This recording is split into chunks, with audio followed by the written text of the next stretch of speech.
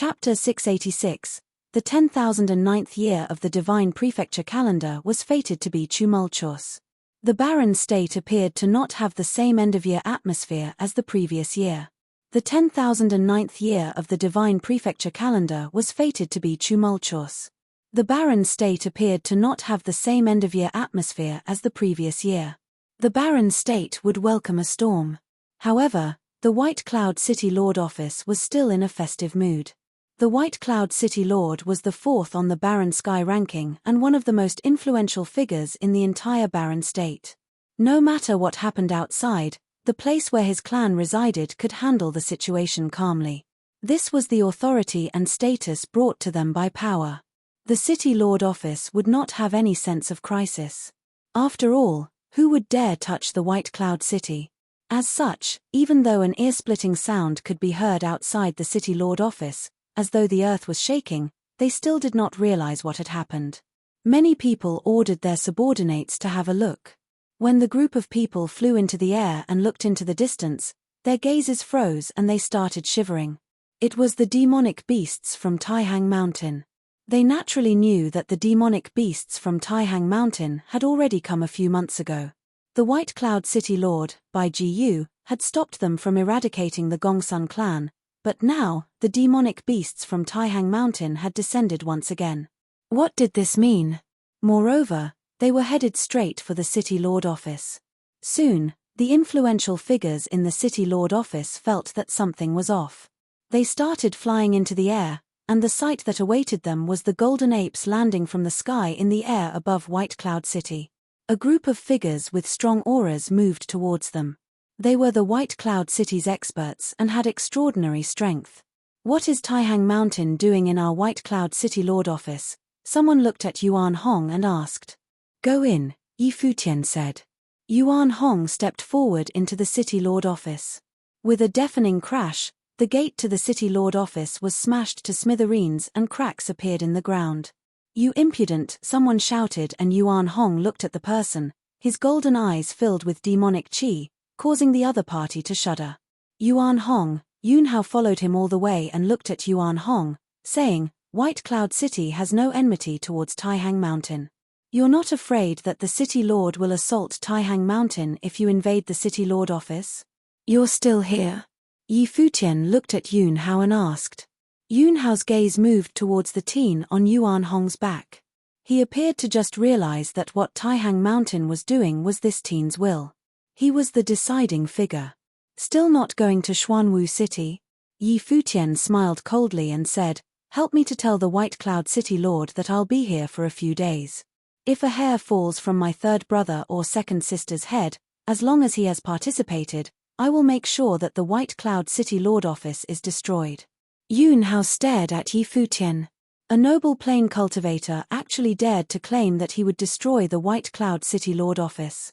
Although it sounded like a joke, Yi Futian had really done it. Now, the younger generation actually dared to be this crazy. You dare, an expert from the White Cloud City shouted, enraged. Yi Futian actually dared to make such ravings. Too noisy, make them shut up, Yi Futian said coldly. Yuan Hong stepped forward and a giant golden foot crushed down on the person who had spoken. Within a second, the heavens had formed an overbearing might and crushed down alongside the foot. The expert had a terrified expression as he felt his body being restrained by the power of the heavens. Bang! With an echo, a strong sage plane expert had been trampled to the ground, creating a human-shaped hole. If it was not for Yuan Hong withdrawing his foot in time, it would have crushed the other party. In an instant, the people in the residence all fell silent and watched Yuan Hong blankly. He really dared. I'll go to Xuanwu City right now, but you better think carefully about what you're doing. If anything happens to the people in the office, you better think of the consequences, Yunhao said, then moved in a flash and left at the fastest speed he could towards Xuanwu City. Yi Futian's gaze swept across the other party. He naturally knew that with his current cultivation level, it was not a wise choice for him to clash with such a huge faction like White Cloud City. After all he could do now was to leverage others' strengths. The White Cloud City Lord by Gu could easily crush him. However, there were some things that he needed to do. The White Cloud City had actually joined forces with Jisheng Cliffs to deal with the Zhuge family. Now, Crouching Dragon Mountain was in peril and the other party's objective was his third brother. If his third brother was taken away, he did not need to guess to know what would happen to him. What the White Cloud City Lord was doing was forcing his third brother and second sister to their deaths. Under such a situation, he had no choice but to be ruthless. Even if he was opposing the fourth on the Barren Sky ranking, he spared no expense. Of course, he also understood that although Yuan Hong's strength had increased substantially, he would not be favored in a match against the White Cloud City Lord. Moreover, there were strong figures from Jisheng Cliffs. Yi Futian naturally did not hope that his actions would implicate Taihang Mountain, so he had gone to Alchemy City to borrow a saint ritual implement. Now, he was unsure how the storm would play out, but Jisheng Cliffs appeared to be determined to achieve their goal, and that was something he would definitely not let happen. Countless cold gazes looked towards Yi Futian. They remembered this younger generation noble plain cultivator who was once the first on the law rank. You all best pray that the White Cloud City Lord doesn't do anything. Yi Futian saw them staring at him with killing intent and said ruthlessly. Yi Futian and the experts from Taihang Mountain entered the White Cloud City Lord office. White Cloud City was in unrest. For many years, there had not been someone who dared to be so audacious and kill their way into White Cloud City. The news spread very quickly and caused a huge commotion. When the Holy Ji Palace received the news, many people were furious, including a few experts from the Sage Palace. The White Cloud City's father and son trio all cultivated in the palace. Now, Bai Luli was even the palace's future. That day, after his battle with Jiyu Dongliu, Bai Luli had left the barren state to go out and train by himself. Bai Ziyi was still cultivating in the palace, but Yi Futian had actually led the demonic beasts from Taihang Mountain into White Cloud City, first eradicating the Gongsun clan, then entering the City Lord office. At that moment, the Sage Palace was filled with experts, and many influential figures had arrived. Ning Xian said, "Palace Lord, Yi Futian is so presumptuous. If the palace still does not step in and he really does something, what will happen on Bai Luli's side?" Liu Chan had a frigid expression. The day he knew that the White Cloud City Lord had entered Xuanwu City, he had sighed in pity. After all, both Bai Jiyu and Zhuge Qingfeng had graduated from the palace. However, Zhuge Qingfeng's actions on the day of the engagement must have made Bai Jiyu extremely displeased.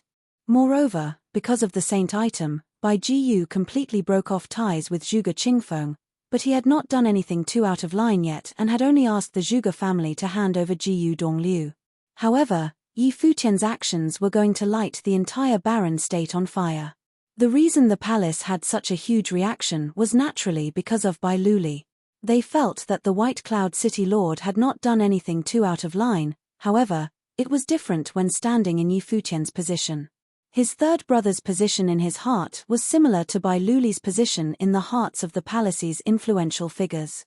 Making the Zhuge family hand over his third brother had evidently breached his bottom line.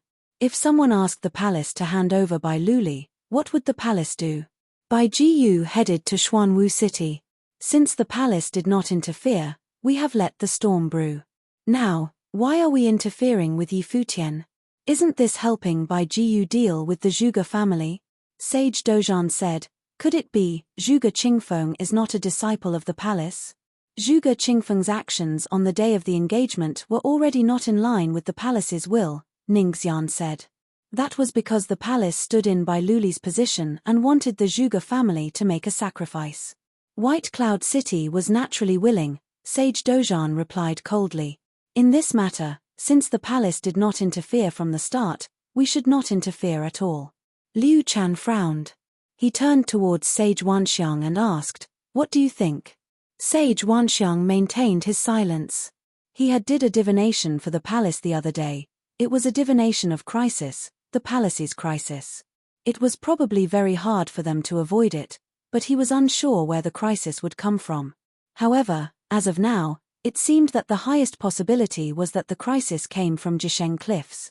After all, the only force that could shake the palace now was the Yu State's holy land, Jisheng Cliffs. You make a decision by yourself in this matter. Sage Wanxiang did not say anything more. Now, the situation in the barren state was complicated and turmoil had already spread. He wondered how long more it was to the palace's crisis. What about you two? Liu Chan then looked at Sage Daozang and the sword demon. Since Wanxiang doesn't know, how could we know what to do? Sage Daozang shook his head bitterly, sighing in his heart. The White Cloud City Lord and Zhuge Qingfeng, Bai Luli and Yi Futian, 2 generations of geniuses, both standing at opposing ends. This storm had involved 2 generations of people. The sword demon was also silent. Although he valued Bai Luli, he also appreciated Yi Futian. Yi Wuchen was his disciple as well and showed potential. What a pity. The 2 of them could have created a generation together, but they were now on opposing sides. If Bai Luli knew that Yi Futian had led Taihang Mountain's clan into his house, what would he think? Liu Chan, a frail voice sounded and Liu Chan turned around. Everyone's expression became somber and they turned around and looked in that direction. Brother, Liu Chan called out. The person who had spoken was the real palace lord of the Holy Ji Palace, the first on the barren sky ranking. Since the palace's will has already been unfulfilled, what is there to hesitate about? There are some things that we must do even if we know they are wrong. As long as our mindset is flawless, it is correct. Luli will be the next palace lord of the Holy Ji Palace, so nothing bad must befall his family.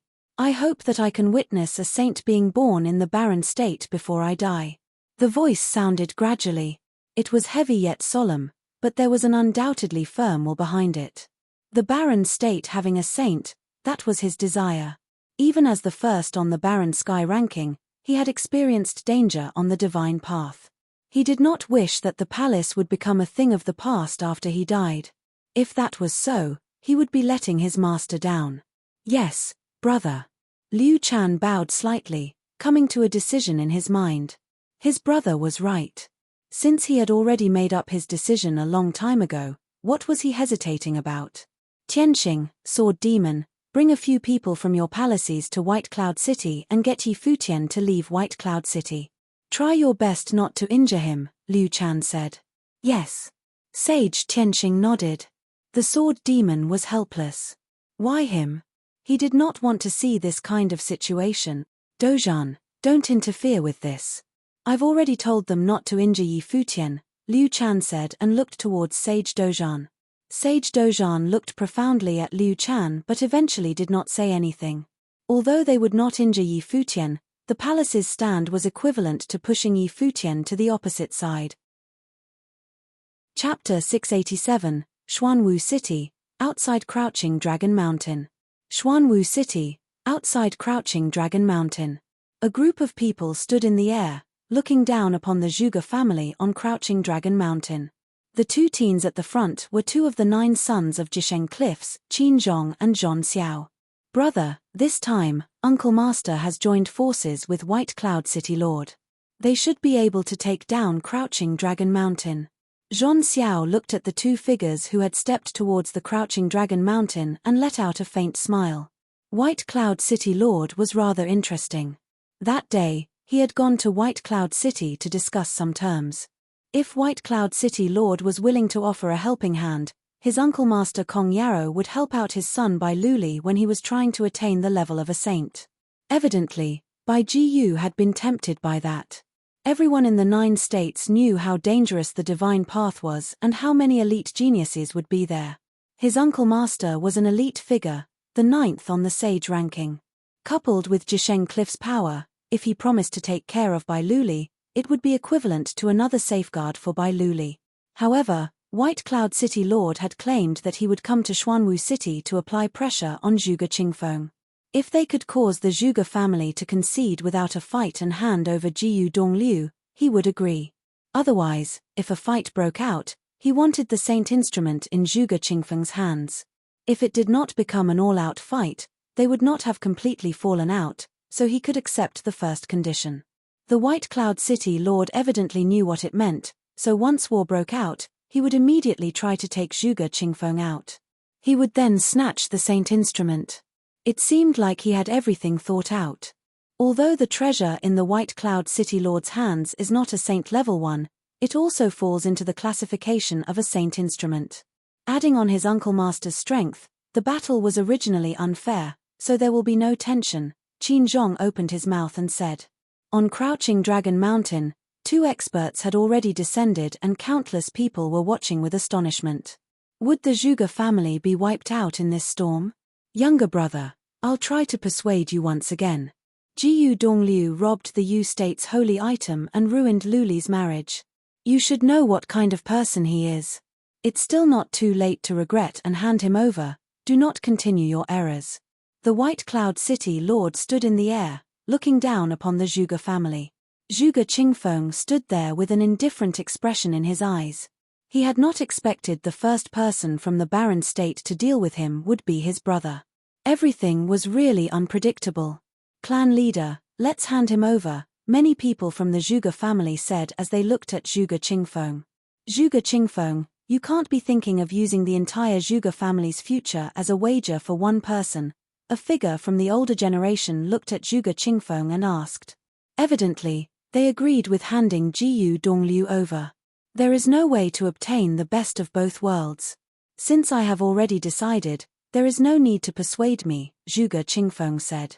Are you really trying to ruin the Zhuge family? Someone shouted at him. We haven't even tried, how will we know if we will fail? If I am defeated, I hope that brother and Kong Yarrow will not indiscriminately kill innocent people, seeing as we are all from the 9 states' holy lands. If he was defeated, he was willing to sacrifice his life. If he survived this calamity, the barren state would definitely return to an era with saints. His Zhuge family would definitely have a saint. He did not know what Yi Futian's relationship with Emperor Yi Qing was, but no matter what it was, the saint plane was definitely not the endpoint for him. Since little brother is willing to sacrifice yourself for a cause, I will fulfill your wish, Bai Jiyu replied emotionlessly. In an instant, both he and Kong Yarrow released a monstrous might, shrouding all of Crouching Dragon Mountain. Do it, Zhuge Qingfeng said. An 8 trigrams formation appeared and surrounded Crouching Dragon Mountain with many shadows moving at the same time. Kong Yarrow stepped forward and countless statues of gods appeared in the area, the heavens feeling as though it would collapse. The boundless gravity crushed down upon everyone in the Zhuge family. A sage plane figures could reach the heavens. One thought could manifest itself as rule power in the surroundings. Wait a minute. At that moment, a voice sounded.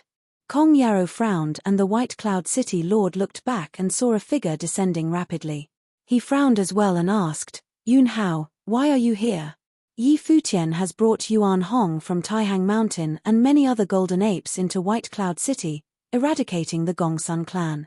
They are now in the City Lord office, Yun Hao replied.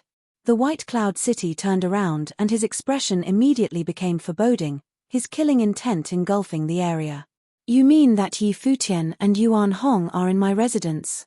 Bai Gu's voice had a frigid killing intent in it. Yes. Yun Hao nodded. He also asked me to bring a message.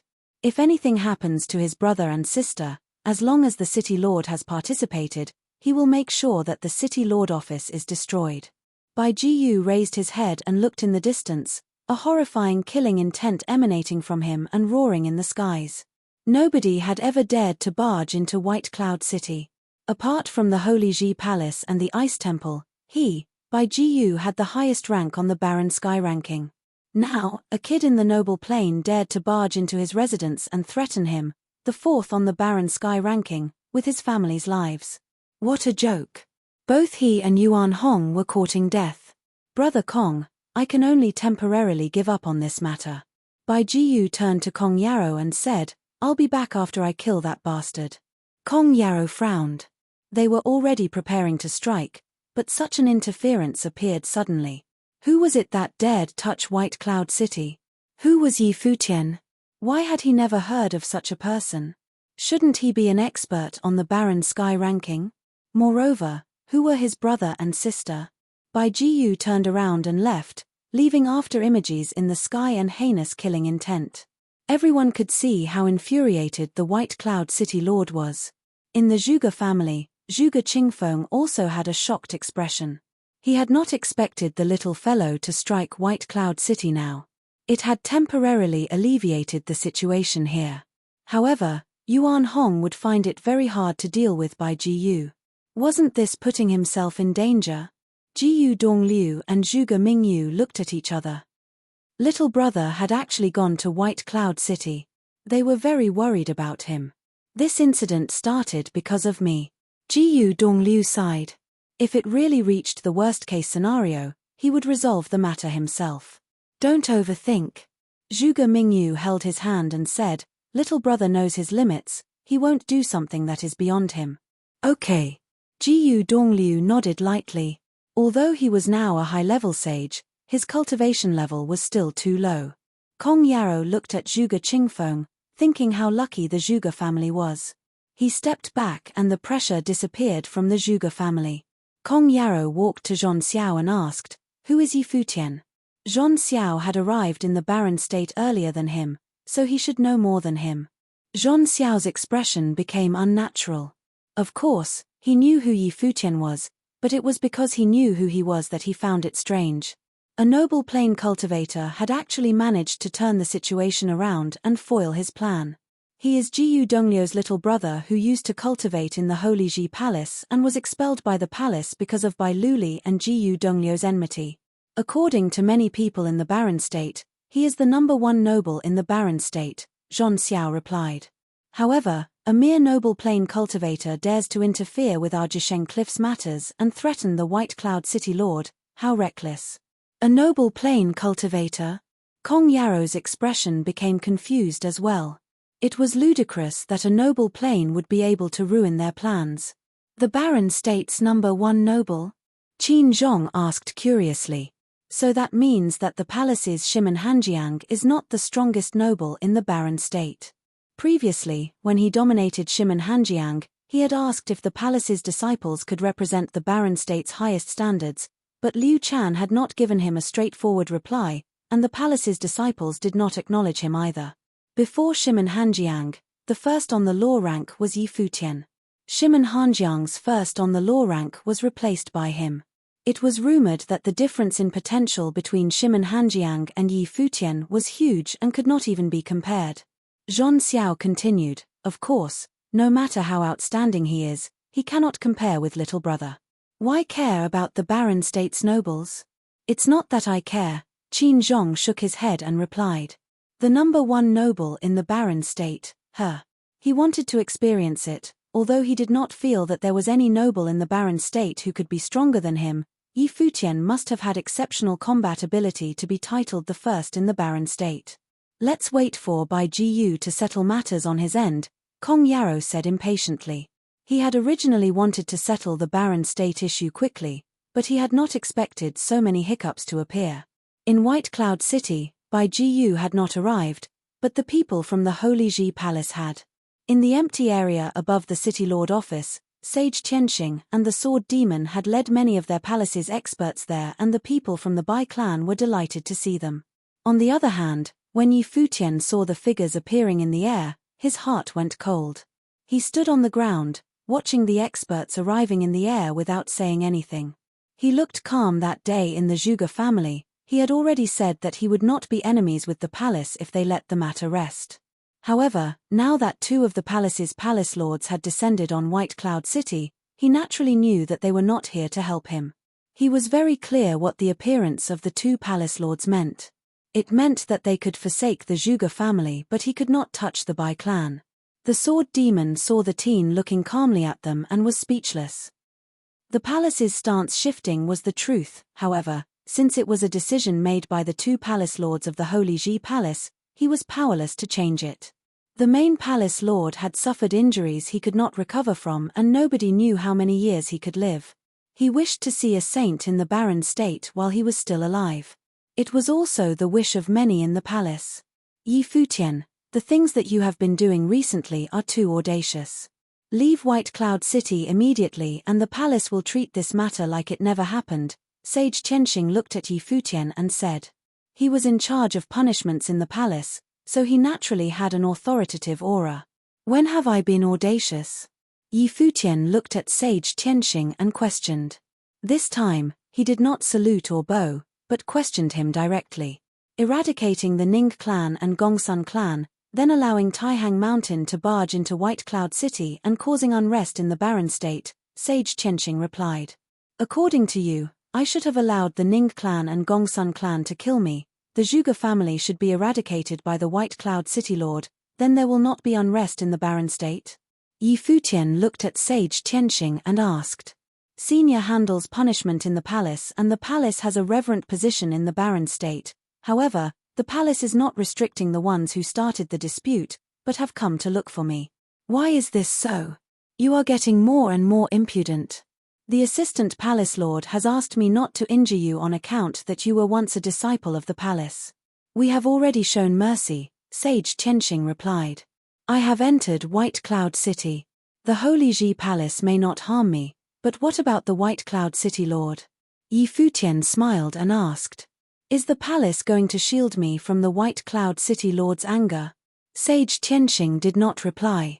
Yi Futian had a self-mocking smile and said, in a conflict between two parties, the palace only restricts one side. What a joke. Once one has their self-interest at heart, their actions will no longer be fair and just. Since the palace now has its interests, there is no longer any need to keep up the facade of righteousness. Yi Futian said slowly, when the two palace lords appeared, the palace was no longer a holy land. The Holy Ji Palace's self-interest was naturally by Luli. Chapter 688, Yi Futian was thoroughly disappointed. In order to have Bai Luli become a saint, not only was the Holy Ji Palace fine with sacrificing Zhuge Mingyu, but they were even all right with sacrificing the entire Zhuge family. When the city lord of White Cloud City descended upon Xuanwu City, the Holy Ji Palace would have intervened if that was not the case. He came to White Cloud City to confront the Holy Ji Palace. Yi Futian was thoroughly disappointed. In order to have Bai Luli become a saint, not only was the Holy Ji Palace fine with sacrificing Zhuge Mingyu, but they were even all right with sacrificing the entire Zhuge family. When the city lord of White Cloud City descended upon Xuanwu City, the Holy Ji Palace would have intervened if that was not the case. He came to White Cloud City to confront the Holy Ji Palace. The Holy Ji Palace is free of personal agendas, Sage Qianxing said plainly. The two palace lords were ready to do anything in order to nurture a saint for barren state. Sage Qianxing did not find that to be something personal. It was the mission of the Holy Ji Palace, a great endeavor undertaken for the good of all. He understood that some of Yi Futian's words made sense, but sacrifices needed to be made in order to get certain things done, and it was something inevitable. If I refuse to leave, what do the two of you plan on doing? Yi Futian was in no mood to argue any longer. He went straight for the core of the problem instead. Then we will have to remove you by force, Sage Qianxing said. Yi Futian laughed.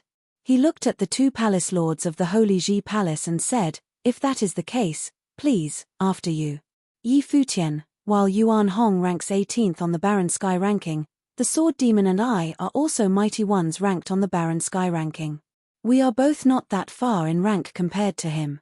If we were to fight Yuan Hong, he would definitely lose. Furthermore, when you came into White Cloud City, did you not think about the city lord who is ranked 4th? Didn't you think you would end up dragging Taihang Mountain into this?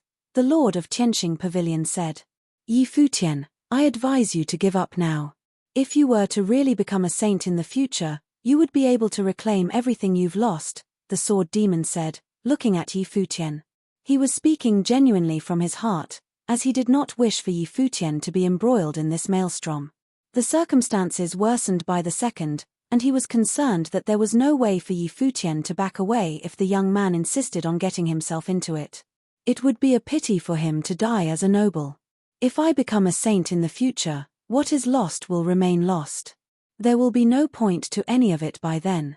You of all should understand that cultivators need to listen to their heart, and there are things that should never be done. If the Holy Ji Palace decided to go on with it, then there is no need for both of you to hesitate anymore. Yi Futian then went on to address Yuan Hong. Grandpa Yuan, I assume you've never used the 9 heavenly attacks in battle before, right? I'd like to see you use those techniques today. Very well. Yuan Hong nodded. Where would you like to see the show? I'll take a seat somewhere on you. Futian leaped and landed on Yuan Hong's shoulder. He was attempting to develop comprehension of the powers of sages, and there was no better chance at the moment for him to do that than to witness the battle between sages that was about to happen. While he had developed comprehension of said plane from many sages, those were still powers left behind by sages of old, and they were poor substitutes of what could be gained from seeing a true battle being fought. Boom! Yuan Hong stepped forward and took to the air. Sage Qianxing and the sword demon shot up in the air as well, coming to face Yuan Hong. The battle between the three mighty ones on the barren sky ranking attracted the attention of many below. Many outside the city lord office looked up in the air while feeling the tremors within. Yuan Hong of Taihang Mountain. Lords of Qianxing Pavilion and Sword Palace from the Holy Ji Palace. The huge golden body stood tall in the air, and Yuan Hong's might spread far and wide. He extended his hand and coalesced spiritual qi into a staff, brimming with immeasurable power from top to bottom. Sage Qianxing did not dare let his guard down. He knew too well of the potency of the 81 strikes of heaven-traversing staff techniques, which was the signature skill of the apes of Taihang Mountain. The set of techniques was an offensive skill of unparalleled power. Streaks of golden lightning rained down from his body as a heavenly halberd appeared in his hand. Golden lightning was unleashed from the weapon, like punishing lights imbued with unfathomable devastating power. The power spread far and wide in the air. The sky soon looked like doomsday was near as the scene turned to be an appalling one. It seemed like it could have even easily torn any conventional sage apart. Futian stood on Yuan Hong's back. A golden screen of light covered his body, protecting him from external encroachment. Despite the measures taken, Futian was still able to sense the punishing power of rules permeating the air at the moment, which was similar to that student who tried to assassinate him back then. The magnitude of the skill's power, however, was several orders of magnitude higher when it was being used by Sage Qianxing himself.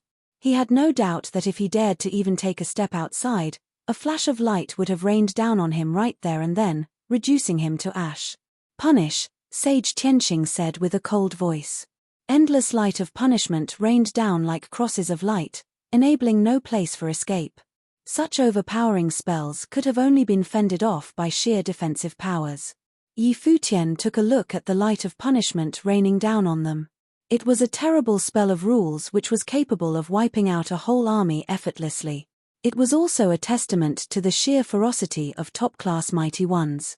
Yuan Hong burst with terrifying martial arts will as he swung his staff about. Countless shadows of staffs appeared in the air. The shadows materialized as light screens covering his entire body. Stifling noises were heard throughout the sky, and whoever was watching the fight, inside or out of the City Lord office of White Cloud City, was able to feel a suffocating pressure permeating the air. The winds howled, and the forces between the heavens and the earth roared. Dazzling lights sparked as the light of punishment hit the screen of staff shadows, yet totally incapable of penetrating it. Sage Qianxing's eyes turned incredibly serious in a second as he felt terrifying pressure bearing down. One shadow of golden great ape after another appeared in the air. They were all conjured by Yuan Hong, and everyone below was able to tell that they were not tangible constructs. The shadows were simply illusory products of martial arts will. However, when many of the incredibly huge golden great apes danced about with their golden staffs, the visual impact was one that had many feeling that the air itself was on the verge of being split apart by the staff. It was a stunning sight to behold, and the hearts of many raced.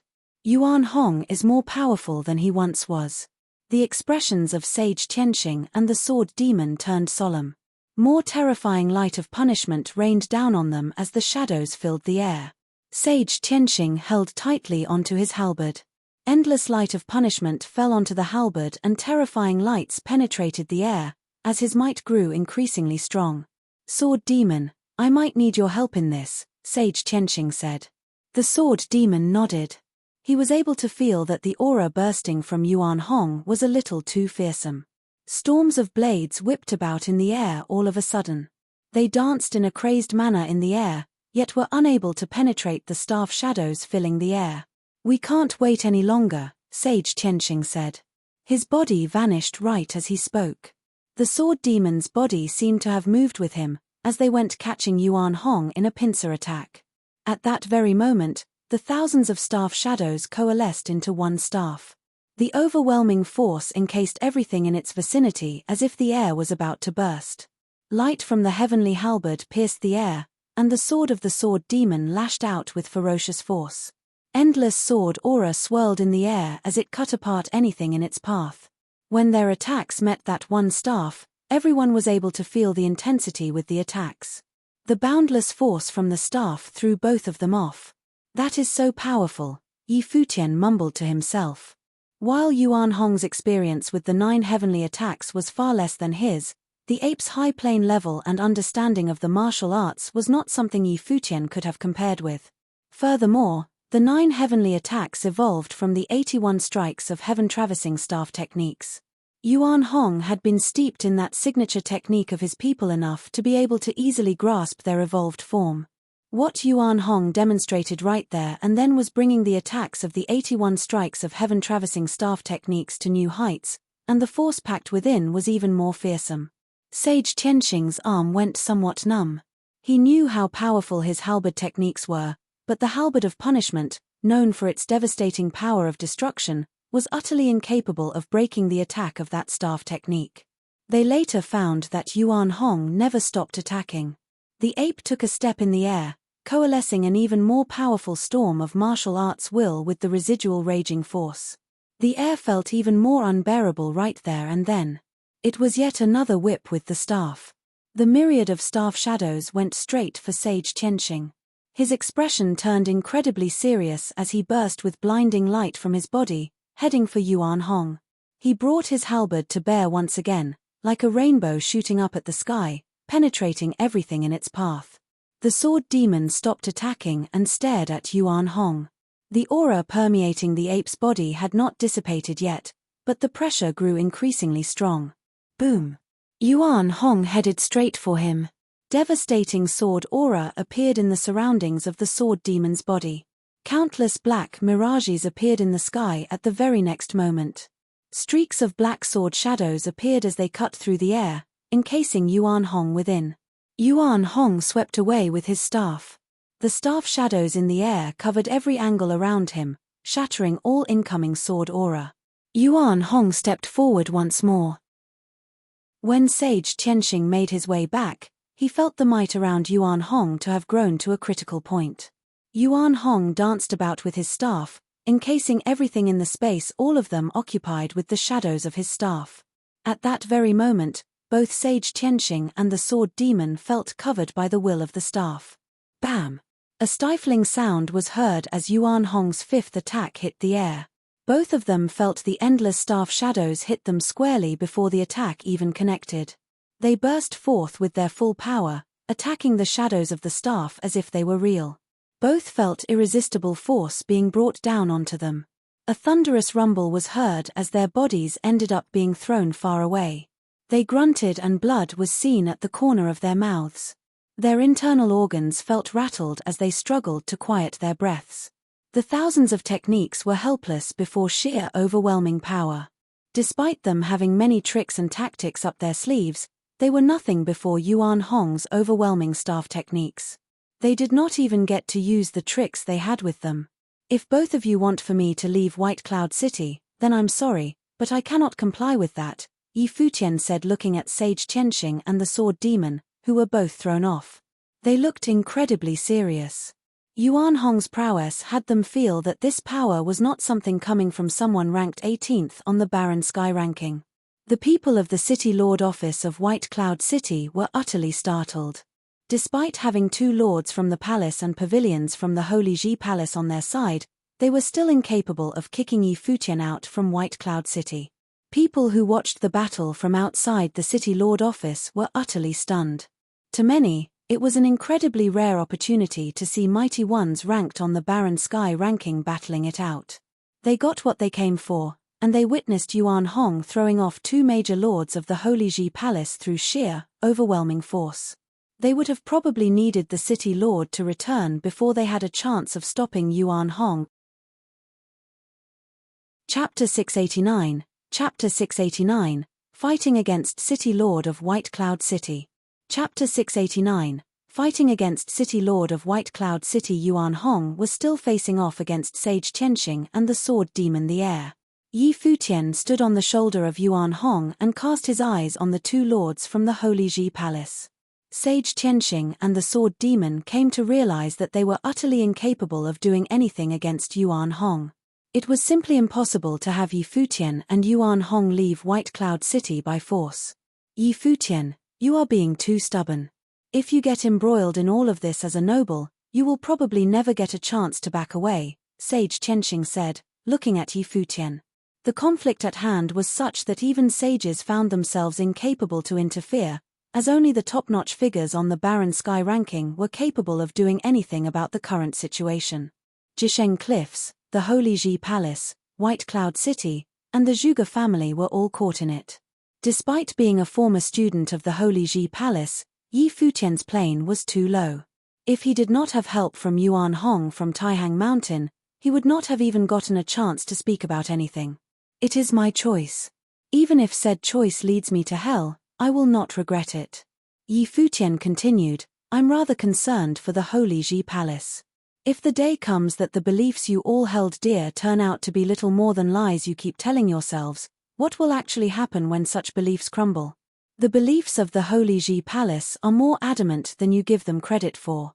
Sage Qianxing said, since you refuse to simply back down, we will have to wait for Bai Jiyu to return. If Yuan Hong ends up losing, are you sure that it is a result you can bear witness to? We'll see about that, Yi Futian said casually and then leaped down from Yuan Hong's body. The mighty ones who were stationed at the City Lord office of White Cloud City did not leave, putting the people of Bai Clan somewhat safe. Even though the two lords had been defeated, Yi Futian would not have tried anything funny as long as the mighty ones were still around. At the very least, they would have served as a good deterrent.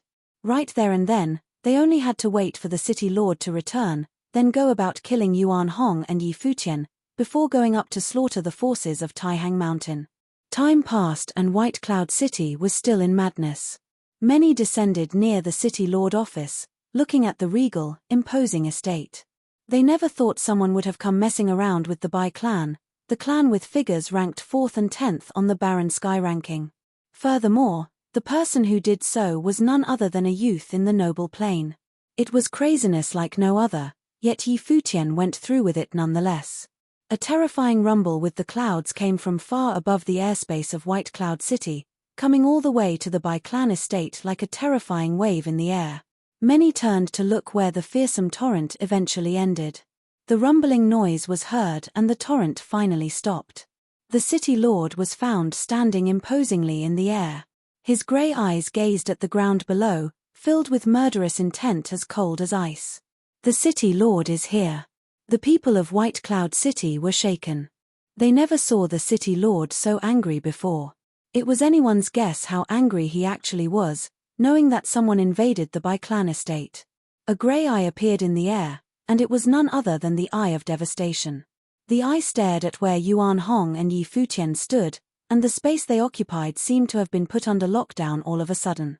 Yuan Hong, Yi Futian, and the rest of the mighty ones from Taihang Mountain seemed to have been isolated from the world, trapped in the grey world. At that very moment, Yi Futian felt as if a fearsome hand of devastation reached out for his mind. He turned pale and grunted. Against a top-notch sage who was a spirit elementalist, Yi Futian's plane rendered him utterly helpless. Yuan Hong cast his eyes at Bai Jiyu before stepping on the ground. Cracks formed on the City Lord office with a rumble. Many grunted at the same time, feeling their hearts weighing heavily in their chests. There were many who just went pale and puked blood right there and then. Yuan Hong, do you have a death wish?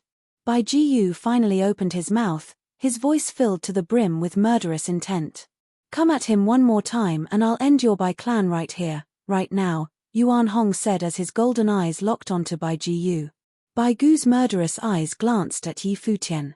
He did not pay him any heed back when they were in the Zhuge family estate, as Yi Futian was simply one of the younger generations in the noble plane. It hardly mattered what he was able to do back then. However, things were different now. Yi Futian had actually brought people from Taihang Mountain and thrown his weight around in the Bai clan estate, threatening him. That infuriated Bai Jiyu to no end, and he deemed that Yi Futian must die to pay for what he did.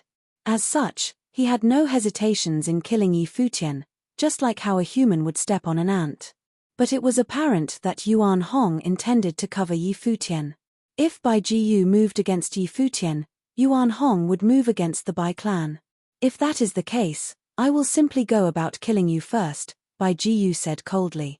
Streaks of incredibly terrifying runes sparkled as soon as he finished talking, bombarding Yuan Hong's surroundings and splitting the earth where he stood. The very ground that Yuan Hong was standing on was uprooted by Bai Jiyu, lifting the ape high up in the air slowly. Many were stunned at that very scene.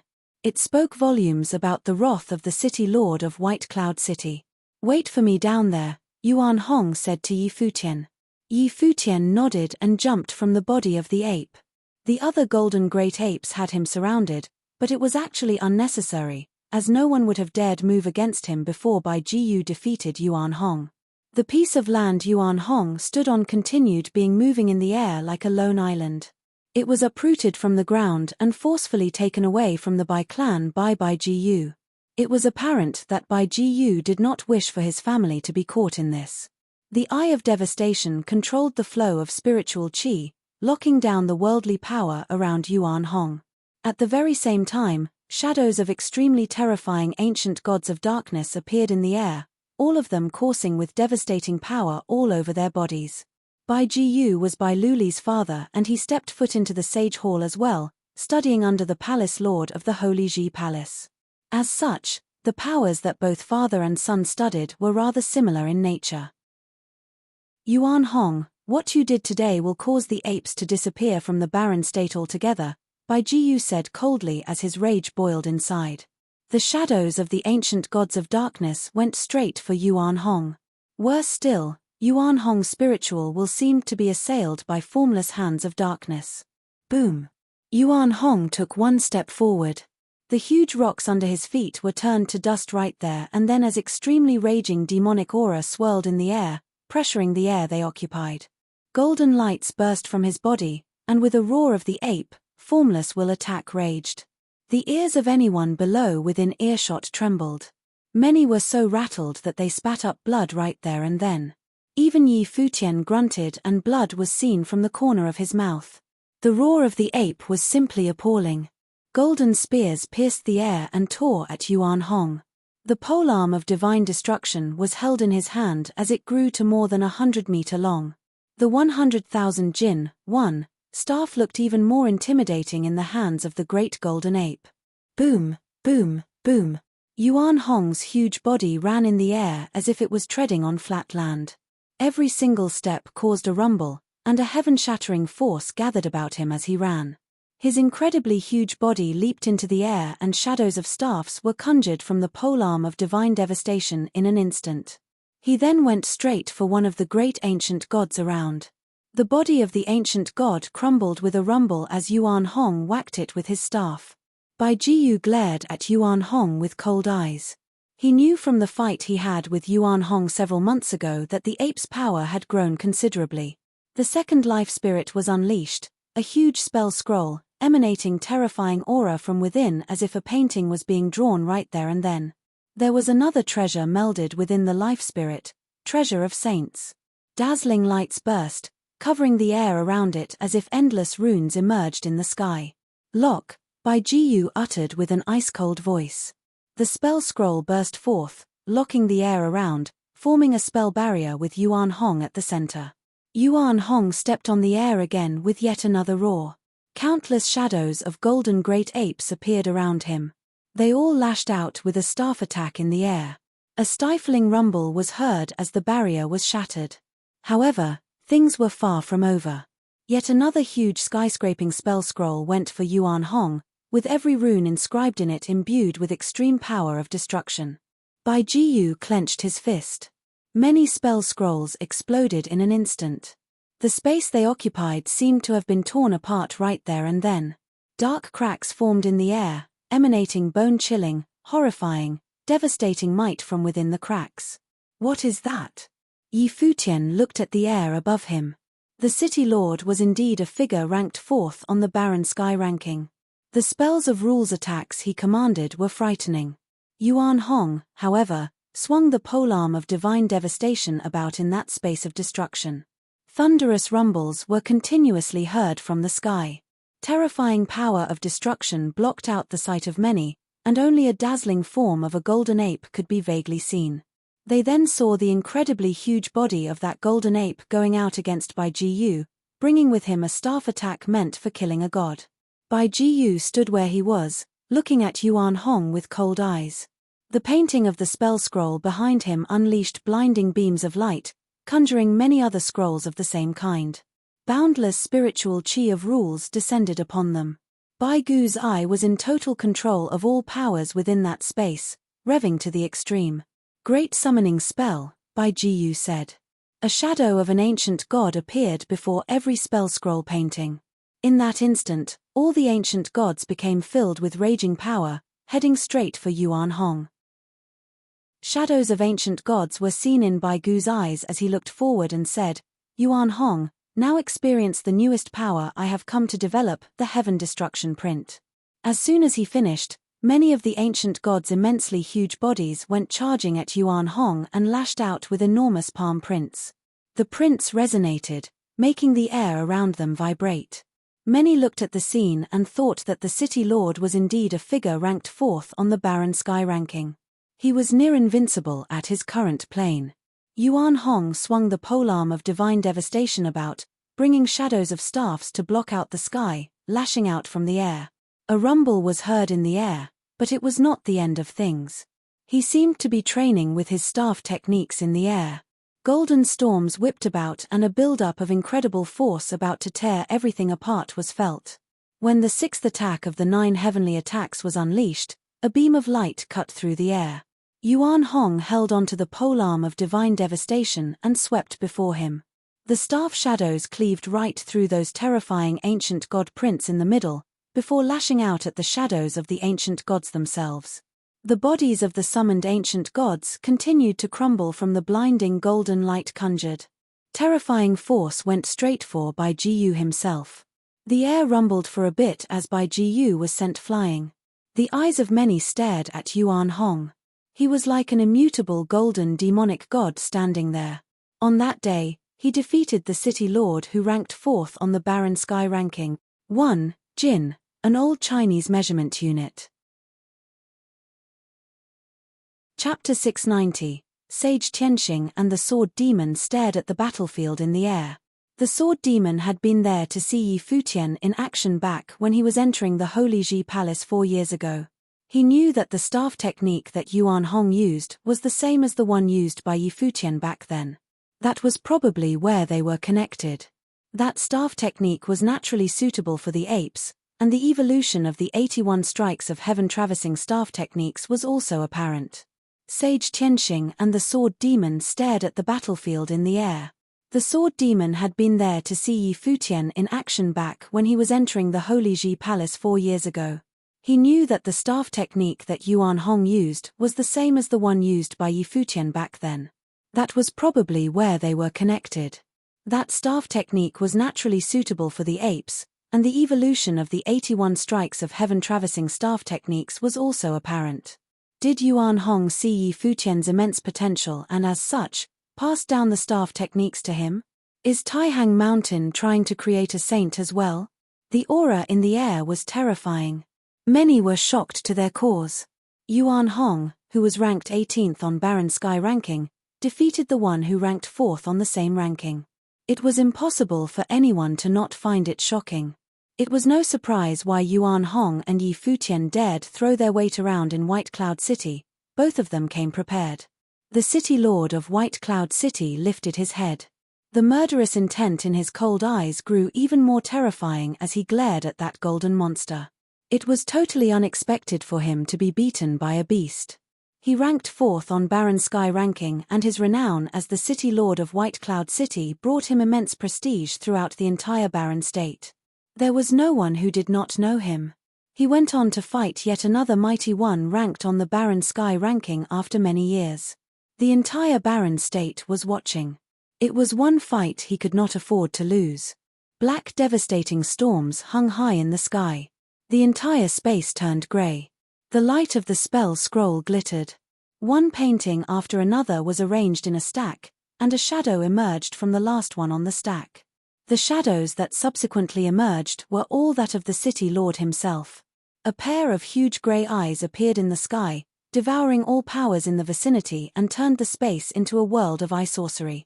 Countless shadows of the city lord appeared within Yuan Hong's mind, intending to put his mental powers on lockdown. The devastating storm whipped about outside.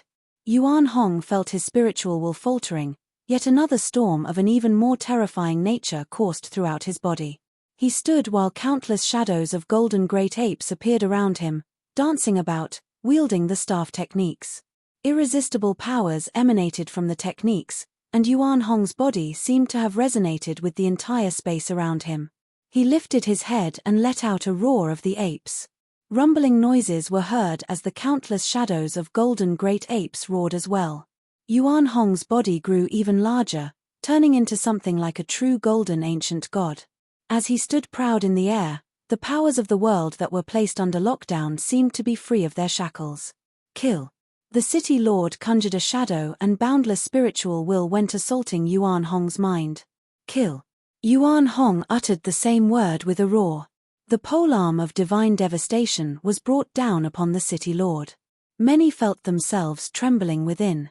They knew that if both parties ended up unable to kill each other, things would become peaceful between them as a ceasefire agreement would be reached. But if they were actually able to kill each other, neither of them would have hesitated to do so. Devastating storms consumed the entire space they were in. The golden body, which resembled a demonic god, lashed out with a staff attack. The hearts of many jumped as if the attack was something meant for them as well. The scene was simply too terrifying to behold. Stifling sounds were heard as the formless storm engulfed the air. Many below closed their eyes, feeling as if they were being consumed by the storm. When everything turned quiet after a while, Yuan Hong was caught panting, yet his golden body stood proud in the air. The city lord was sent flying far away. His expression ashen and his clothes blooded. The city lord of White Cloud City has been defeated. The hearts of many jumped crazily. Bai Jiyu, who ranked 4th on the Barren Sky ranking, lost to Yuan Hong of Taihang Mountain. Is the Barren State going to shake after this? There is no doubt that the ranking on the Barren Sky ranking will see changes soon enough. If the ranks were to be rearranged, Yuan Hong might have been able to take the place of the city lord of White Cloud City after that battle and be ranked 4th. The eyes of Sage Tianxing and the sword demon were practically frozen. That battle shook their minds as well. Yuan Hong of Taihang Mountain ventured outside and swore to protect Yi Futian in an unwavering manner. Now, he defeated the city lord of White Cloud City to announce his presence. Even the Holy Ji Palace would have been unable to ignore him after all that. You planning to snuff out Taihang Mountain? Yuan Hong's voice boomed as he glared at the city lord of White Cloud City coldly. Bai Jiyu looked incredibly distressed. There was to be no talk of destroying Taihang Mountain, given that he was not even able to kill Yuan Hong. If he insisted on destroying Taihang Mountain, Yuan Hong could just crush White Cloud City right there and then. Nobody was an island. Bai Jiyu, if you insisted on meddling with the affairs of my third brother after this battle, don't blame me if I go mess with Bai Luli, Yi Futian threatened him in a chilling tone. If the city lord of White Cloud City dared lift a finger against Jiyu Dongliu again, Yi Futian would show him no mercy. Sage Tianxing and the sword demon were practically frozen hearing Yi Futian's words. Bai Luli was more than just the young city lord of White Cloud City. What Yi Futian said practically made him an enemy of the Holy Ji Palace itself. The sword demon sighed. If Yuan Hong had been crushed, things would have been simpler. Now, things in the Barren State would definitely take a turn for the worse. If Kong Yarrow of Jisheng Cliffs was here, he would definitely not sit by idly and just watch. Grandpa Yuan, let's go, Yi Futian shouted. Yuan Hong nodded and lowered his body. Yi Futian leaped onto the ape's back and left with the rest of the demonic beasts from Taihang Mountain. The city lord office of White Cloud City was left shivering as if the place were to fall anytime soon. The once renowned and prestigious White Cloud City was weakened considerably following that battle. Taihang Mountain would be known to all in the world. Bai Jiyu clenched his fists tight seeing Yi Futian and Yuan Hong leave. The murderous intent in his eyes was still as terrifying, yet the sword demon was seen cupping his hands and said, "Bai Jiyu, we will return to the Holy Ji Palace." "Right." Bai Jiyu nodded. The people of the Holy Ji Palace left soon after as well. However, things were unable to quiet down in White Cloud City for a very long time. The news of that battle spread out throughout the barren state at a frightening speed. Jiyu Dongliu and Zhuge Mingyu were worried while inside the Zhuge family estate. Zhuge Qingfeng felt rather uneasy as well. While Yi Futian's action of bringing Yuan Hong of Taihang Mountain to White Cloud City had saved them from their predicament for the time being, the city lord of White Cloud City had returned. What could Yi Futian and Yuan Hong have done about it? At that moment, two silhouettes were descended from the airspace above Crouching Dragon Mountain. Many turned their heads to the sky and saw both silhouettes to be demonic beasts. One was a golden great ape while the other, a black-winged condor.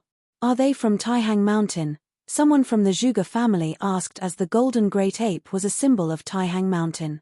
Zhuge Qingfeng, Jiyu Dongliu, and the others took to the air. Seeing that black-winged condor, Zhuge Mingyu said, "That is little brother's demonic beast." The black-winged condor shot down from the air and came before Zhuge Qingfeng and the others. It then said, "My master sent me to keep an eye on things here. If Bai Jiyu dares lift a finger against the Zhuge family, they will crush White Cloud City right away." The black-winged condor's words had Zhuge Qingfeng stunned. "You share a telepathic link with your master?" "Indeed." The black-winged condor nodded. Zhuge Qingfeng felt himself trembling slightly inside. Yi Futian was apparently being serious. He had let a sage among the golden great apes bring the black-winged condor to Crouching Dragon Mountain, while he and Yuan Hong went to White Cloud City. "How are things on little brother's side?" Jiyu Dongliu asked. If they indeed shared a telepathic link, the beast would know what was happening there. The Holy Ji Palace intervened and sent Sage Tianxing and the Sword Demon to White Cloud City to tell my master to leave. They fought against senior Yuan Hong and were defeated. The city lord returned to the city and yet another battle broke out. The city lord ended up being defeated, the black-winged condor reported. "What?" Surprise was seen in Zhuge Qingfeng's eyes. "Are you saying that Yuan Hong defeated Bai Jiyu?" "Indeed. Senior Yuan Hong of Taihang Mountain has just left White Cloud City with my master. They are heading for Xuanwu City." The black-winged condor nodded and elaborated. Zhuge Qingfeng breathed a sigh of relief. He had not expected things to unfold as such. However, he was hardly happy about how things turned out. In fact, he felt rather bothered about it all. The Holy Ji Palace had gotten themselves involved in this, and he knew well what that meant.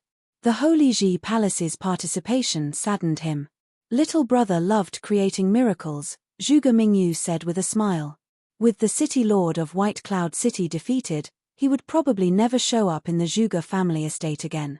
But Jisheng Cliffs will probably not just let things slide, Jiyu Dongliu said softly.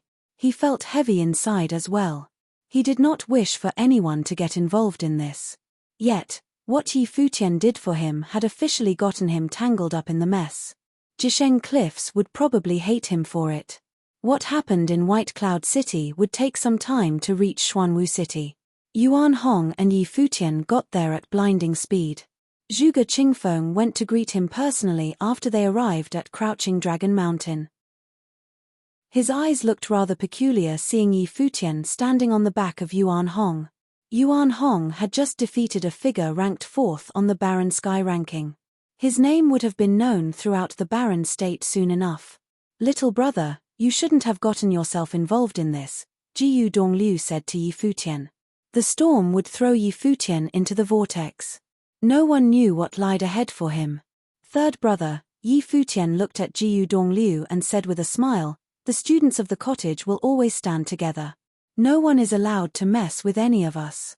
Seeing Yi Futian smile, Jiyu Dongliu smiled as well. The news of that battle in White Cloud City eventually reached Xuanwu City and it kicked up quite a fuss. Furthermore, The news became the talk of the barren state. The peace that had been kept in the barren state was falling apart. The mighty ones from Jisheng Cliffs residing in Xuanwu City had, of course, caught wind of the news.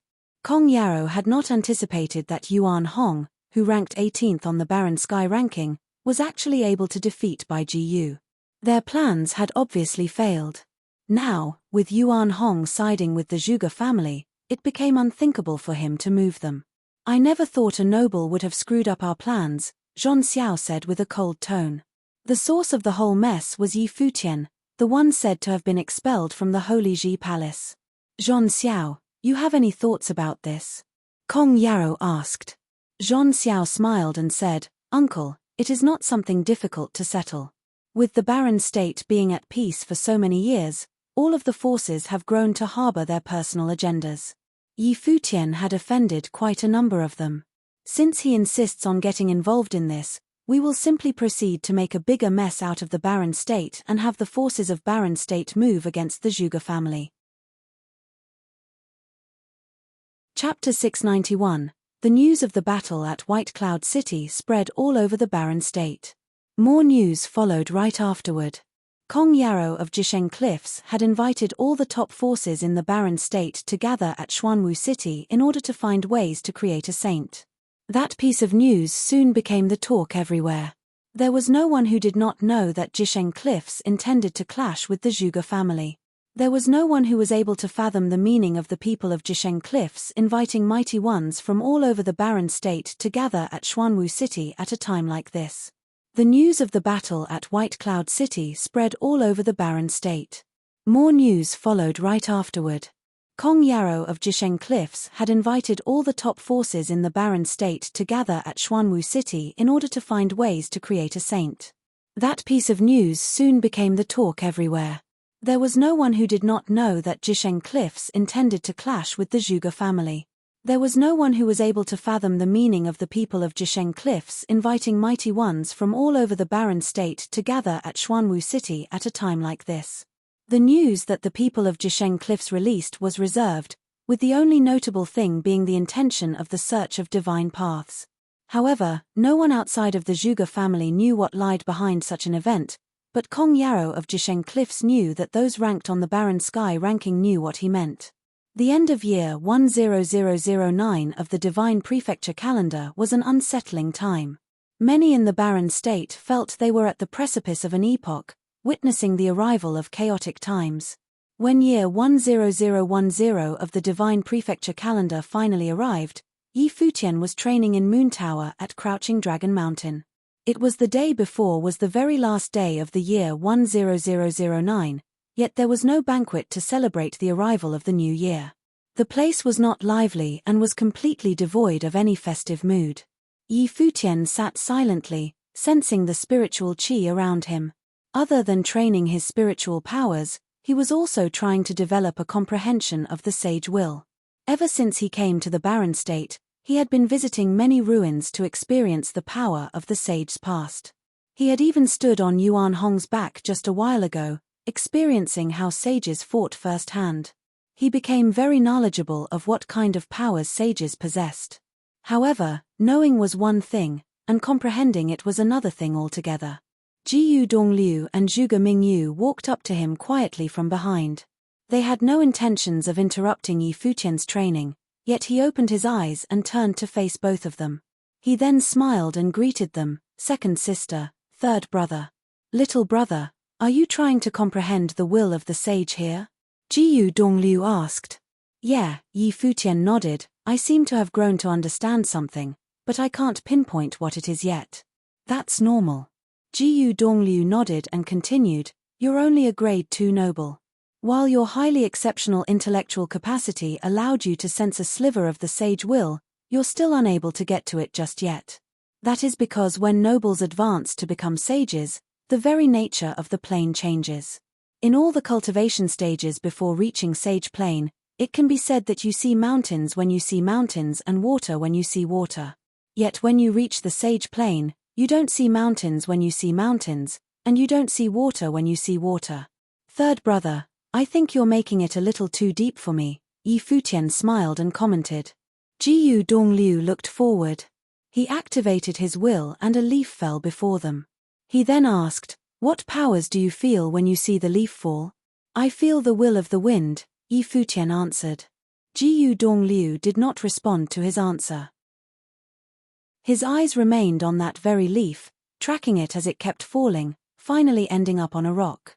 The leaf had no way of continuing its path, yet at the very next moment, Futian's eyes were practically frozen by what he saw.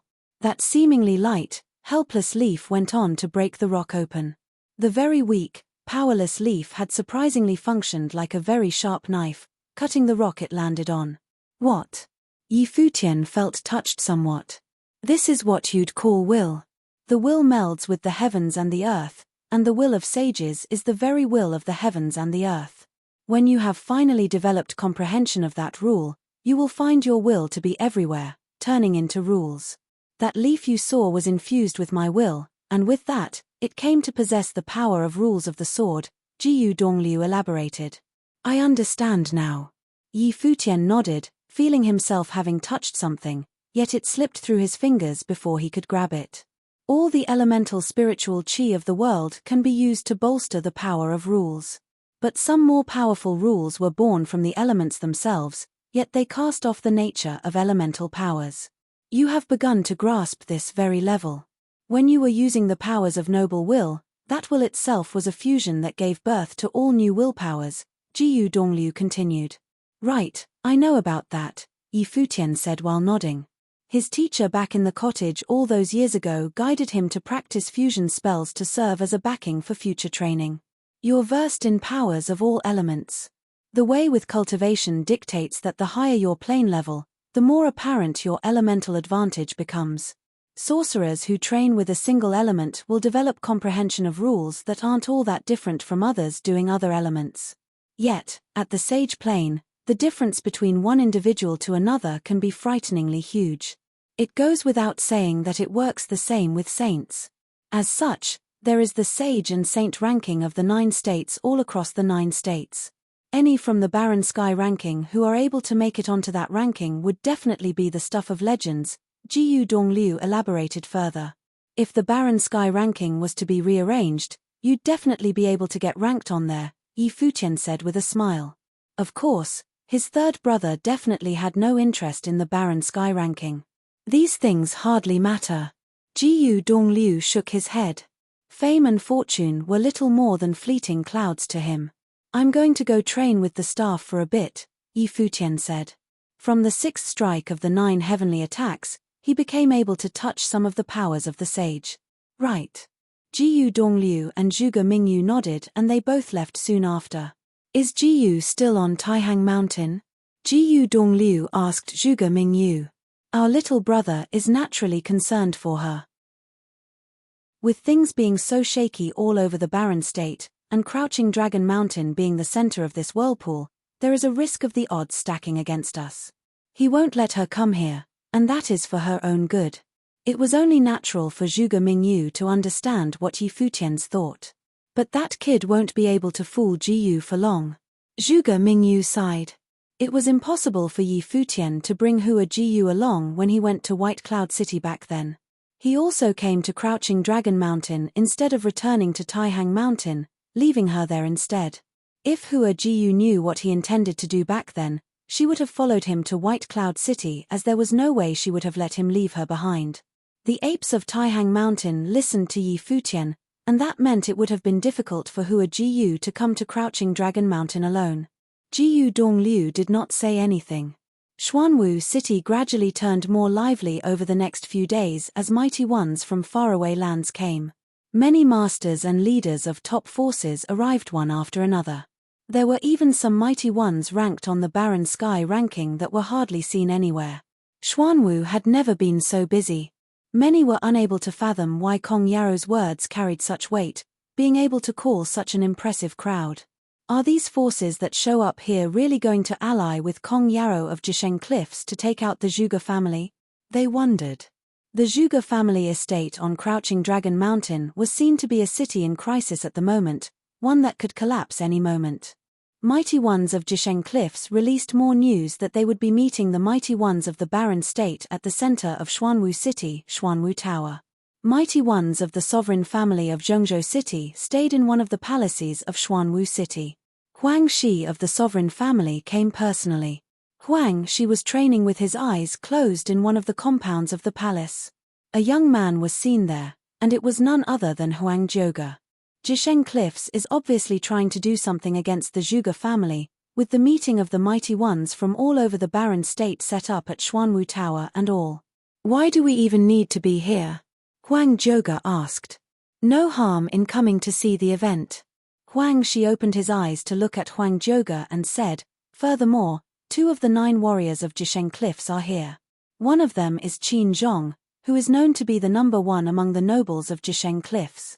When he fought Shimen Hanjiang in the Holy Ji Palace, Shimen Hanjiang was rendered totally helpless. Don't you want to see the one known to be the top-class genius, invincible among all under the Sage Plane from Yu State? Invincible among all under Sage Plane, huh? Huang Zhouge thought. While the skills of that person were indisputable given how he had easily defeated Shimen Hanjiang, there was still no certainty that he was indeed invincible. During the engagement banquet at Zhuge family estate, Yi Futian demonstrated what he was capable of as a grade 2 noble, and the one known to be number 1 among nobles of the Zhuge family had been helpless against Yi Futian as well. You thought of Yi Futian, didn't you? Huang Shi asked. Indeed. Huang Zhouge nodded. Peers that you're impressed of. I guess he's probably the first one, and that speaks a lot about him. But getting involved with the matters of Jisheng Cliffs and bringing the demonic beasts from Taihang Mountain to kick up a fuss in White Cloud City, he indeed seemed like he had a death wish. Huang Shi added, you probably need to be concerned for that friend of yours. The Zhuge family had divine implements and Yuan Hong defeated the city lord of White Cloud City. Jisheng Cliffs can't do anything to move Crouching Dragon Mountain. Are those forces from the Barren State really going to lend their hand to a foreign force? Huang Zhouge asked. You are familiar with the Orthodox's creation of saints, aren't you? Huang Shi looked at the sky and added, who would actually give up the chance to become a saint? How many were there in every generation who pursued that goal single-mindedly and without regret? With the palace lord of the Holy Ji Palace completely silent, is everyone in the Barren State going to really believe that he is simply training in seclusion? He definitely had suffered grave injuries in that battle. Other than that, it's anyone's guess how many of those legendary figures died from that battle. Jisheng Cliffs is sacred ground in Yu State with a saint.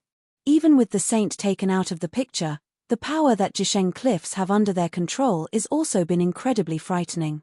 Kong Yarrow is ranked 9th on the Sage and Saint ranking of the 9 states.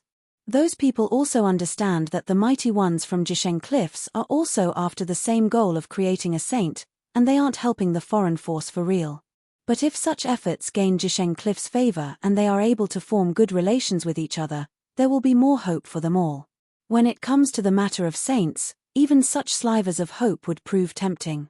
The further up one's place on the barren sky ranking, the stronger the temptation. Huang Shi knew of their thirst for the Saint Plane, as he had been after the same thing. Huang Zhouge went silent. He did indeed hear about such things, but he was still too far away to be able to consider such things. Just wait and see. That day will be just as lively as that engagement banquet back then, Huang Shi said. Huang Zhouge nodded and left. Just as Huang Shi had predicted, Xuanwu Tower was in chaos when the day actually came. The group from Jisheng Cliffs sat quietly. There was a banquet thrown and many mighty ones arrived at Xuanwu Tower. We are from the Nantian House, and it is an honor to meet you, Mr. Kong. A group of mighty ones from Nantian House arrived at Xuanwu Tower. I have heard stories about the godly spear of Nantian. Kong Yarrow nodded and said. We are from the Sword Saint Villa. A voice was heard far away. Sword aura whooshed above and a group of mighty ones was seen arriving, riding on their swords. The one who took the lead was none other than the leader of the Sword Saint Villa, the Wuji swordsman, a renowned figure ranked on the upper spots of the barren sky ranking. I've heard that the place used to be a sacred ground of the sword. Kong Yarrow smiled and said. If some among those who were there were to combine forces with him, Taking out Crouching Dragon Mountain would be as easy as squishing an ant. Many other forces, such as the Vermilion Bird Sect, Shiman Clan, Taishen Mountain, and Sacred Fire Sect, came one after another. More than half of the mighty ones from all over Barren State were gathered inside and out of Xuanwu Tower. What was more notable was that all who showed up were big shots. The place had never been busier. Some from the far corners of Xuanwu City watched all of that, feeling extremely restless. Crouching Dragon Mountain was in danger. Chapter 692. A crowd gathered before Xuanwu Tower as various powerful individuals arrived. Huang Shi from the sovereign family had come as well.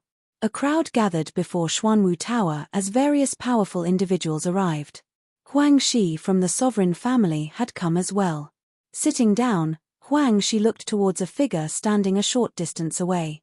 Clad in black robes, the figure was entirely shrouded in darkness. That was the Dark Sage, an incredibly prominent figure within the Barren State. The Dark Sage had many enemies. It was completely unexpected that he would appear as well. Everyone, Kong Yarrow spoke from a pavilion high up on Xuanwu Tower. The space instantly quietened down, and everyone looked towards him before he continued. You all know that I come from Jisheng Cliffs. It is a great fortune that I am able to meet so many of my peers here in the Barren State that I have heard much about. I have invited everyone here for two reasons, the first being the divine path. It has been 10 years since the time Xia Emperor started the orthodoxy battle. Back then, many of you participated in the battle, and you have witnessed how cruel it was.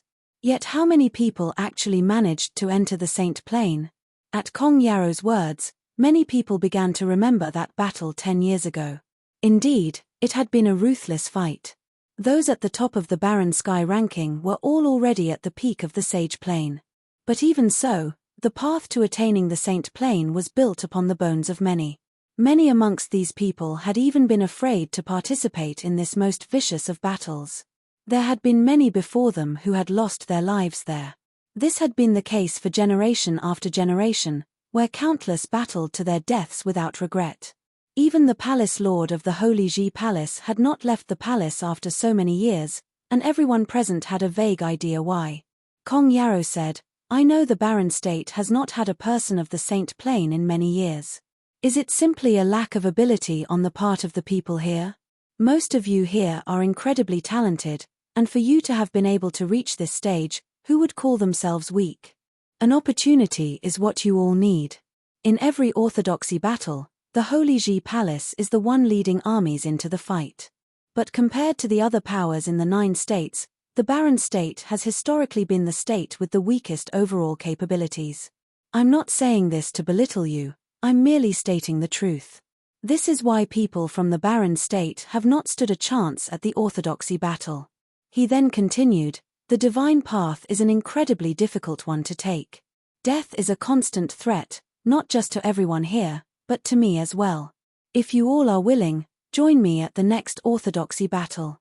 You can increase your chances of success by fighting alongside Jisheng Cliffs. Everyone listened quietly. Even as they knew Kong Yarrow was speaking the truth, they were careful not to take his word completely. However, they had come here to meet him after all. Some had just wanted to catch a glimpse of Kong Yarrow from Jisheng Cliffs to at least get to know him a little. Others had just come to see what was up. Of course, if Kong Yarrow was convincing enough, they would not have minded joining forces with Jisheng Cliffs. As long as they were able to completely wipe out the Zhuge family, there would be no repercussions. After all, the Holy Ji Palace and White Cloud City were also at odds with the Zhuge family as of now. As such, Crouching Dragon Mountain had truly been isolated by the Barren State. If it hadn't been for Yi Futian involving Taihang Mountain in this matter, Kong Yarrow would have already teamed up with the city lord of White Cloud City to attack the Zhuge family. What do we need to offer? A voice rang out. That voice belonged to Yang Wuji, the Wuji swordsman of the Sword Saint Villa. He was 17th on the Barren Sky ranking and the successor of the Blade Saint. As such, the intensity of his interest in the divine path was stronger than most other people. If there was no Blade Saint, Sword Saint Villa would not live up to its name. Yang Wuji's own protégé, Yang Ju had arrived as well. But Yang Ju had lost his edge ever since his crushing defeat at Yi Futian's hands in the Holy Ji Palace. Yang Qingwu was training at the palace now and had actually gained some respect for Yi Futian. It was evident that they would not be able to reach Yi Futian's level, making it hard for Yang Wuji to count on the next generation. After all, not everyone had a Bai Luli within their ranks. Kong Yarrow looked at Yang Wuji. Indeed, swordsmen were forthright with their words and intentions. Senior, Jiyu Dongliu of the Barren State stole our treasure and massacred the sages of the Yu State. Yet the Zhuge family insists on protecting such a despicable man. Right now, even the Holy Ji Palace and White Cloud City can no longer tolerate this injustice, but some people are causing a ruckus. And why is this so? Zhon Xiao, who was standing next to Kong Yarrow, piped up, naturally it is because they want to take the treasure for themselves. For someone to dare to snatch the treasure of Jisheng Cliffs, and to go to such murderous extents, they deserve to be punished at the hands of everyone here from the Barren State. As such, my uncle master has invited all of you here, in hopes of joining forces with you to defeat the lowlifes of the Barren State. Everyone looked calmly at Zhon Xiao. As much as he had been all righteous with his speech, he was only doing this for the treasure as well. But that Jiyu Dongliu had been bold indeed to even dare to snatch the treasure of Jisheng Cliffs. The leader of the Sacred Fire sect was an elder, and he spoke up calmly, the Zhuge family is no ordinary power within the Barren State. Yuan Hong of Taihang Mountain has attacked White Cloud City previously. If this were to fail, what would be the consequences? Jisheng Cliffs would not be affected very much, but all of us here at the Barren State will probably be counterattacked out of revenge. This risk does not seem to be worth it if we're just acting on a promise Mr. Kong is giving us. This was a thought many other people had as well. The risk really did not seem to be worth it at all. Do not worry about this. I will give the Zhuge family one more chance to hand over the person. If they still refuse, then they cannot blame us for being ruthless and exterminating all of them. With all of us acting in the name of justice, how could we fail? Kong Yarrow's voice had a mighty air to it, and many people nodded in response to his words. Kong Yarrow was 9th on the sage ranking. As long as he and the rest participated, there was no possibility of failure. As for the promise everyone is worried about, does my reputation as the 9th in the sage ranking across all 9 states not speak of my credibility? Kong Yarrow responded calmly. Everyone was silent. Kong Yarrow would not be disadvantaged in any way by this matter. If he had publicly made a promise, indeed he should not renege on his word later on. If they really were intent on their journey in the divine path, then a chance to live longer was akin to an additional chance to aim for the Saint Plane. Over at the divine path, being alive alone was an opportunity on its own. In one of the quarters within Crouching Dragon Mountain, Jiyu Dongliu and Yi Futian were standing together, gazing towards Xuanwu City in the distance. They both knew that Xuanwu City was having a banquet this very moment that was organized by Kong Yarrow, who had invited various powerful individuals in the Barren State. They also knew that many of the Barren State's best fighters had arrived as well, including many powerful individuals in the Barren Sky ranking.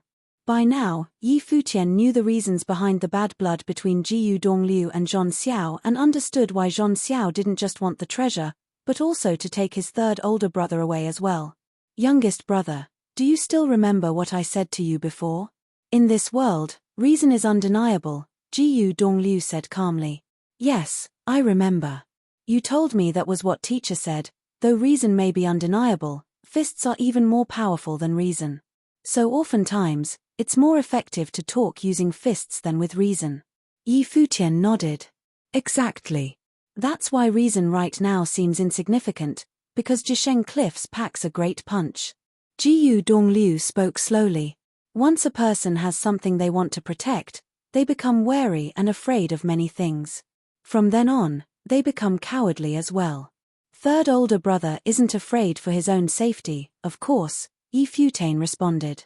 He knew what his third older brother was referring to. Fear is fear, there is no point trying to sugarcoat it, Jiyu Dongliu said, not minding the implications of his words.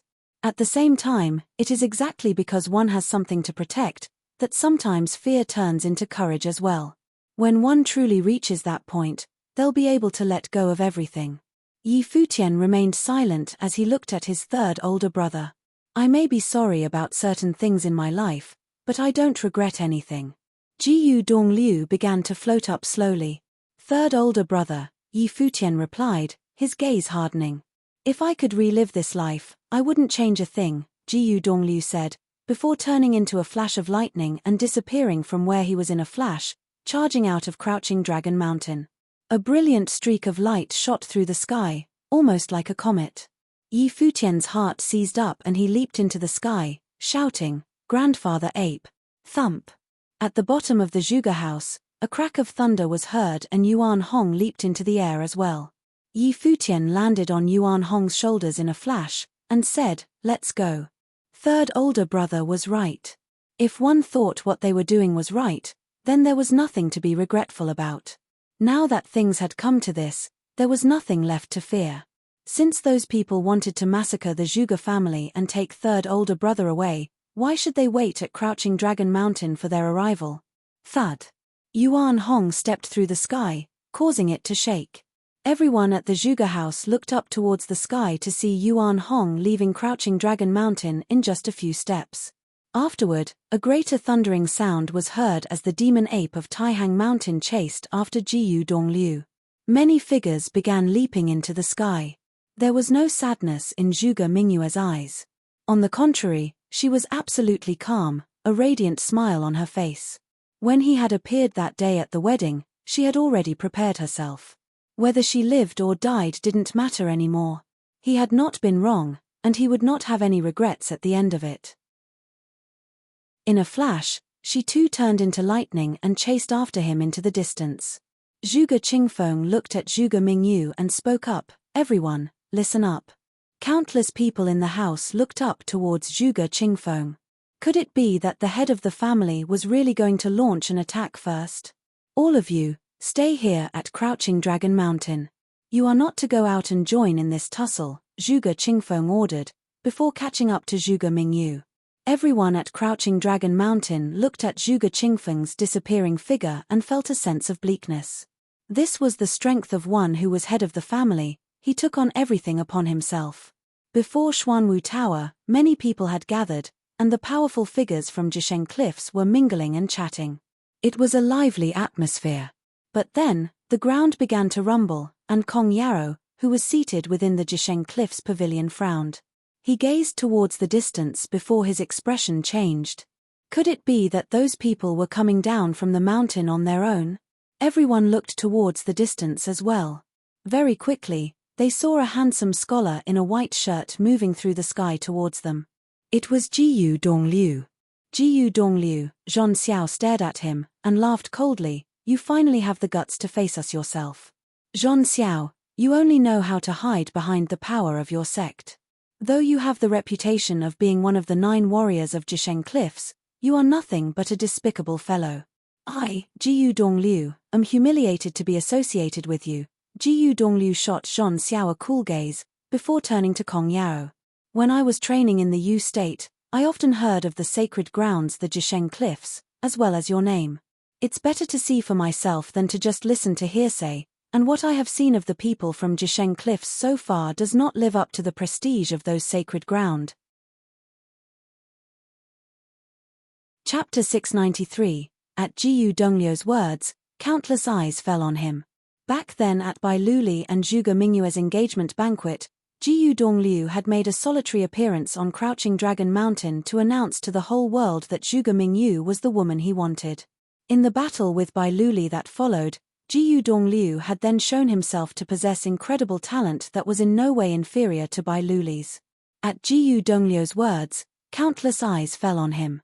Back then at Bai Luli and Zhuge Mingyue's engagement banquet, Jiyu Dongliu had made a solitary appearance on Crouching Dragon Mountain to announce to the whole world that Zhuge Mingyu was the woman he wanted. In the battle with Bai Luli that followed, Jiyu Dongliu had then shown himself to possess incredible talent that was in no way inferior to Bai Luli's. However, after that, Jiyu Dongliu had gone into hiding on Crouching Dragon Mountain in response to the pressure being exerted on him by Jisheng Cliffs. Now, he had finally made an appearance once more before insulting Zhon Xiao, one of the 9 warriors of Jisheng Cliffs, and then disrespecting Jisheng Cliffs as well. It seemed like Jiyu Dongliu really had a death wish. Kong Yarrow looked up, the look in his eyes sharp as a knife. How dare Jiyu Dongliu claim that the cultivators at Jisheng Cliffs were not worthy of its illustrious reputation? Jiyu Dongliu, how dare you insult the holy grounds of the Yu state? Zhong Xiao spat coldly. Take him down. Boom. With a loud crash, a giant golden ape stepped out from behind Jiyu Dongliu, and cracks spread throughout the ground. Yuan Hong stood there, his golden eyes surveying the crowd. Many people looked towards Yuan Hong. A couple of days ago, he had defeated the city lord of White Cloud City, who had been fourth in the Barren Sky ranking. Zhong Xiao, you killed all those sages in order to get to the treasure. If it hadn't chosen me, I would probably have also died right there at the relic, Jiyu Dongliu said, staring straight at Zhong Xiao, which is why firstly, I did not steal the treasure, it chose me. Secondly, I did not kill those Yu state sages. You know fully well who that despicable villain really is, though I don't know if everyone else who came from Jisheng Cliffs knows as well. It's not hard to verify everything I just said as well. If anyone wants to see for themselves, I will project what happened using spiritual will. Admit it, you're trying to snatch the treasure for yourself and silence me. Don't bother with all those lofty excuses. Everyone was in shock at Jiyu Dongliu's words. The vast space surrounding the Xuanwu Tower was silent. While everyone knew there was a possibility Zhong Xiao had not been speaking the truth, Jiyu Dongliu had never contradicted his words. As such, there had been the impression that even if Zhong Xiao's words were not completely truthful, they had not deviated greatly from what had actually happened. The fact that Jiyu Dongliu had presented an account completely contrary to what Zhong Xiao had said was a jaw-dropping twist to this turn of events. Furthermore, the last point Jiyu Dongliu made had been especially persuasive as well. Zhong Xiao's expression darkened instantly, and he snorted coldly. How bold of you to push the blame for what you did onto me. And now that people from Jisheng Cliffs have come for you, you besmirch the illustrious name of our holy grounds out of your own petty need for revenge. Jiyu Dongliu, such underhanded means you're resorting to. What impudence!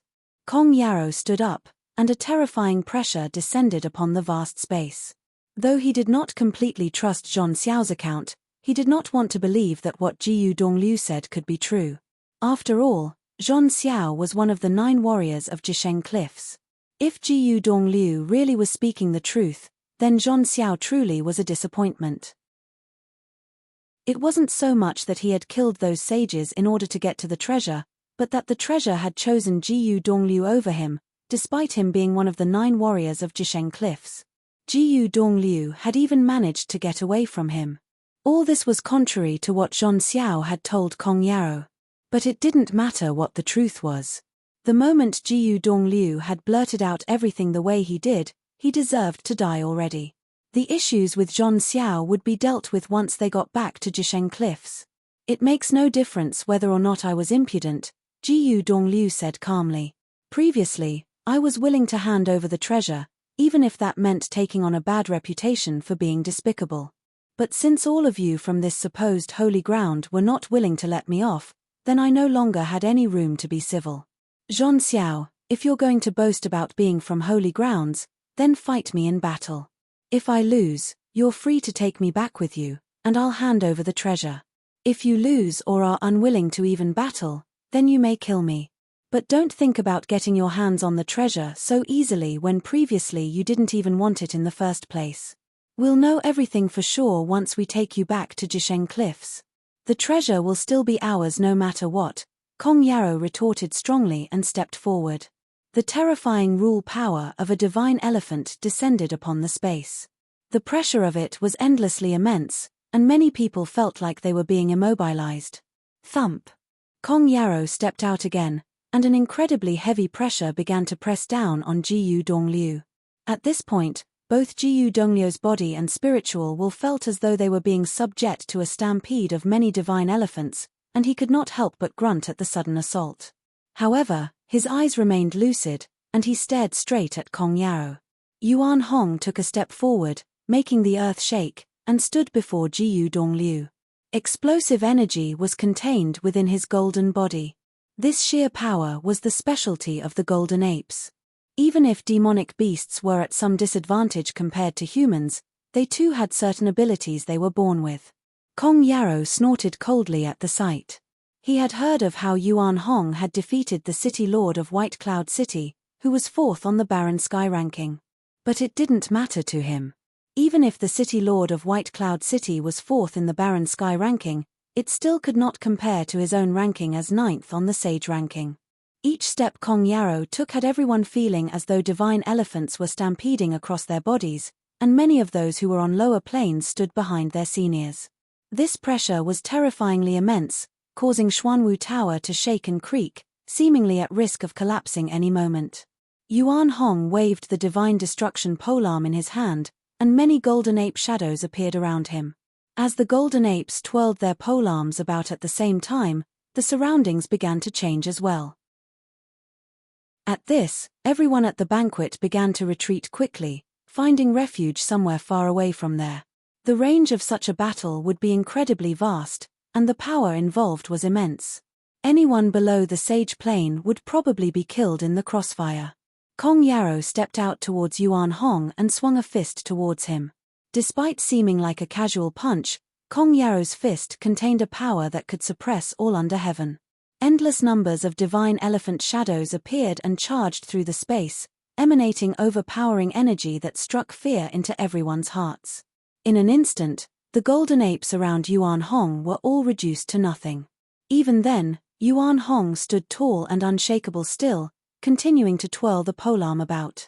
As a roar resounded through the sky, he raised the divine destruction polearm and attacked, seeming to split the sky apart with one strike. Yuan Hong tore through the divine elephant shadows and went straight at Kong Yarrow's fist. Yet Kong Yarrow showed no fear at all, instead allowing his bare fist to hit the divine destruction polearm that swung through the sky towards him. The power of his fist was surprising, and a glow emanated from it that seemed to look just like an enormous divine elephant. Thump! With a loud sound, the divine elephant was destroyed. However, the might of the staff technique was cut off as well. A frightening hurricane formed around the two and rolled off into the distance. Meanwhile, Xuanwu Tower was completely reduced to rubble. There was no way it was able to withstand the power of such a battle. Right then, Zhuge Qingfeng walked over to stand before Yuan Hong as well. Since the battle had begun, he too would not back off. Kong Yarrow looked at the two figures before him. Zhuge Qingfeng was equipped with a holy ritual implement. On the other hand, while Yuan Hong's strike just now had only been a test attack, he was undeniably strong as well. It would be troublesome to have to take down the two of them alone. Turning his gaze to everyone else, Kong Yarrow spoke, "Everyone, since the person we are looking for has come down from Crouching Dragon Mountain, this makes things easier then. Whoever is willing to stand on my side will be a friend of Jisheng Cliffs from now on." There were many sparkling eyes among the crowd at his words. Some were hesitant, knowing that if they were to participate in this now, then they would have to ensure that Zhuge Qingfeng and Yuan Hong were taken care of on the spot. If not, trouble may ensue in the future. Both Jiyu Donglio's speech and the actions of Yuan Hong and Zhuge Qingfeng were akin to declaring war on Jisheng Cliffs. As such, Kong Yarrow would definitely not let them off. Kong Yarrow would have no problem taking on Zhuge Qingfeng. However, Yuan Hong was powerful enough to defeat the City Lord of White Cloud City, which made him a troublesome figure to deal with. If only one or two of them were to participate in the battle, then it would be a risk to their own lives. Zhuge Qingfeng, since Jiyu Dongliu stole from Jisheng Cliffs, you should just hand him over, a voice rang out, and Zhuge Qingfeng looked towards its owner. It was the leader of the Sacred Fire sect, an elder who had lived for many, many years. This person had always gone about his affairs in a rather shady manner. Besides, if he didn't break through to the next plane soon, he would begin to grow frail with age. As such, his desire to break into the Saint Plane was especially strong. In speaking up, the elder had basically made a statement that he was going to side with Jisheng Cliffs. My son has the potential to break into the Saint Plane. Right now, he's working on transcending into the Sage Plane. Brother Kong, would you be able to recommend him to Jisheng Cliffs so that he could train there? Di Kai looked towards Kong Yarrow as he spoke. He had great expectations of his son Di Gang. With his son's talent, He definitely had what it took to enter Jisheng Cliffs and even become a prominent figure on the level of a son. However, one needed a recommendation in order to enter Jisheng Cliffs. Kong Yarrow was obviously a suitable person to seek a recommendation from then. While Di Kai could turn his nose up at the Holy Ji Palace, there were people of the Saint Plain at Jisheng Cliffs. If Di Gang could be accepted there to train, it would definitely be an added advantage in his journey to enter the Saint Plain. Evidently, Di Kai was intending to pave the way forward for his son Di Gang. That will definitely be no problem, Kong Yarrow agreed breezily. After all, Di Gang was 12th on the Baron Sky ranking. Count me in too, the Wuji swordsman, head of the Sword Saint Villa, piped up as well. He was not doing this so that his descendants may enter Jisheng Cliffs, but rather for himself. The Sword Saint Villa had to have an individual of the Saint Plain. As such, it was imperative that he set foot into that plane. Yang Wuji has joined in as well. The eyes of many gleamed at this turn of events. Yang Wuji had a holy item in his possession as well. At this point, there was no doubt about how this battle would go. Looks like the majority is against you, Zhuge Qingfeng. Why go against the current? The Nantian godly spear of Nantian House spoke up. It was evident he too wanted to join in the fray. Jiyu Dongliu's gaze swept across all these people, before he calmly commented, I've heard from my teacher that the Saint Plain is a state of flawlessness. If your heart is flawless, then you will attain sainthood. Though all of you are ranked within the Baron Sky ranking, as of today, there are already flaws in your divine path. Attaining sainthood is probably an unattainable dream for you now. What do you mean by flaws? Yang Wuji looked towards Jiyu Dongliu. His conviction was absolute. He would be willing to go all out for even the smallest shred of hope, which meant his state of mind was flawless as well. If you don't believe in yourself, your heart in pursuing the divine path falters, which becomes a flaw. Yi Futian spoke from where he was behind Jiyu Dongliu. Third older brother is right. You all are probably not fated to walk the divine path in this lifetime. A whole load of nonsense. Yang Wuji's expression faltered. Jiyu Dongliu and Yi Futian's words seemed to have generated some sort of disturbance within his frame of mind, causing him to question himself. However, Yang Wuji was unwilling to suspect his own feelings. This would be playing straight into Yi Futian's hands, proving that he was faltering in his will to pursue the divine path and that his frame of mind was flawed. Yi Futian laughed derisively. Perhaps these people had already understood his words, but it was just that they were still unwilling to accept the truth and wanted another try. Whether all of you admit to this fact or not, your actions today prove that you all do want to rely on Jisheng Cliffs because you don't think much of yourselves. With such a frame of mind, the Baron Sky ranking will be the highest point you will reach. What's so good about Jisheng Cliffs anyway? You'll still encounter the same sort of cultivators there, Yi Futian declared. You will all regret this. He then looked towards Yuan Hong, Grandfather Ape, Kong Yarrow from Jisheng Cliffs is yours. All right, Yuan Hong nodded. Chapter 694, Kong Yarrow glanced at Yuan Hong. It was true that Yuan Hong had defeated the City Lord of White Cloud City and was able to become one of the top 5 in the Baron Sky ranking. But for Yuan Hong to want to defeat him, who was 9th in the Sage ranking, Yuan Hong really was getting ahead of himself. By that logic, the Sage and Saint rankings of the 9 states would be placed below the Baron Sky ranking, which was an absolute joke. Kong Yarrow glanced at Yuan Hong. It was true that Yuan Hong had defeated the City Lord of White Cloud City and was able to become one of the top 5 in the Baron Sky ranking. But for Yuan Hong to want to defeat him, who was 9th in the Sage ranking, Yuan Hong really was getting ahead of himself. By that logic, the Sage and Saint rankings of the 9 states would be placed below the Baron Sky ranking, which was an absolute joke. In a flash, Kong Yarrow moved up into the sky, his will emanating from his being.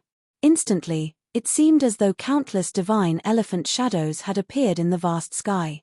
The central area of Xuanwu City seemed to be besieged by a monstrous pressure, and many found it hard to breathe.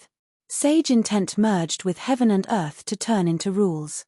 At the Sage Plain, Kong Yarrow was almost an unrivaled existence. One could imagine the magnitude of the power that would be released when the willpower of the rules was truly activated. Yuan Hong stepped forward, sending massive cracks running throughout the earth. The Xuanwu Tower area seemed on the verge of being reduced to rubble as the giant golden ape endured immense pressure to rise up into the sky. With a roar, thousands of ape shadows seemed to appear at the same time, soaring through the sky.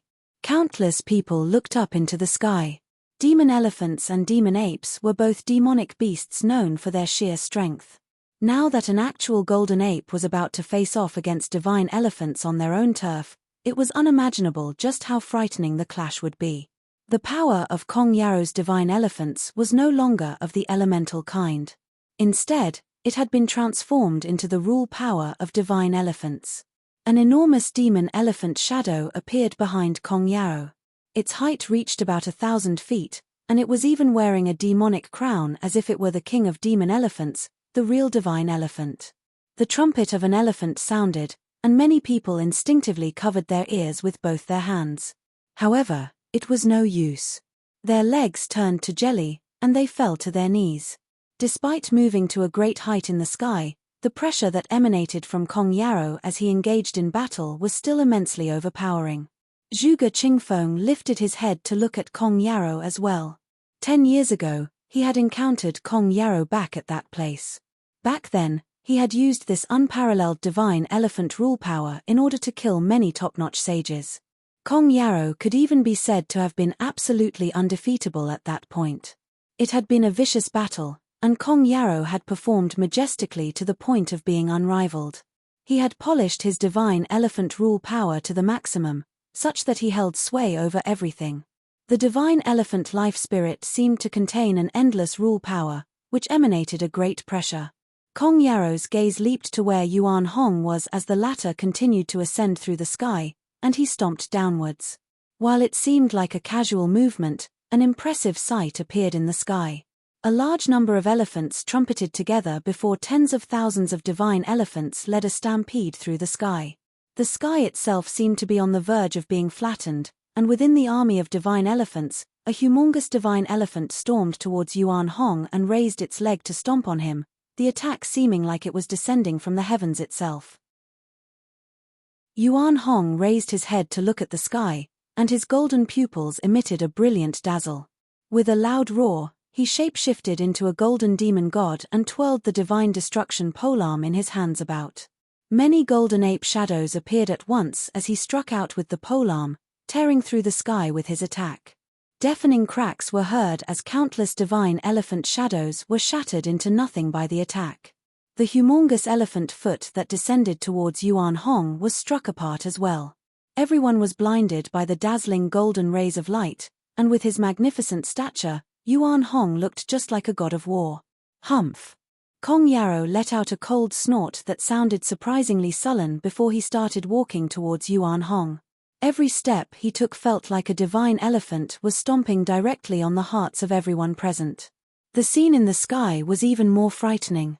With every step Kong Yaro took, divine elephant shadows struck out in the sky. Even as Yuan Hong cut an impressive figure with his mighty golden body, in the face of Kong Yaro walking towards him, everyone got the impression that he was on the brink of being taken down ruthlessly. This was exactly the kind of aura that Kong Yaro gave out. It was an indomitable aura that seemed unshakable. His insanely powerful. Many people felt their hearts pounding within their chests. This was a person in the top 10 of the sage and saint ranking. The power of a single step from this man was enough to kill a top-notch sage, and considering how every step he took contained this sort of might, there was no doubt that Kong Yaro was absolutely terrifying. Right then, the golden glow that emanated from Yuan Hong's body grew even more dazzling. The rays of light gathered together to form a curtain of golden light that covered his body. The power of the divine elephant, which had been so frighteningly mighty, was immediately dulled greatly as it made contact with the curtain of light. It barely affected Yuan Hong at all. That is, the eyes of many influential characters lit up at the sight. "It's a divine implement," said Yang Wuji of the Sword Saint Villa, whose gaze was sharp as a blade. He felt the energy emanating off the divine implement, as did many others in the crowd. Kong Yaro definitely felt it the clearest, and his expression immediately darkened. Kong Yarrow was 9th on the Sage and Saint ranking, but he still didn't have a true divine implement within his possession yet.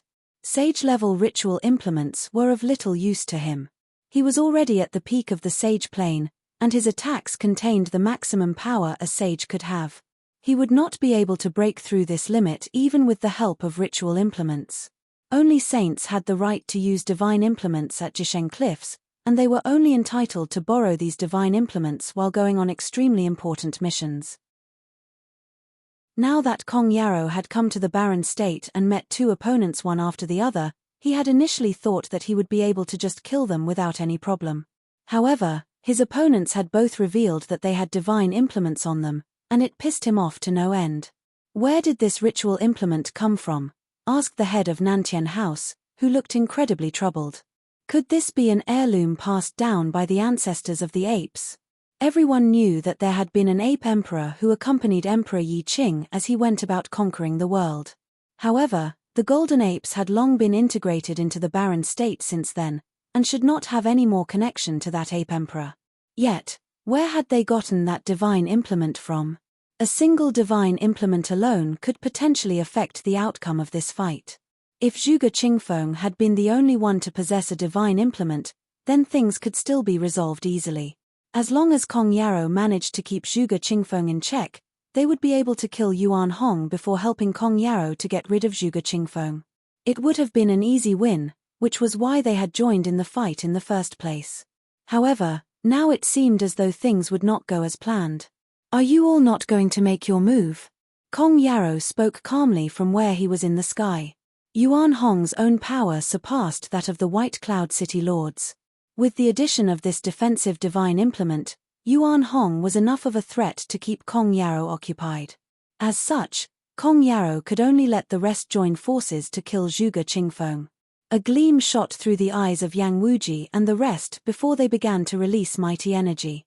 Since they had made a promise to Jisheng Cliffs, they were all in the same boat now. There was no backing out at this point. If Yuan Hong and Zhuge Qingfeng were to get out of this alive, they would be in deep trouble. "Let's go," Yang Wuji commanded, and he leaped up into the air. Sword Qi whistled through the air, and a holy sword appeared behind him, merging into one with his life spirit. This was the holy sword Yang Wuji's ancestors had passed down to him. The holy sword shot through the air, and even those who stood a great distance away felt as though their bodies were about to be torn apart. Everyone began to retreat further still, even those who were at the Sage Plain. This was a battle between those at the top. Zhuge Qingfeng stood within an 8 trigrams formation that glowed brightly in the sky. He was surrounded by images of himself, and the terrifying energy of destructive lightning crackled within the formation. Crack!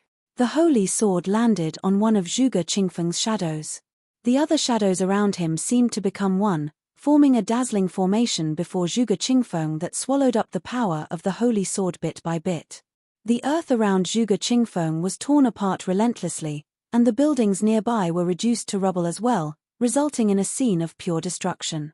Within the crowd, Zhon Xiao, who had already retreated far away, shot Jiyu Dongliu a frosty gaze before giving those from Jisheng Cliffs a single command: "Take Jiyu Dongliu down." Kong Yarrow was the main powerhouse of this party from Jisheng Cliffs. They had originally planned for Kong Yarrow, who was 9th in the Sage ranking, to simply descend upon the barren state, capture their man, and leave. Which was why the rest of the party were not incredibly powerful people. However, there were still several people in the party who were archmages. At Zhon Xiao's order, they stepped forward. Powerful individuals from Taihang Mountain were standing guard by Jiyu Dongliu and Yi Futian's side. At the sight of those from Jisheng Cliffs advancing towards them in an attack, they stepped forward as well, causing the earth to shake and rumble. A massive battle erupted immediately. The citizens of Xuanwu City had never seen a battle of this scale before. It was probably a sight that was only seen back during the time of the saint. Amidst the chaos of battle, Jiyu Dongliu's eyes were locked on Zhon Xiao. He did not retreat but walked forward instead. Step by step, he moved towards Zhon Xiao, and spoke: "Zhon Xiao, you do things using such underhanded means, yet your abilities are beyond subpar. You are one of the 9 warriors, Yet you are such a coward. I hope you'll still be able to keep your position as one of the 9 warriors when you get back to Jisheng Cliffs after this. Zhang Xiao's expression was steely. The party from Jisheng Cliffs had taken note of Jiyu Dongliu's humiliating insults towards Zhang Xiao. Furthermore, the truth Jiyu Dongliu claimed to speak was an incredibly huge blow to Zhang Xiao's reputation. If Zhang Xiao didn't manage to take back the holy item, it was highly possible that he would be punished once he returned to Jisheng Cliffs. Right now, he had to kill Jiyu Dongliu and get the holy item back in his possession in order to atone for his mistake. I just didn't think you were worth the effort. Since you're begging for death now, I'll grant your wish. Zhang Xiao stepped forward, and the energy of an upper-level sage emanated from his being. Zhang Xiao was of the same plane as Jiyu Dongliu. Upon seeing that Zhang Xiao was finally participating in the fight, a cold murderous intent flashed in Jiyu Dongliu's brooding eyes. With a step forward, Jiyu Dongliu released his life spirit, which seemed to appear in the form of a celestial being. Ancient characters surrounded it, and heaven and earth resonated with each other. Compared to his battle with Bai Luli back then, Jiyu Dongliu was even more eye-catching now. The glow emanated from his life spirit was even more dazzling as it seemed to be one with both heaven and earth. The will of heaven and earth itself seemed to be at the disposal of Jiyu Dongliu. Zhang Xiao. Jiyu Dongliu roared. At the sound of Jiyu Dongliu's voice, Zhang Xiao's mind was suddenly filled with a buzzing. Zhang Xiao, Zhang Xiao, Zhang Xiao. Voices buzzed in Zhang Xiao's ears, and a powerful willpower wormed its way into his mind. He saw countless images of Jiyu Dongliu, and his spiritual will was shaken. It was as if Jiyu Dongliu was everywhere surrounding him. Zhang Xiao suddenly felt like he was in a trance. Zhang Xiao then vaguely caught a glimpse of the shadow of the real celestial being. It was indomitable, as if Jiyu Dongliu had managed to walk directly into his mind. Zhang Xiao, Zhang Xiao, Zhang Xiao. Voices echoed in his mind as the shadow of the celestial being grew clearer. His spiritual will was shaken, and Zhang Xiao suddenly sensed a great danger before him. In a flash, he retreated and drew his ritual implement before him. Almost at the same moment, the thousands of shadows became one, and Jiyu Dongliu appeared directly before him. Swiping through the air with one finger, the sky itself seemed to be torn apart by the immense power of the laws of the sword. A stream of blades shot through the space, and even as Zhang Xiao retreated hastily, he felt blood surface through cuts in his skin. His body also felt as though some of the laws of the sword had entered it. Coughing up a mouthful of blood, Zhang Xiao's face turned pale. This here is one of the 9 warriors of Jisheng Cliff. Jiyu Dongliu's voice boomed throughout the space. Zhang Xiao grew paler still. Jiyu Dongliu was going to utterly destroy his reputation. Chapter 695. Jiyu Dongliu became more powerful. Many great figures from Barren State looked at Jiyu Dongliu in the air. They were present on that day of the banquet when Bai Luli and Jiyu Dongliu battled. Now they bore witness yet again to Jiyu Dongliu's battle with Zhang Xiao, and it was apparent that his powers had grown.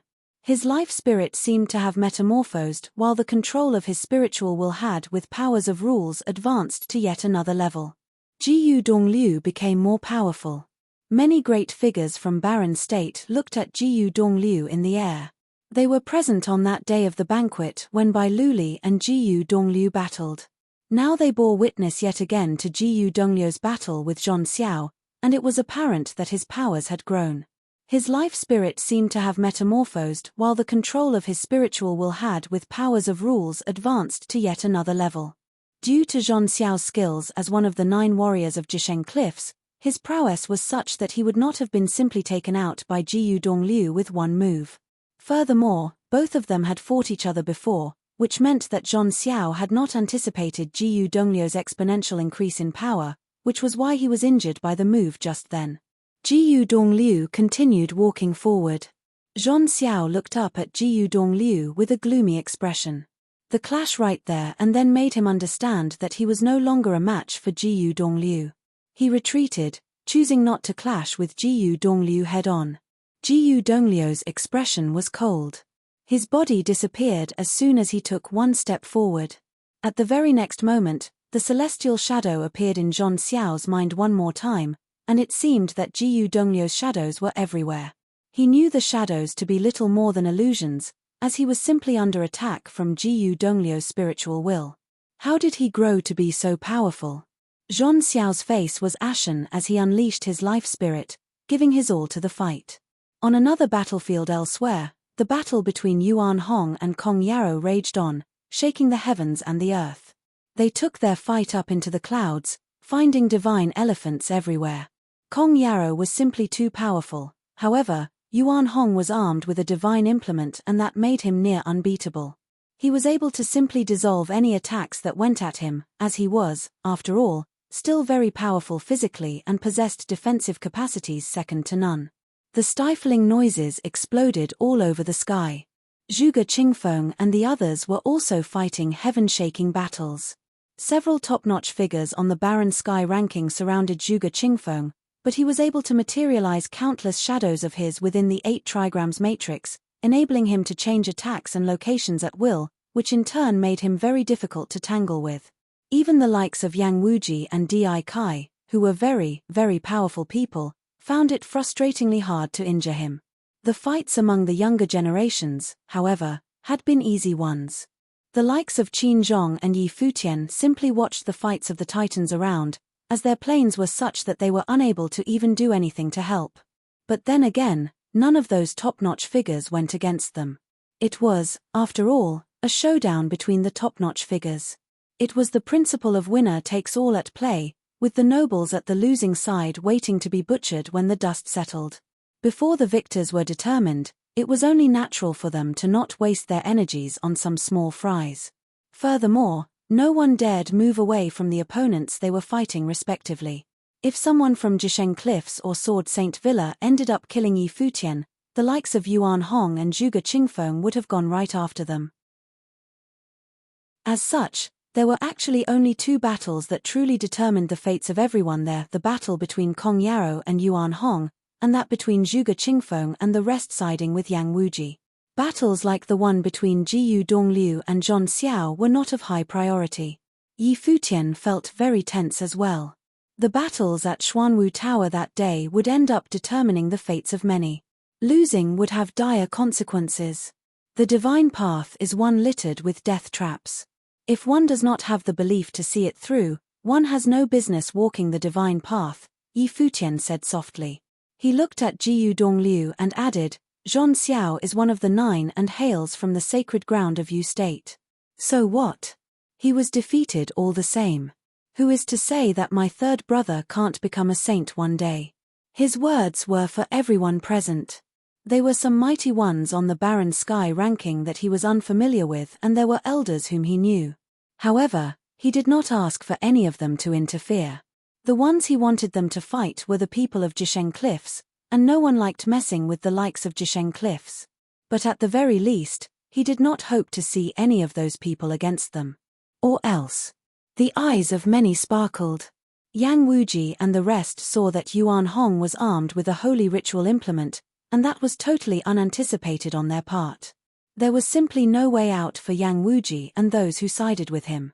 Yi Futian was simply giving them reminders. Qin Zhong glanced at the battle between Zhon Xiao and Jiyu Dongliu. His senior, Zhon Xiao, had taken to simply avoiding getting hit, as the odds were stacked heavily against him. Qin Zhong felt rather disappointed. Zhon Xiao was his senior and one of the 9 warriors of Jisheng Cliffs. They carried the reputation of Jisheng Cliffs with them wherever they went. Jiyu Dongliu had been dissing Zhon Xiao's ineptitude before, and what Qin Zhong saw at the moment said that Jiyu Dongliu was telling the truth. That battle between Jiyu Dongliu and Zhon Xiao was a heavy blow to Jisheng Cliff's reputation. I heard that you were the champion of the law rank before Shimen Hanjiang came to claim the title. Qin Zhong turned his eyes at Yi Futian and said. Whatever Zhon Xiao did, that was saved for later discussions. What mattered to Qin Zhong right then was not to see Jisheng Cliff's reputation get damaged any further. The embarrassment that his senior caused, he deemed it necessary to clean it up himself. Yi Futian turned his eyes at Qin Zhong. The young man before him was also a noble, yet Kong Yarrow was seen by this young man's side all the time, which spoke volumes of Qin Zhong's status in Jisheng Cliffs. "I was indeed," Yi Futian said casually. "I fought Shimen Hanjiang in the Holy Ji Palace before, and it took me only one move. I asked the Holy Ji Palace if the students of the palace represented the best the barren state had to offer. They did not answer, and then I heard you being called the #1 noble in all of the barren state." Qin Zhong's voice was a calm one when he talked to Yi Futian. It seemed like he did not care for the war going on around him.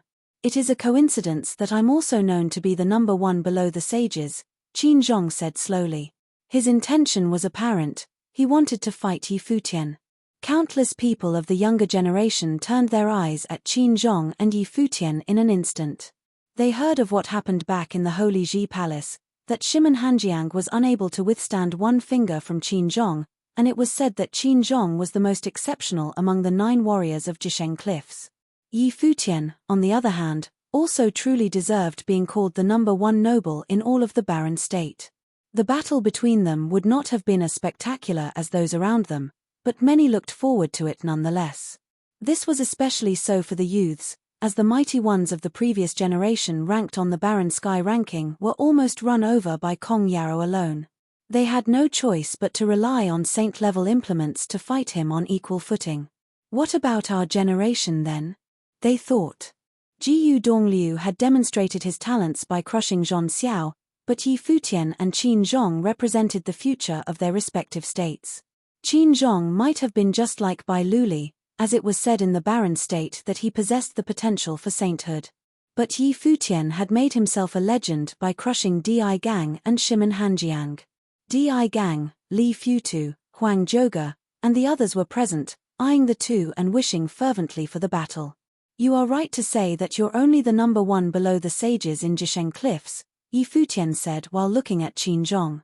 He was trying to provoke him. "After you," Qin Zhong said and gestured. He remained dashing throughout, bringing the might of the 9 warriors of Jisheng Cliffs to bear. "No, after you," Yi Futian said. His planes in both sorcery and martial arts had reached that of a grade 2 noble and were very steady. He was even able to catch a glimpse of a sage's power. He wanted to see what the #1 beneath the sages in Jisheng Cliffs was capable of. Qin Zhong took steps forward without unleashing aura that was too powerful. He walked with grace and composure, not looking one bit like he was about to get into a fight between the pinnacle of nobles. His attitude was a plain one, yet it exuded confidence like none other. Yi Futian glanced at Qin Zhong as he unleashed his spiritual will. The space where Qin Zhong was in felt like it had frozen over in an instant. It was the sky freezing technique. Everything seemed to have ground to a halt, and Qin Zhong felt unable to move in that frozen space at all. He was alerted, deeming Yi Futian to indeed be the #1 noble in all of the barren state. Such use of areas of will was indeed terrifying. Conventional nobles would not have been able to withstand even one hit from such a move, as it would have rendered the opponent utterly helpless. It was a pity that the one whom Yi Futian was fighting was him, Qin Zhong of Jisheng Cliffs. Brilliant lights burst around him. Qin Zhong's silhouette turned incredibly holy in an instant. The light coursed and circled around him like mystical energies were flowing all over him. Voom! His body accelerated all of a sudden, making him impossibly fast. The power of the sky freezing technique was utterly useless against him. His speed was unbelievable. It seemed to have taken only an instant for him to close in on Yi Futian, and then he lashed out with one finger. The seemingly simple move was the very move he had used against Shimen Hanjiang back in the Holy Ji Palace. It might have looked impossibly simple, but Yi Futian clearly felt the terrifying powers imbued in it, and he was surprisingly able to feel the powers of saints within. It was the power of rules. The #1 under the sages in Jisheng Cliffs had learned to use the powers of the sages, developing comprehension of his own rules. It was an utterly terrifying talent. That also meant that Qin Zhong was able to do what Bai Luli did, fight against sages. Dazzling starlight appeared around Yi Futian. His martial arts will was unleashed as well. The surroundings of his body were turned into an absolute territory, bringing tremendous pressure on Qin Zhong. However, Qin Zhong was completely unfazed by the pressure and did not react to it. His finger fell onto the starlight around Yi Futian all the same. The defensive light screen provided by the stars cracked violently and exploded shortly after. The power of rules was capable of tearing down all defensive capabilities at the noble level. It was further made worse by the fact that Qin Zhong was the one using it, as he was known to be the most exceptional among the 9 warriors. It was due to such reasons that he was known to be the number 1 below the sages in Jisheng Cliffs. Yi Futian might have been known to be invincible in all of Barren State. Yet, so long as he was not a sage, it would not have made any difference at all. Boom! The stars crumbled thoroughly and Yi Futian backed away like a bolt of lightning. That finger landed where he had been standing split seconds ago. A whirlpool was seen emanating from the finger, a manifestation of the terrifying power of destruction within. If Yi Futian had been only a split second slower, that finger would have pierced right through his body. Power of rules. This son from Jisheng Cliffs is someone like Bai Luli. Many great figures turned their eyes to Qin Zhong.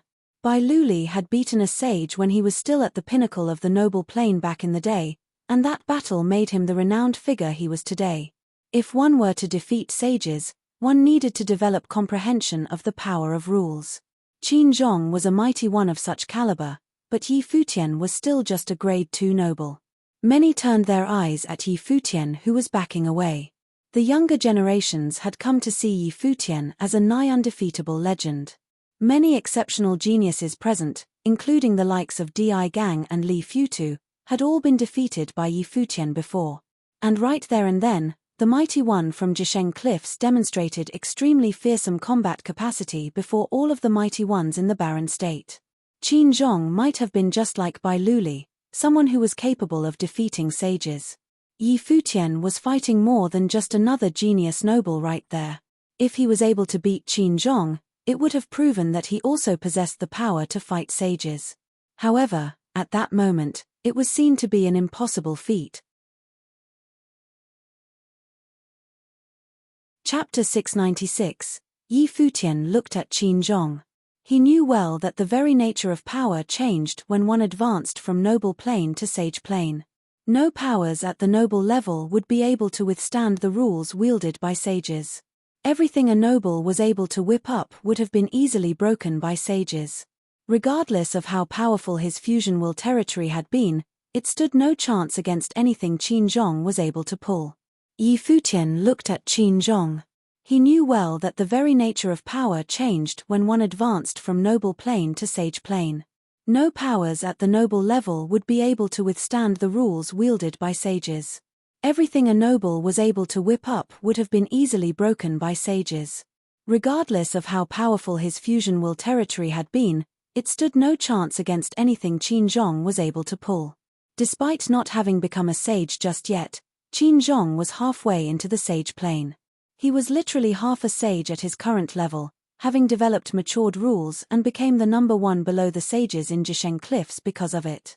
One could have even say that even conventional sages stood no chance against him.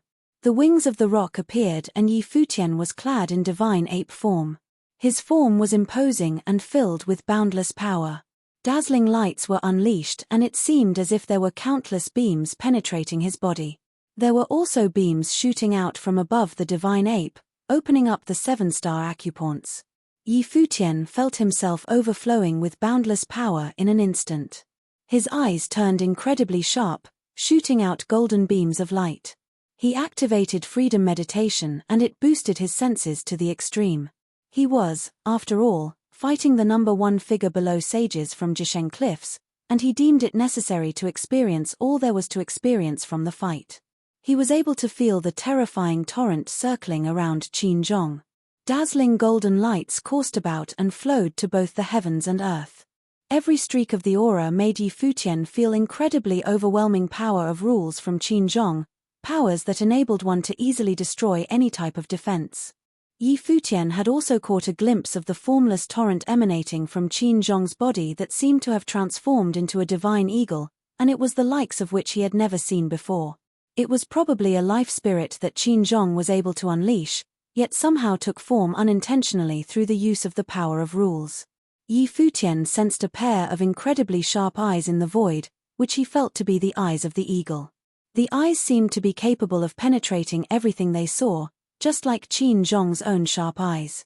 Qin Zhong glanced at Yi Futian and felt the aura around him to indeed be exponentially stronger than Shimon Hanjiang's.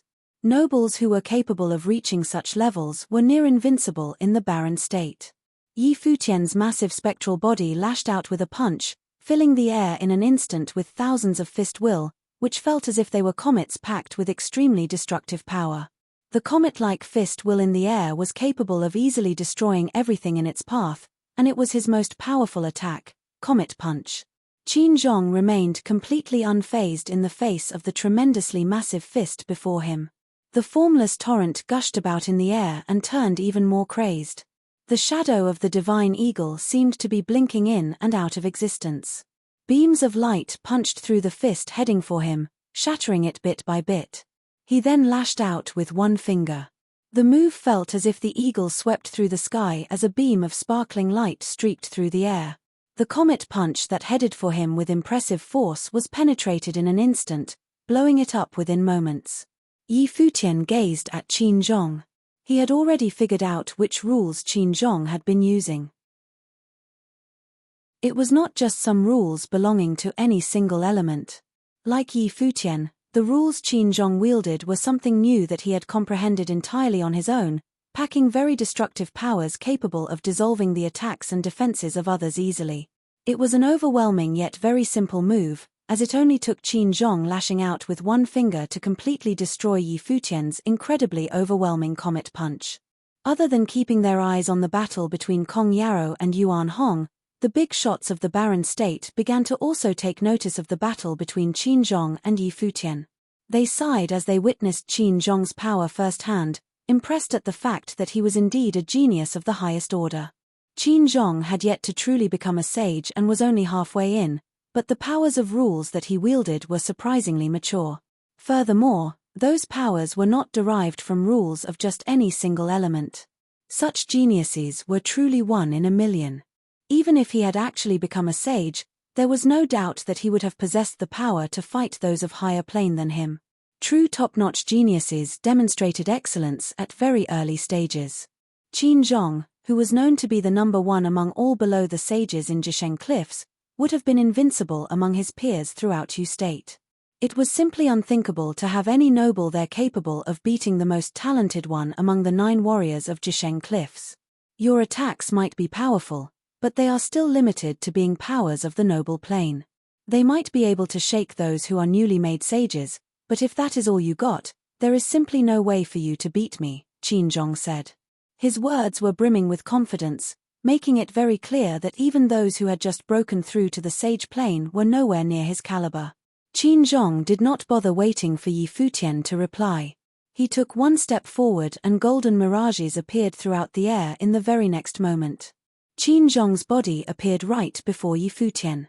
He lifted his palm and struck Yi Futian. The move seemed to be a simple one, yet it packed stifling pressure within. Yi Futian's third brother had demonstrated to him before that the sage plane was one where one saw mountains but did not see them as mountains, and one saw water but did not see it to be water. A leaf falling from a tree could be made to possess the power to cleave rocks. Such was the product through the use of powers of rules. Qin Zhong's palm naturally possessed rules made specifically for destruction. When Qin Zhong lashed out with his palm, he felt, at the same time, a formless pressure of rules holding his body. It was a heavy, stifling feeling. Qin Zhong frowned slightly. Did he, the number one noble of the barren state, figure out a sliver of the powers of rules? Was he trying to set up a trap to have me get close? But Qin Zhong deemed that to be inadequate nonetheless. A cry was heard as the divine eagle burst into light. An impressively imposing divine eagle appeared right behind Qin Zhong. Its wings flapped and cut all the pressure of rules around Qin Zhong apart. He lashed out with his palm, now imbued with rules of sharpness like no other. The attack grew even more fearsome as his life spirit was unleashed. Yi Futian lashed out with a punch right there and then. It was an incredibly huge fist boosted with the stars. The fist will was turned into stars as soon as he launched the attack, which then clashed with the shadow of the massive divine eagle. Terrifying storms whipped about them in that very instant. The stars exploded, throwing Yi Futian and Qin Zhong back. Qin Zhong stood in the air, the wings of the divine eagle glittering. He looked at Yi Futian with eyes that were still just as sharp. He finally deemed his trip to the barren state to be less disappointing than he initially thought it would be. His trip to the Holy Ji Palace before had him meet the so-called proud son of the Holy Ji Palace, who was disappointingly weak. Yi Futian, on the other hand, had finally stoked his excitement and made him feel like fighting earnestly. Are they finally going to go at it for real? Di Gang, Huang Zhouge, and the rest looked at the duo. They paid more attention to that battle than they did to the clash of the titans between Kong Yarrow and Yuan Hong. After all, Kong Yarrow's plane was too high for them to comprehend, yet the battle between Qin Zhong and Yi Futian was one fought between two of the most gifted genius of their generation. In a sense, it could have been also called the Clash of the Titans. Yi Futian did not disappoint. If he had easily lost to Qin Zhong, it would have appeared as if there were no exceptional people in the barren state. Yi Futian's eyes were set on the great divine eagle behind Qin Zhong. Its eyes were sharp enough to pierce everything it saw, its golden claws glittered like that of the rock, and its wings were spread wide, looking like blades one moment but dragon scales the next. That divine eagle also sported a very long tail. A golden crown was found on its head, making it seem like the king of eagles. The dragon eagle. Many looked at the manifested divine eagle and found it to be a mutated species. It was said that two figures of legends in the demon world gave birth to the dragon eagle, which possessed talents of the highest order. The dragon eagle eventually became the new king of the demon world, creating new races of demonic beasts. It was quite a surprise that Qin Zhong's life spirit turned out to be such a rare mutated species, the dragon eagle. A high-pitched, deafening cry was heard. A massive shadow of the dragon eagle appeared in the air, encompassing a wide area and even covering Yi Futian within. The massive shadow looked down on Yi Futian. Incredibly destructive light of rules whipped about in the air. Its wings flapped and feathers seemed to begin dancing in the air. Each and every feather was packed with incredible rules of destruction, as they cut through the air with the intention to bury Yi Futian once and for all. Yi Futian glanced at the air and unleashed a powerful will that covered the space they were in. A mystical power seemed to have been born between the heavens and the earth. Incredibly dazzling starlight shimmered with Yi Futian at the center, forming absolute defensive powers around him. The feathers were turned into incredibly terrifying blades as they whipped through the air and headed for Yi Futian. The defensive light screen was cut again and again, and cracks appeared. An incredibly huge divine ape emerged from the screen of light and materialized a staff in its hand, which it then swung at the air. An incredible force was generated as it shot for the heavens. Formless will emerged as the techniques of the staff were at play. The space around them became incredibly heavy as if it was packed with the will of rules. A thunderous rumble sounded as Yi Futian whipped his staff about as if there was no one around. The force seemed to have blended with the heavens and the earth like some kind of rule, generating a terrifying storm in its wake. The incredibly massive shadow of the divine eagle cried as it flapped its wings to kill yet again. The attack cut through the air, and two straight lines were seen raining down from above. The air was then filled with shadows of the staff as the power of the surroundings gushed into Yi Futian's body in a crazed manner. His defenses were strengthened further. When the divine eagle managed to cut the screen of light, Yi Futian took one step forward and the divine ape lashed out with one strike of the staff, cleaving the air apart. Qin Zhong frowned as he was able to feel that while Yi Futian had only begun to comprehend the rules and his use of what he knew was nowhere near that of Qin Zhong's, Yi Futian still possessed overwhelmingly brute force. Boosted by the spectral manifestation he clad himself in, the brute force was magnified exponentially. That, coupled with the force he had been gathering, allowed the power of the rules he had just come to understand to rise sharply. The end result manifested like a torrent which turned increasingly powerful by the second. Voom! A force of fearsome rules was born as the divine eagle blocked out the sky as it flapped its wings. At the same time, Qin Zhong moved forward. The dragon eagle life spirit behind him seemed to have melded with the shadows as it lashed out with its claws.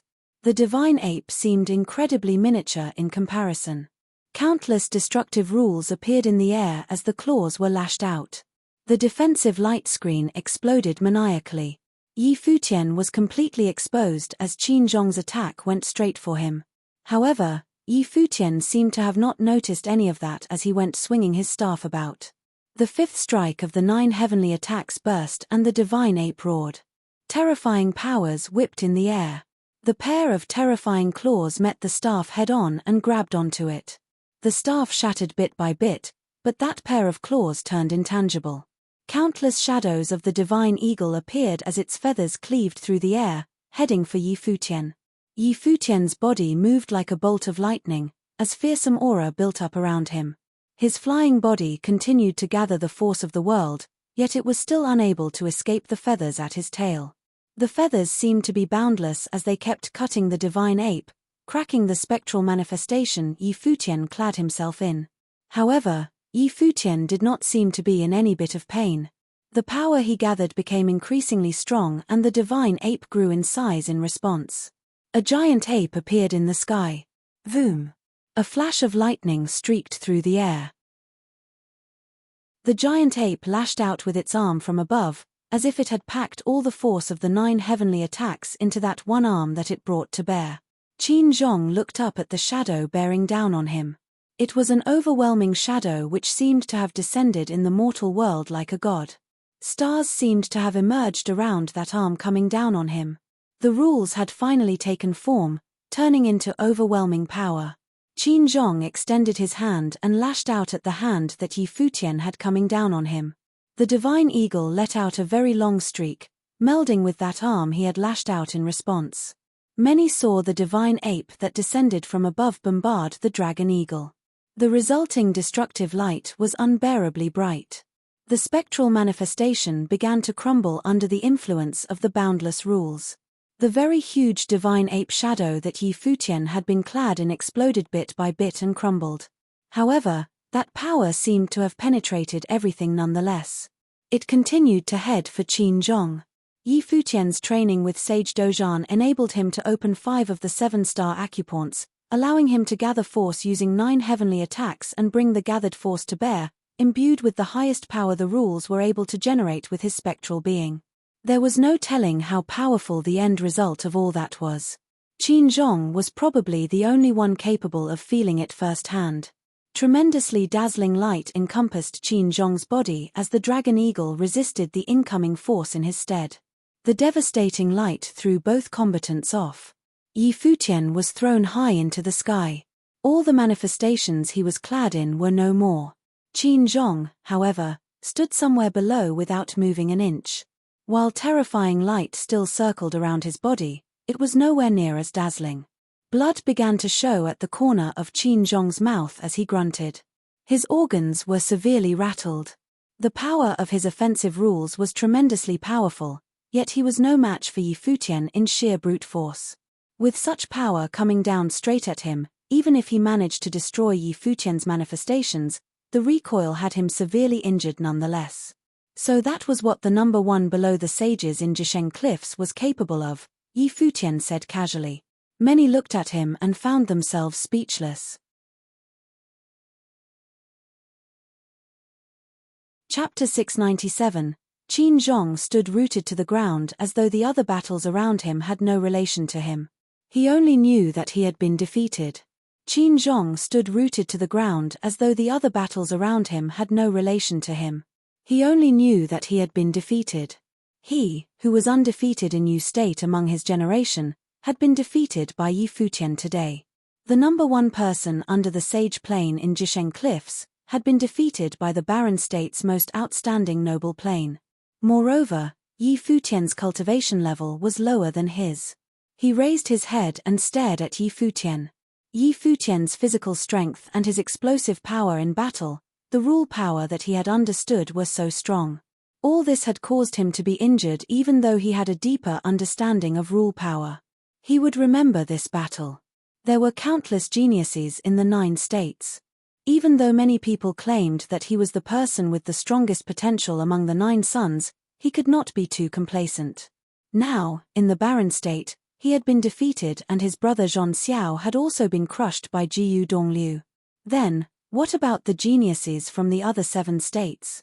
Now, he had not entered the sage plane and had not interacted with any of the other states' experts. However, they should all be prodigies as well. The other people also looked at the battle that had stopped and had mixed feelings. The people from the palace were not here today. If they were, how would they feel?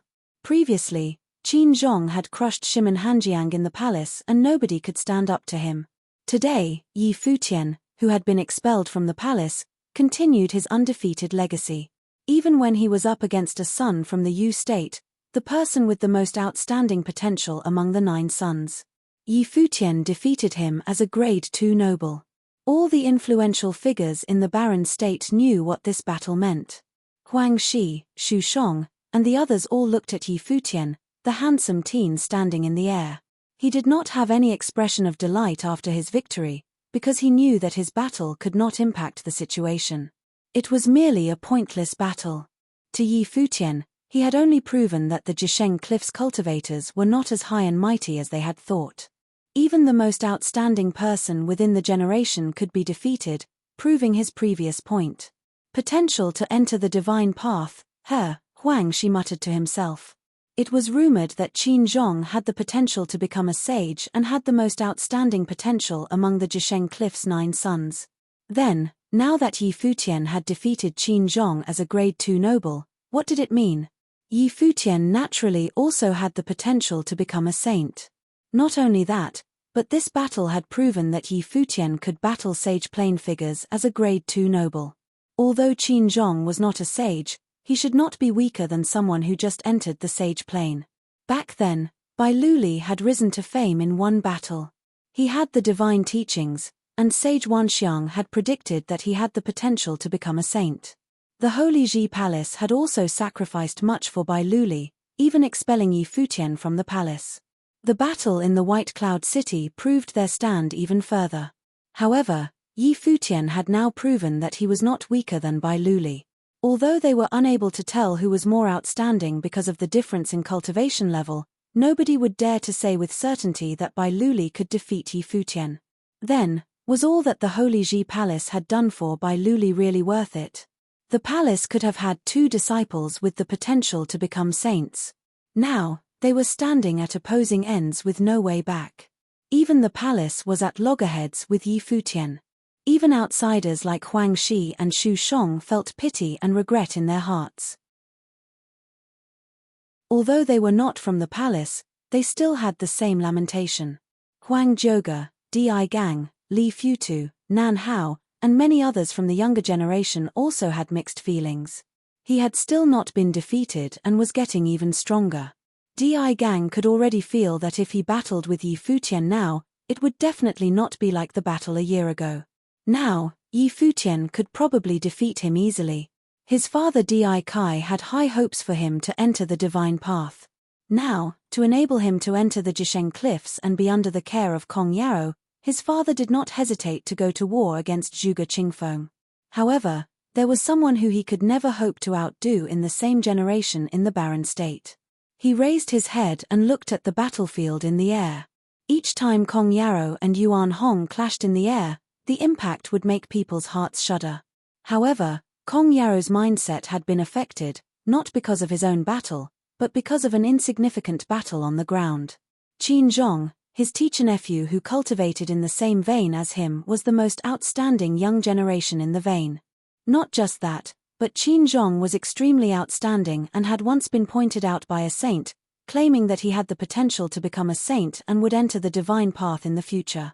After Qin Zhong entered the sage plane, he would have a chance to be taught by that saint. Thus, there were many voices in the Jisheng Cliffs claiming that Qin Zhong was the most outstanding of the 9 sons. In the future, he would definitely become an influential figure in the Jisheng Cliffs. To protect Qin Zhong, he, who was 9th on the sage ranking, was willing to sacrifice much. This was the allure of the saint plane. Even a descendant with the potential to become a saint was worth his elders protecting him like this. This was also a type of legacy. So, even though the battle between Qin Zhong and Yi Futian had no influence on the overall situation and could even be claimed as insignificant, Kong Yarrow's mindset had been affected. He had a doubtful thought, but he didn't know whether he was doubting himself or Qin Zhong.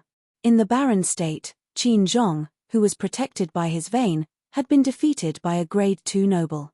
At that moment, rod shadows filled the skies and crushed downwards. Kong Yaro's mindset had been affected because of Qin Zhong's defeat, adding on to the fact that he had been unable to obtain a decisive victory. His movements slowed for a brief moment. When he raised his hand, Yuan Hong's polearm of divine destruction had already struck down. With a deafening sound, the divine shadow was shattered and Kong Yaro was slammed to the ground all the way from the skies. Even so, he was still not injured. Yuan Hong's saint-level ritual implement was a defensive ritual implement, and his attacking ritual implement, the polearm of divine destruction, was not at the saint level. For someone who had reached the limit of the sage plane, Yuan Hong would not be able to injure him no matter how strong he was. In reality, the first 10 in the sage ranking had all reached a bottleneck. Although they were unable to break through that restriction, they were unmatched in the sage plane. However, he was also unable to defeat Yuan Hong, who had a saint-level defensive ritual implement. Similarly, on the other battlefield, although there were many experts on the barren sky ranking who joined forces, Zhuge Qingfeng focused all his efforts on defense. With a saint-level ritual implement, Yang Wuji and the others could not find a gap in his defenses. No matter what, Zhuge Qingfeng would not clash head-on with them. He was naturally clear of the current situation. As long as he and Yuan Hong were not defeated or killed, it was sufficient to deter these people. They did not dare to move rashly, because at their level, as long as they lived, it was too easy for them to massacre the other party's younger generation. As long as they lived, the other party would not dare to make rash decisions. Especially now that Jiyu Dongliu and Yi Futian had exhibited their extraordinary potential, they understood it all the more. As long as they were alive, they had hope. In the future, Yi Futian would definitely be able to traverse the divine path. At that time, no matter how much Jisheng Cliffs wanted to deal with them, they would have to weigh the consequences. With a bellowing roar, Yuan Hong crushed down from the skies, raising the polearm of divine destruction in his hands and swinging it down upon the Nantian House Lord with the godly spear of Nantian. The swing contained the wrath of the heavens, and the godly spear of Nantian raised his spear and swept towards the air. In an instant, countless spear shadows filled the heavens and the golden and silver rays clashed. Boom! A deafening sound could be heard as the godly spear of Nantian was pummeled to the ground and both his legs sank into the ground. His arms that held his spear trembled lightly. Now, Yuan Hong's offensive ability was horrifying. How could he stand up to someone who could single-handedly deal with the White Cloud City Lord? Yuan Hong did not stay for long and swung the polearm of divine destruction towards others. Immediately, Yang Wuji and the others fell back and turned their gazes towards Kong Yaro with resentment. They were already having it tough with Zhuge Qingfeng, but Kong Yaro still let another elite battler, Yuan Hong, in. How were they going to continue battling? Yuan Hong's defensive ritual implement is the same as Zhuge Qingfeng's, they're both saint level. It can weaken my offense, I can't damage him, Kong Yaro said. He could not break through the defense of a saint-level ritual implement, so Kong Yaro understood that even if they continued battling, he would not be able to take down Yuan Hong alone. The people on the ground would also be hard-pressed to take down Zhuge Qingfeng.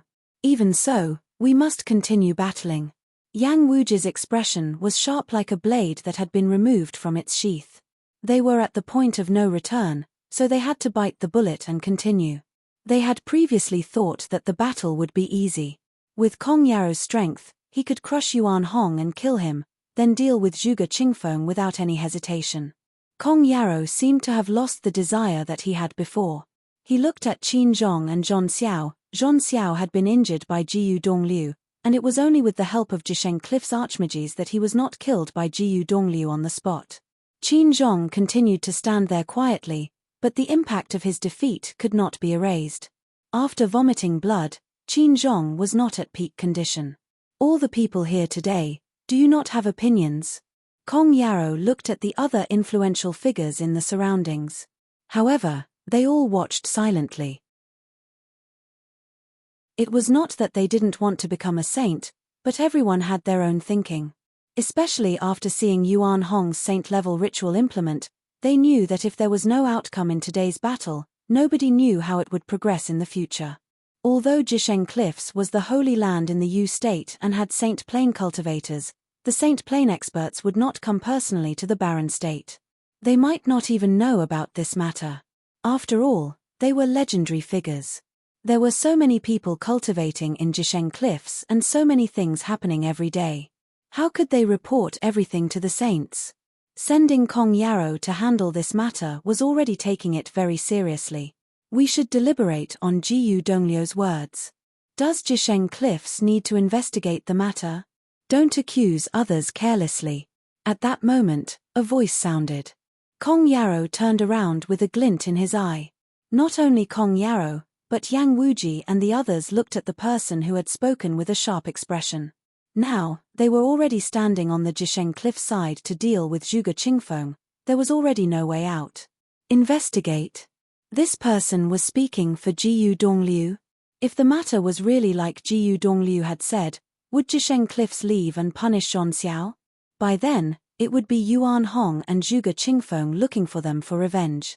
However, the person who had spoken was also an elite figure in the Barren State, the fifth on the Barren Sky ranking, the sovereign family leader, Huang Shi. Nobody expected that he would say such things.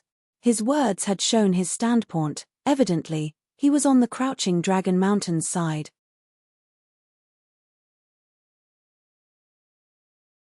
Chapter 698. Countless cold gazes stared at Huang Shi. Countless cold gazes stared at Huang Shi. Yang Wuji said coldly, Huang Shi, are you suspecting the Jisheng Cliffs of intentionally maligning Jiyu Dongliu? He intentionally mentioned the Jisheng Cliffs, hoping that Huang Shi would step down and not interfere with this matter. Otherwise, they would have trouble. Naturally not. I've heard Jiyu Dongliu's words. Mr. Kong did not personally experience the incident but heard it from a younger generation. Since both Jiyu Dongliu and Zhon Xiao have different accounts, as a holy land, Jisheng Cliffs should not completely believe their disciple and came to capture Jiyu Dongliu without investigating. In that case, it looks as though you are bullying him and is not good for the Holy Land's reputation. Huang Shi continued, Jiyu Dongliu is right, it is extremely simple to investigate this matter. We only need Jiyu Dongliu to use his spiritual will and show any of us what happened. Everything will then be clear. If it was really Jiyu Dongliu's doing, I will naturally support Jisheng Cliff's actions and help to take down Jiyu Dongliu. Many people had weird expressions. Although Huang Shi's words seemed to be impartial and there was nothing off about it, he did not explicitly oppose the Jisheng Cliffs. That would be foolish. The origin of the matter was the conflict between Zhon Xiao and Jiyu Dongliu. However, because of their standpoint, nobody wanted to know the truth as it was not important. But for Huang Shi to step out and say these words when the battle had reached a deadlock meant that the situation was different. Although I am longtime rivals with Zhuge Qingfeng, I believe that he is a chivalrous person. If Jiyu Dongliu's character is really that despicable, Zhuge Qingfeng, are you able to bring yourself to exterminate him? Huang Shi looked at Zhuge Qingfeng and asked.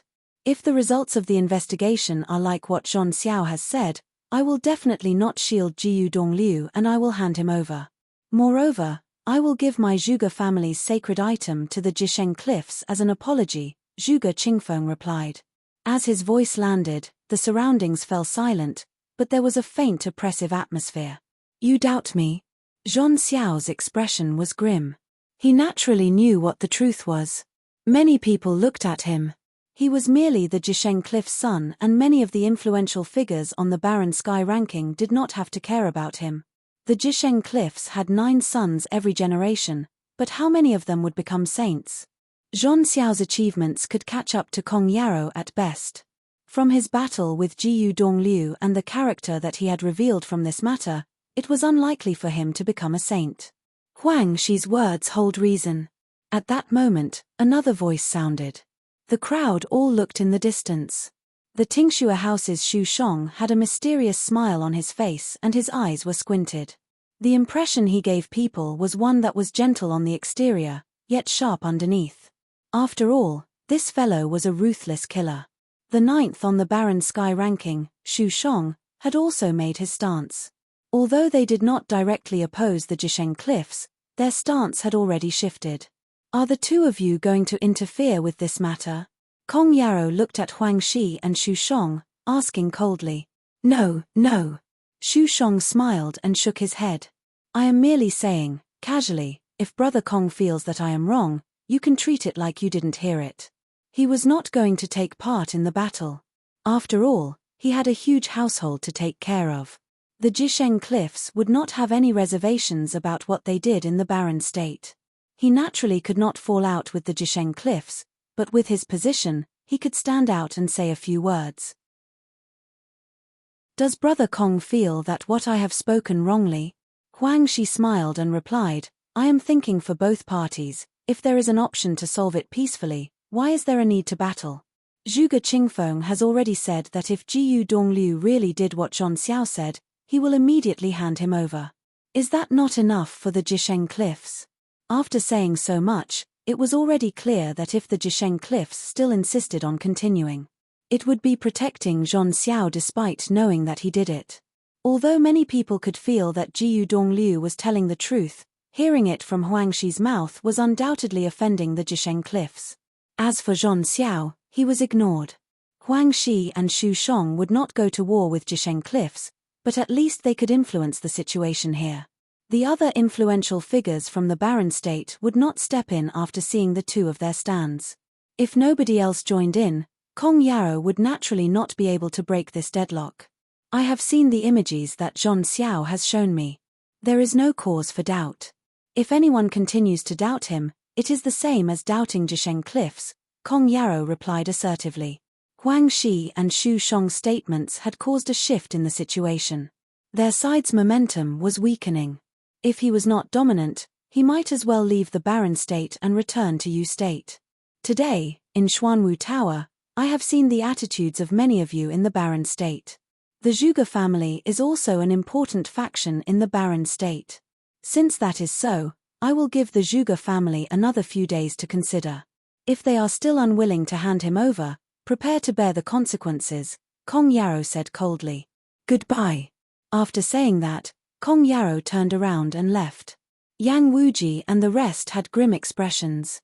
They actually failed today? Withdraw, they commanded, turning around and following Kong Yarrow. Immediately, many figures left together. The people from the Sword Saint Villa, the Emperor family, and many other experts left. Brother Kong, if we do not take down the Zhuge family, we will be in danger, Yang Wuji said with a sullen expression. I know, but all of you have seen what happened today. Are you confident to take them down? Kong Yarrow continued, since the Zhuge family wants to continue struggling, let us all prepare for a battle of an even larger scale. Bring all your family's experts and assault the Crouching Dragon Mountain. This time, the younger generation from Jisheng Cliffs had been present. As such, he had held himself back and not started slaughtering people. Okay. Yang Wuji nodded and replied, however, we cannot leave Xuanwu City now. We need to watch Crouching Dragon Mountain's every move, especially Zhuge Qingfeng and Yuan Hong. I know, Kong Yarrow replied. Yang Wuji was probably afraid that Crouching Dragon Mountain would take drastic measures and deal with him as Yuan Hong did to White Cloud City. In the current situation, Yang Wuji probably wanted to exterminate them at all costs. Qin Zhong, Zhon Xiao, the two of you go to the Holy Ji Palace. There is no need for the two of you to participate in the remaining matters. If the palace can send its experts, it's naturally better for us, Kong Yarrow said. Qin Zhong and Zhon Xiao understood what he meant by that. This time, Kong Yarrow was truly infuriated and was preparing to go to Crouching Dragon Mountain to slaughter them. We will make arrangements too, Yang Wuji and Di Kai said as well. Everything from now on would be settled in one battle. On the other hand, although Zhuge Qingfeng had fought off Kong Yarrow, he did not feel relief. This time, they had taken the initiative to attack because Jiyu Dongliu had decisively stepped out of the Zhuge family. In today's battle, everyone had fought with reservations. They could naturally feel that Kong Yarrow's attitude was getting more dominant. They would have to face even more dangerous battles ahead. I am still unable to leave the family out of this. Zhuge Qingfeng sighed internally as he thought. There were some things that he wanted to avoid but was unable to. Jiyu Dongliu stood there silently. He wanted to face all this alone, but Yi Futian and Zhuge Qingfeng had come, unwilling to throw him aside. He naturally felt touched, but at the same time, he was sullen because he had implicated all of them. Yi Futian walked over to Huang Shi and Xu Shong, saluting and thanking them. "Thank you, elders." "Don't thank me, I didn't do anything," Xu Shong shrugged his shoulders and replied. He had casually said a few words, so it was indeed nothing to him. "Actually, I do not wish that you be embroiled in this turmoil." Huang Shi looked at Yi Futian and said. Jisheng Cliffs were determined to achieve their objective in the barren state and would not step down. Yi Futian's side was on the weaker end. After all, they were up against the Jisheng Cliffs. It was not easy for the barren state to have a Yi Futian. This was a person who defeated the Jisheng Cliffs Qin Zhong, someone who could become a saint in the future. "Neither do I," Yi Futian smiled and replied, but that was his third brother. However unwilling he was, he had to be involved. He was only a noble and unable to do much, but he could not just watch it happen. Zhuge Qingfeng looked at Yi Futian and Huang Shi, overhearing their conversation. He had mixed feelings as Yi Futian had already won the admiration of many of the Barren Sky Rankings influential figures. Huang Shi, Yu Kai, Yuan Hong. Although he was only a noble, he was unknowingly affecting the entire situation in the barren state. If not for the palace's mistake, in a few years' time, when Yi Futian reached the pinnacle of the Sage Plain, he had the qualifications to represent the barren state and become the next owner of the palace. However, the barren state already had Bai Luli before him, and the palace had chosen Bai Luli. News of the battle in Xuanwu City spread throughout every corner of the barren state. The Sword Saint Villa, Emperor family, Nantian House, and other factions had started to collect their experts while Kong Yarrow was still in Xuanwu City. The strife in the barren state had become even more severe. While Qin Zhong and Zhon Xiao had reached the Holy Ji Palace, there was nothing else left for them to do. The experts in the palace evidently knew about the battle in Xuanwu City. Many of them were astonished. Even the Holy Ji Palace's palace lords felt bewildered, especially by one piece of news. Yi Futian had defeated Jisheng Cliffs Qin Zhong as a grade 2 noble. This piece of news stirred doubt in the hearts of the palace's influential figures. Back then, Qin Zhong had basked in glory in the Holy Ji Palace. Shimon Hanjiang could not even withstand a single strike from him, but now, Qin Zhong had been defeated by the expelled disciple of the palace, Yi Futian. Who could understand how they were feeling? In the Sage Palace, Liu Chan stood in front of the palace, looking in the air. Qin Zhong was rumored to have the potential to become a saint. This was said personally by the Jisheng Cliff saint, so it was naturally reliable. However, he had now been defeated by Yi Futian, who was still a grade 2 noble. What about Yi Futian then? He also had the potential to become a saint. The palace originally had 2 people with the potential to become saints, but now Yi Futian had not only been expelled, but he could also be at opposing ends with the palace and even become mortal enemies with Bai Luli. The 2 people with the potential to become saints had emerged from the palace but were like fire and water. Did they regret it? Liu Chan had doubts about his decision. Was he wrong? However, all this was for the palace. Why would he be wrong?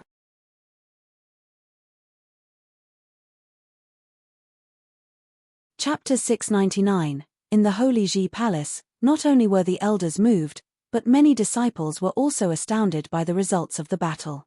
In the Holy Ji Palace, not only were the elders moved, but many disciples were also astounded by the results of the battle. The first on the law rank who had been expelled from the palace was still a legend even when he was no longer in the palace.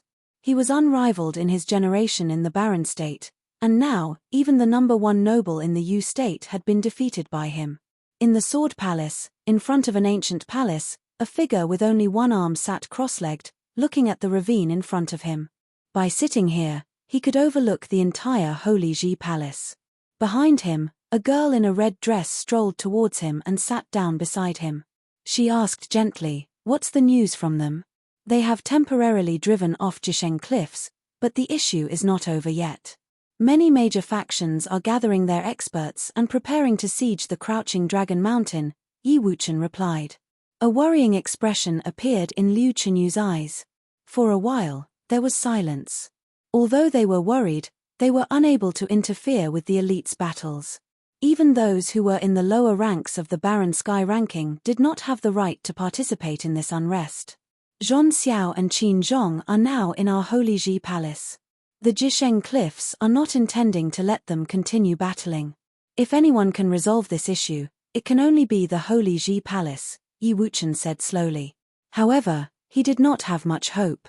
The palace's stand back then in the White Cloud City was already clear enough. It was already a blessing for them to not be dealing with Yi Futian, not to mention help him. However, if the palace didn't step in, who could resolve this turmoil? The Jisheng Cliffs would not leave without Jiyu Dongliu, but Zhuge Qingfeng would not hand him over. Yi Futian would not allow it either, so they would definitely continue fighting. It'll be fine. Liu Chenyu replied softly. She did not know what to do either. Perhaps, she was just comforting herself. Yi Wuchen did not say anything. He also hoped that everything would end. It was not easy for them to reach this stage. The days passed, but the unrest in the Baron State did not end. The Sword Saint Villa, Emperor family, Nantian House, and many other factions experts gathered in Xuanwu City. However, at this time, Yu Kai suddenly gave an order for the Emperor family to return to Alchemy City, claiming that Alchemy City's factions would not participate in the siege of the Zhuge family.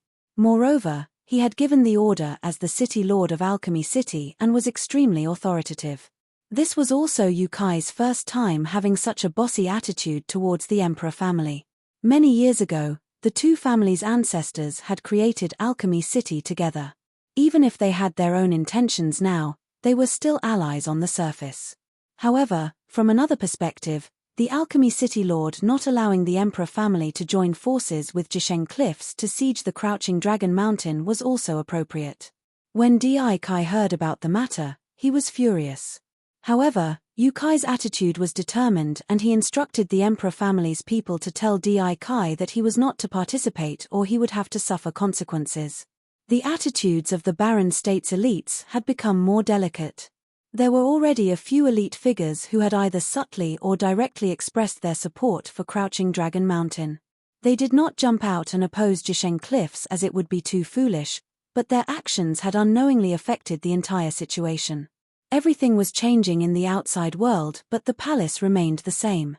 Zhong Xiao had wanted to persuade the palace to participate, but Zhuge Qingfeng was also from the Holy Ji Palace.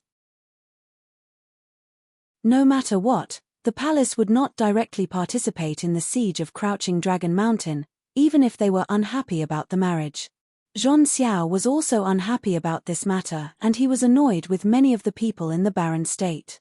Qin Zhong, on the other hand, stayed in the palace to cultivate, ignoring all the conflicts that were going on.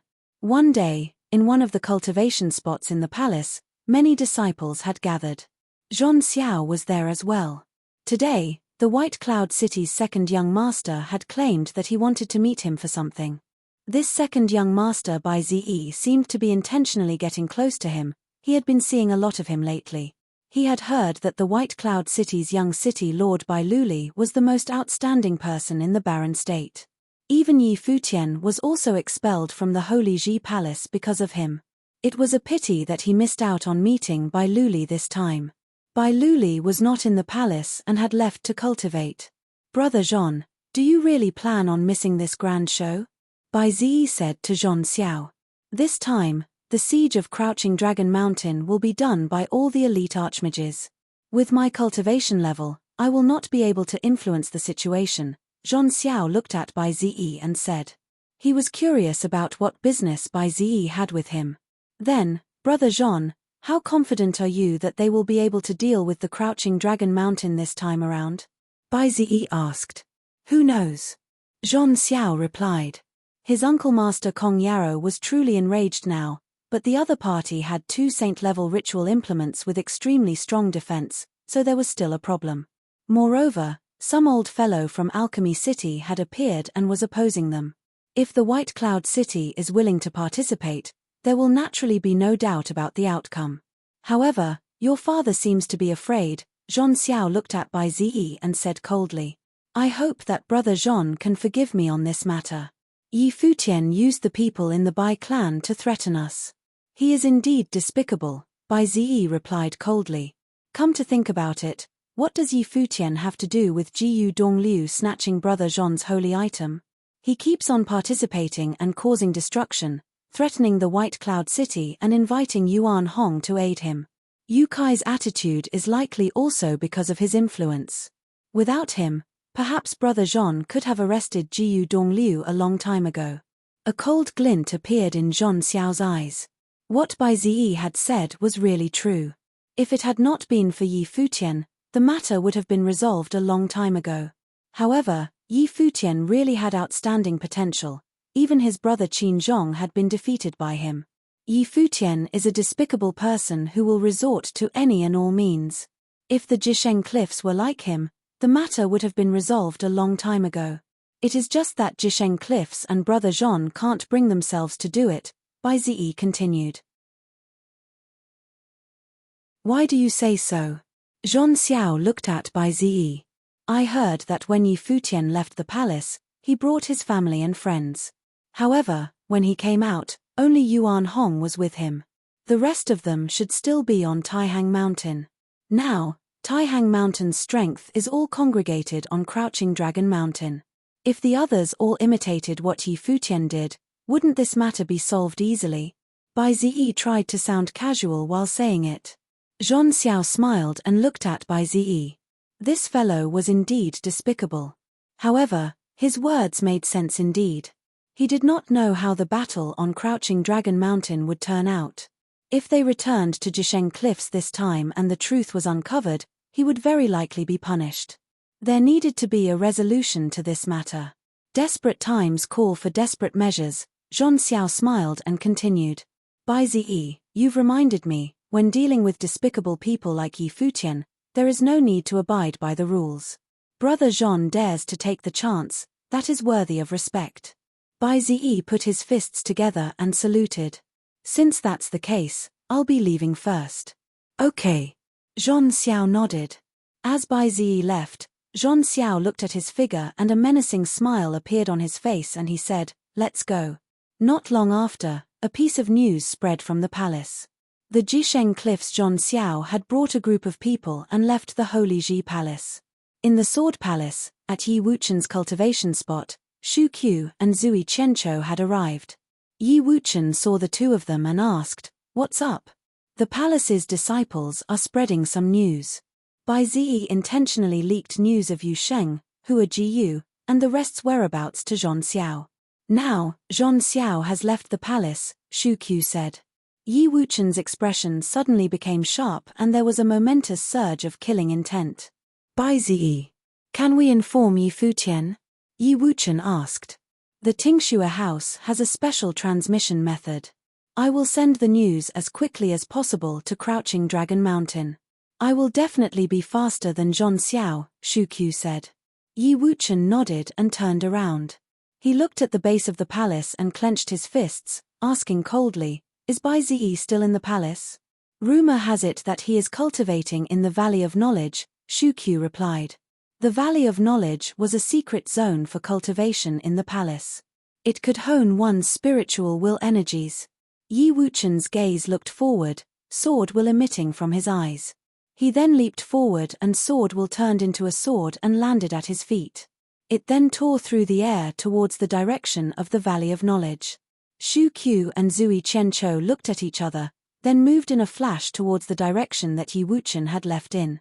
In the Valley of Knowledge, there was an extremely mysterious aura that could affect one's spiritual will. As such, very little people chose to cultivate there and even fewer could reach the depths of the Valley of Knowledge. Presently, Bai Ziyi was cultivating there. However, at that moment, he had a premonition and turned around. He saw a figure riding a sword towards him, landing in the area in front of him. Yi Wuchen. Bai Ziyi saw the person who had come, and a mocking expression appeared on his face. He must have come because of that issue.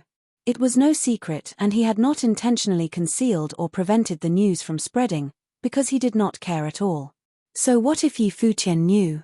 Perhaps, it might be even more interesting that way. Would he stay on Crouching Dragon Mountain or go to Taihang Mountain? Sword will emanated from Yi Wuchen's body with surging killing intent. As he felt the aura, Bai Zedi's mocking aura became even more imminent. He coldly said, Yi Wuchen, it can't be that you want to duel? Although he had been dominated by Yi Futian in the palace, he was not scared of Yi Wuchen. TCH. A horrifying dark sword chi rushed straight towards Bai Zi. In an instant, the sword chi in the air erupted and Yi Wuchen's body moved like a flash of lightning towards Bai Zi. A glint appeared in Bai Zedi's eyes. He had not expected that Yi Wuchen would be so decisive and strike without warning. He fired his eye of devastation and immediately, the area turned grey, a horrifying spiritual will enveloping everything and the sword chi brushing past him. In the grey dimension, he saw Yi Wuchen's sword slash. It was a domineering dark sword, reminiscent of the sword demon's demon sword technique. It could cause a sword's power to increase multiple-fold for a short while. Die! Bai Zi roared and released his life spirit, pushing the power of his eye of devastation to its limit and crushing the sword current. However, Yi Wuchen's sword appeared to rush forward in waves and was never-ending. You're courting death. As Bai Zi saw Yi Wuchen getting closer to him, a giant grey hand appeared in the grey dimension and grabbed Yi Wuchen, attempting to crush his body in an instant. As the giant grey hand swooped towards Yi Wuchen, the killing intent in Bai Zedi's eyes was terrifying. However, at that moment, a silver light burst forth from Yi Wuchen's brow chakra and pierced forward like a silver sword torrent, destroying everything. At that moment, an extremely intriguing feeling appeared in Bai Zedi's head. He found it hard to estimate his distance from the sword, as though everything he saw was an illusion. Boom! An extremely dominant spiritual will storm was used to resist the force. Bai Zedi's pupils turned into horrifying torrents, crushing all the swords that slashed towards him.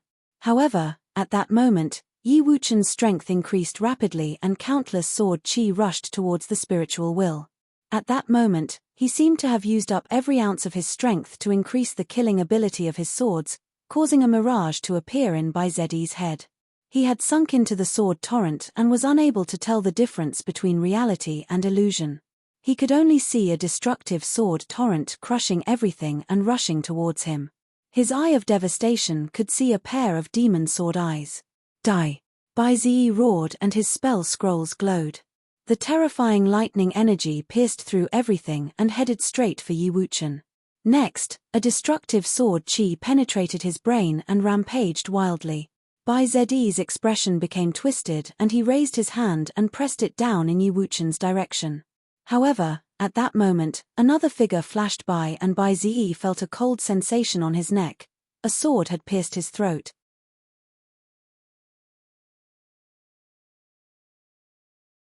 Chapter 700. Yi Wuchen was thrown off and he spewed blood from his mouth. However, his expression remained cold as he looked at the sword at Bai Zedi's throat. Yi Wuchen was thrown off and he spewed blood from his mouth. However, his expression remained cold as he looked at the sword at Bai Zedi's throat. Zui Qianqiu was seen standing right behind Bai Zi. Bai Zi extended his hands while shaking all over, holding his throat where blood kept oozing out. His eyes were wide open and almost popping out as he glared at the figure before him. The bloodshot eyes were filled with vile hatred and frustration. Am I going to die just like this? His body trembled from fear of death. He had never even once thought that Yi Wuchen and the others actually dared kill him within the Holy Ji Palace. Have they gone insane? He was the second son of White Cloud City, a gifted proud son and a student of the Holy Ji Palace. How dare they actually kill me? This is vexing. His eyes went blood red and his aura dropped sharply. There were tears streaking down from his eyes. Fear, hate, regret, and many other emotions overwhelmed him. He had never thought himself to be one who would die at such a young age. His future should have been one filled with glory. He had been proud and arrogant as he blazed his way on the holy road. But everything changed when he met Yi Futian. His life was completely thrown off course since from that very day. He ended up dead in the Holy Ji Palace, by the hands of two people he had despised. He recalled the scene when he first came to face Yi Futian. He ignored Yi Futian right in front of him and intended to rope Hua Jiyu into the Holy Sage Pavilion to train with him. He despised Yi Futian and the feud between them started there. At the moment, everything was about to end. The cold sword rendered his blood cold as well. Shu Qiu glanced behind him and with a flash, he dropped his finger down. Sword aura filled the place there were and struck Bai Zi's body, which was then dissolved into nothing soon after, disappearing alongside his sword flash. "What are you two standing there for?" Shu Qiu said, knowing that they had gotten themselves in big trouble. Zui Qianzhou's eyes turned to Yi Wuchen, who then turned around and said, "Why are you two getting involved in this?" "This is my problem." Zui Qianzhou and Shu Qiu walked up to him. They knew that even if Zui Qianzhou hadn't done what he did, Bai Zi would have died all the same. However, the last move that Bai Zi pulled would have caused Yi Wuchen severe injuries. As such, Zui Qianzhou dealt the fatal blow. "Don't think about it too much. Since we have actually fought, the Holy Ji Palace will definitely look into it, and it looks we won't be able to hide the incident for long. What we need to do right now is get the hell out of here." Zui Qianzhou's voice did not sound like his usual playful, nonchalant self. They had just killed a student of the Holy Sage Pavilion, after all. Worse still, it was the son of the city lord of White Cloud City and Bai Luli's brother. Their violation of the rule forbidding the students of the Holy Ji Palace killing each other was more than enough to convict them. Their predicament was made worse by the fact that the Holy Sage Pavilion treasured Bai Luli, and they would definitely not sit by knowing that his brother was killed. They needed to do something about it one way or another. They found someone standing before them as soon as they walked out of Valley of Knowledge, a figure exuding imposing bearing just standing around. Yi Wuchen and the other two were practically frozen seeing the figure before them. Yi Wuchen then walked up firmly and said to the figure respectfully, "Teacher, I was the one responsible for the matter. It had nothing to do with them." The sword demon glared at the three of them with sharp expression. "These three bastards have actually killed Bai Zi. Are they insane or what? What is this matter are you talking about?" Yi Wuchen was stunned. He went on to stare at the sword demon with a dumbfounded expression. "You all have reached a certain plane in your training and now it is time for you to go out to experience the world," the sword demon said and turned around. "This is farewell." He disappeared as soon as he finished talking. Yi Wuchen bowed to the figure who just left before turning to do the same with Shu Qiu and Zui Qianzhou. Shu Qiu then said, "Just get out of here." The three of them headed for Sword Palace like bolts of lightning, bringing Liu Chunyu with them before leaving the Holy Ji Palace as fast as they could. After a while, someone found Bai Zi's spirit jade scroll broken. That could only have meant one thing: Bai Zi had perished. The people of Holy Sage Pavilion went to inform the assistant palace lord, Liu Chan, at once of the news. The Holy Sage Pavilion was shaken to its core. Bai Zi had perished within the boundaries of the Holy Ji Palace. Nothing so dire had happened within the sacred ground for many, many years. Liu Chan's expression was ashen. Everyone around him busied themselves with one matter or another. Sage Tianxing made it there as well. Bai Zi was a student of the Holy Ji Palace, Bai Gu's son, and Bai Luli's brother. He had very deep ties with the Holy Ji Palace, and he was found dead within the Holy Ji Palace. "Find out who did this as soon as possible," Liu Chan said coldly. "We are investigating the matter," Sage Tianxing responded. The entire Holy Ji Palace was shaken by the incident. Nobody thought Bai Zi would die. Someone came before Sage Tianxing and Liu Chan and reported after some time, Bai Zi had deliberately guided Zhong Xiao to Taihang Mountain and the case was feverishly discussed among the students. Many were in the opinion that Bai Zi's action was despicable. Yu Sheng, Hua Jiyu, and the rest of them were on Taihang Mountain. And?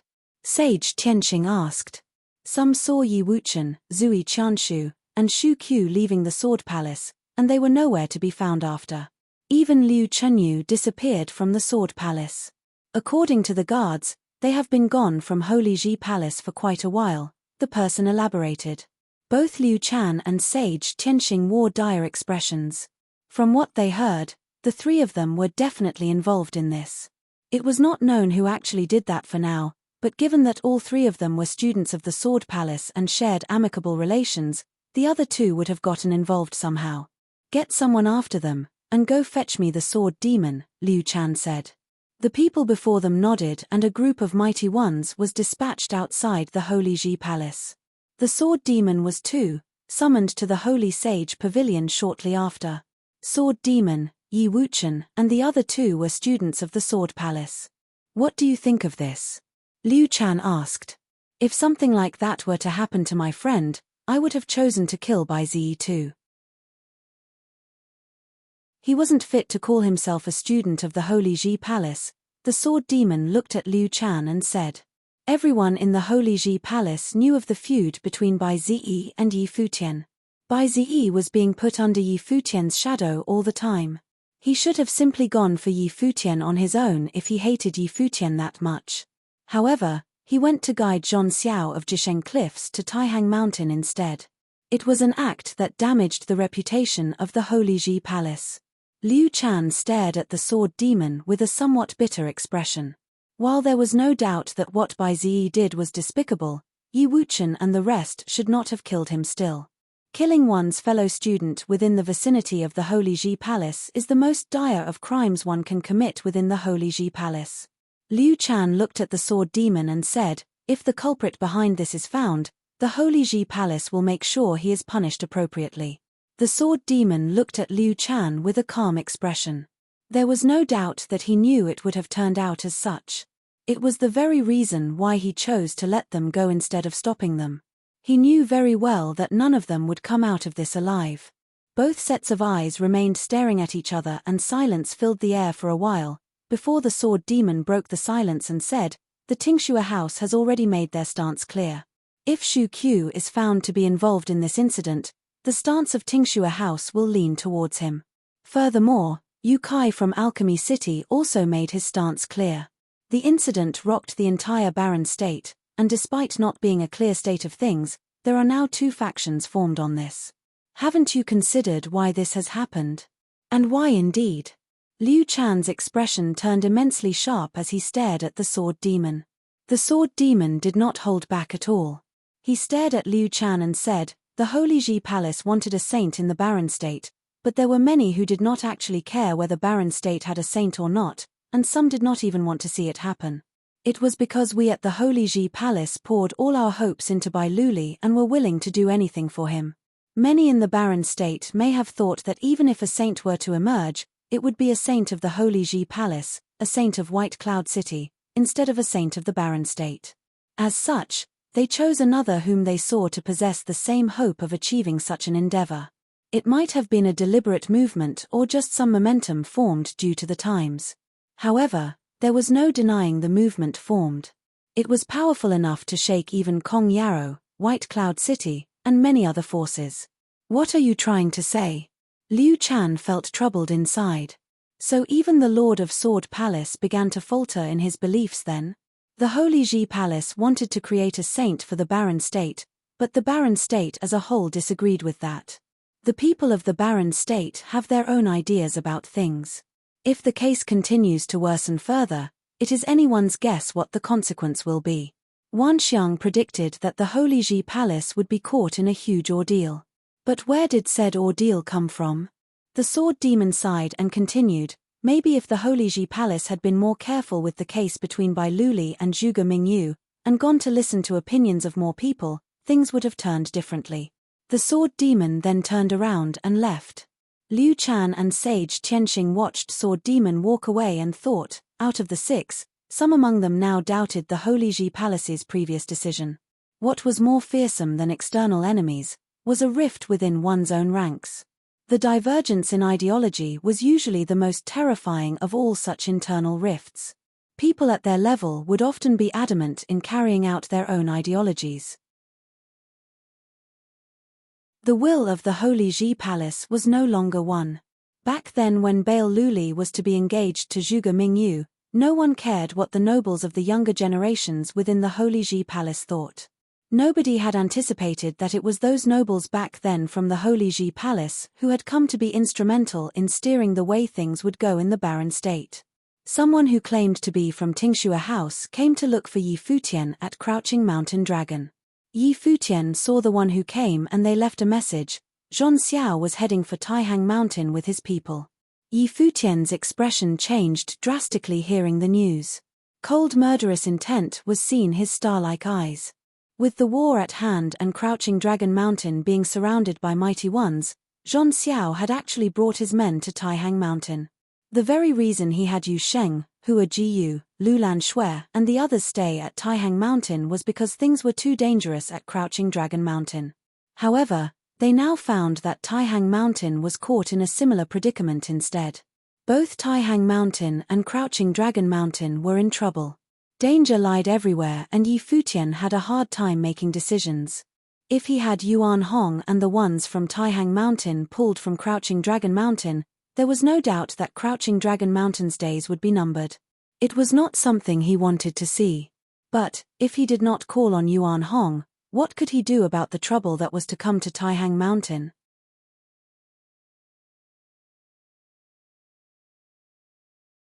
Chapter 701. In the Moon Tower of Crouching Dragon Mountain, Jiyu Dongliu came beside Yi Futian and said, "Little brother, I'll go to Taihang Mountain in your place." In the Moon Tower of Crouching Dragon Mountain, Jiyu Dongliu came beside Yi Futian and said, "Little brother, I'll go to Taihang Mountain in your place." All that started with him. With Zhong Xiao heading to Taihang Mountain, he deemed it compulsory for him to be the one to end it. As he knew Jisheng Cliffs and Zhong Xiao would not simply let things go, there was then a need for him to end things. During the prior battle, he had readied himself to end things once and for all. However, things did not turn out as he wanted it to be. "I'm concerned for Jiyu and the rest over there. I need to go there myself," Yi Futian said. With Jiyu, Yu Sheng, Lulan, Qingxian, and the others at Taihang Mountain, he would not be able to forgive himself should anything happen to any of them. Futian. A figure was seen approaching him. It was Zhuge Qingfeng. Yi Futian looked at him as Zhuge Qingfeng said, "Word from the Holy Ji Palace said that it was Bai Ziyi who urged Zhong Xiao to head for Taihang Mountain. Bai Ziyi was killed in the Holy Ji Palace, and the one who killed him was most probably Yi Wuchen, Zui Chenchou, and Shu Qiu. All three of them have fled the Holy Ji Palace." Bai Ziyi. Yi Futian's expression was cold as ice when he uttered the name. However, his eyes were filled with intense worry when Wuchen and the rest came to mind. It was one trouble following another indeed, and Yi Wuchen was embroiled in this incident because of him. It had never been Yi Futian's intention for things to turn out this way, as he had only wanted for Wuchen to practice his art in peace in the Holy Ji Palace. However, it seemed that there was no way for anyone close to him to stay out of this. "Bring Yuan Hong with you," Zhuge Qingfeng said. "Can't do." Yi Futian refused without hesitation. "I got you into this, uncle.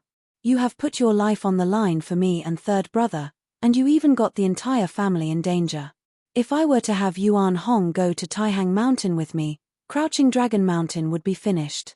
Furthermore, even if Crouching Dragon Mountain got destroyed, the ones from Jisheng Cliffs wouldn't let me walk free still. This is just suicide." Zhuge Qingfeng looked at Yi Futian. Things were in a dire state now and there was no time to wait around. "Uncle, just blaze your way out of the mountain with Grandpa Yuan right now. There's no need to wait for them to come up the mountain and bring the war to your doorstep. Only then would I be able to leave, as they are watching every move on Crouching Mountain Dragon," Yi Futian said. Zhuge Qingfeng's eyes sparkled. "Is he trying to start the war prematurely? I'll get you there." A voice was heard from somewhere. Zhuge Qingfeng, Yi Futian, and the rest present were stunned for a bit, before turning their attention to the figure approaching them. The housemaster of Tingxue House, Shu Shong, who ranked 9th on Baron Sky ranking. Yi Futian looked up at Shu Shong and said, "Well then, thank you in advance." Yi Futian was, of course, feeling anxious and he had also hoped to be able to bring Yuan Hong with him. However, it was not something feasible at all, as it would have brought about the doom of both Crouching Dragon Mountain and Taihang Mountain. Since Shu Shong offered his help, Yi Futian felt it unnecessary to beat around the bush. He had only needed to remember that he owed Shu Shong a favor. "I'm not alone in Barren State, and I can't just go about fighting Jisheng Cliffs head-on," Shu Shong said. There is no need for more words. I understand. Yi Futian nodded. Jisheng Cliffs had saints and Xu Shong had no reason to get himself embroiled in this and make himself an enemy of Jisheng Cliffs. It was not a good thing for Tingxue House to be involved in, and he, of course, had his reservations. Better get moving then, Xu Shong said. Indeed, Yi Futian said. Yuan Hong, let's get going then. Zhuge Qingfeng looked at Yuan Hong and said. Right. Yuan Hong nodded. He felt concerned about Taihang Mountain as well. Let's go. Zhuge Qingfeng and Yuan Hong moved at the same time, going down Crouching Dragon Mountain. Mighty ones gathered in Xuanwu City in hordes not far away from Crouching Dragon Mountain. Many figures from top forces were there and they felt a frightening pressure raining down on them. Zhuge Qingfeng, Yuan Hong, and many mighty ones from both Taihang Mountain and the Zhuge family appeared. Even the sages of the Zhuge family were getting involved in the war now. They knew what things were like right there and then.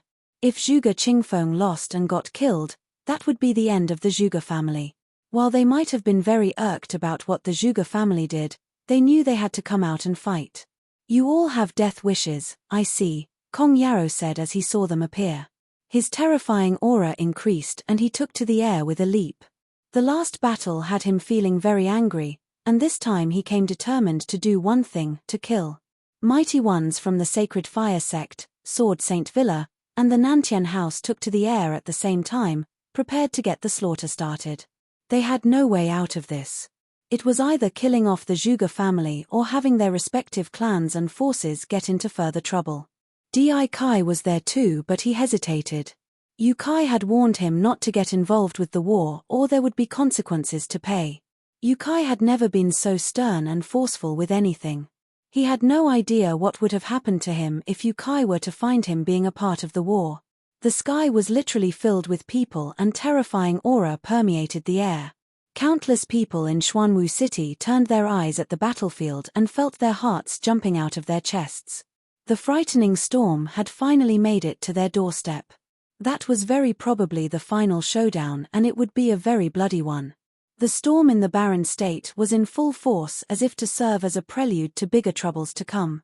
Countless eyes stared at Xuanwu City and hardly anyone was paying any attention to Taihang Mountain. However, at the very same time, there were figures heading to Taihang Mountain in another corner of barren state. The one taking the lead was imposing and he was practically clad in murderous intent. It was none other than Bai Jiyu, the city lord of White Cloud City. He was the first to know that Bai Ziyi died, as he was Bai Zedi's birth father and Bai Ziyi had a spirit jade scroll in his ancestral home. He found it totally unbelievable when he first found his son dead. How could my son die training in the Holy Ji Palace? How is that possible? Who killed him? While his second son was nowhere near as exceptional as his brother, Bai Luli, and himself had little hope for Bai Ziyi to achieve much. But Bai Ziyi was still the son of the city lord of White Cloud City. His son had been killed by someone.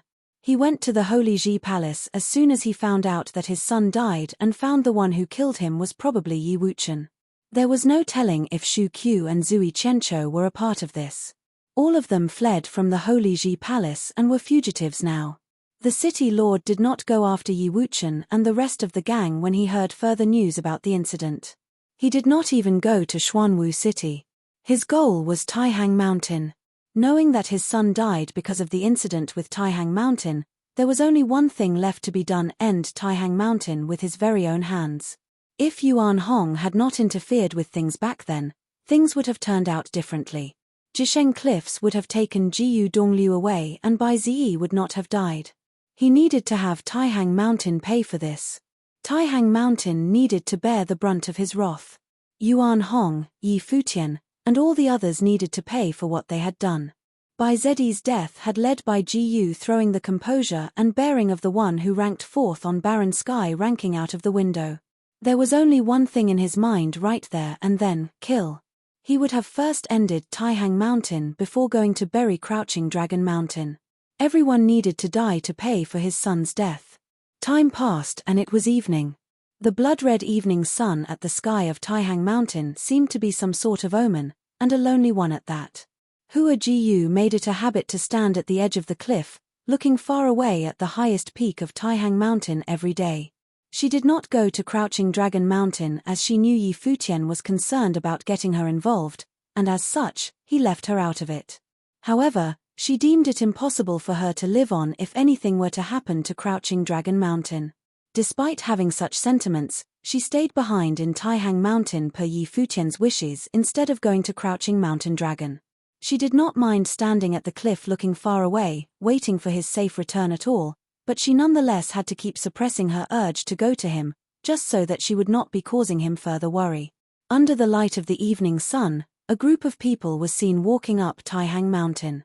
A sparkle of concern was seen in Hua Jiyu's eyes before many golden great apes took to the air and began fighting in the sky. It was apparent that Yi Futian was not among the ones who came. The airborne clash above Taihang Mountain alerted the demonic beasts standing guard. The mountains shook as one golden silhouette after another leaped into the air to join the fray. Yu Sheng and Yi Qingxian came to Hua Jiyu's side. Yu Sheng's cold eyes were looking far off. Zhong Xiao was leading a group of mighty ones coming up the mountain. While the group was not the best Jisheng cliffs had to offer, there were still 2 sages in their ranks. They were originally tasked to protect Zhong Xiao and Qin Zhong, but they were relegated to the expedition to Taihang Mountain at the moment. There were many demonic beasts guarding Taihang Mountain, but the top-notch ones had all gone to fight the battle in Crouching Dragon Mountain. They are nothing but a bunch of animals. Kill them all, Zhong Xiao said coldly as he walked forward. There were 2 killer godlike beings before him, with one of them holding a sword and emanating incredibly terrifying rules of the sword. It seemed to be infused with rules of lightning as well.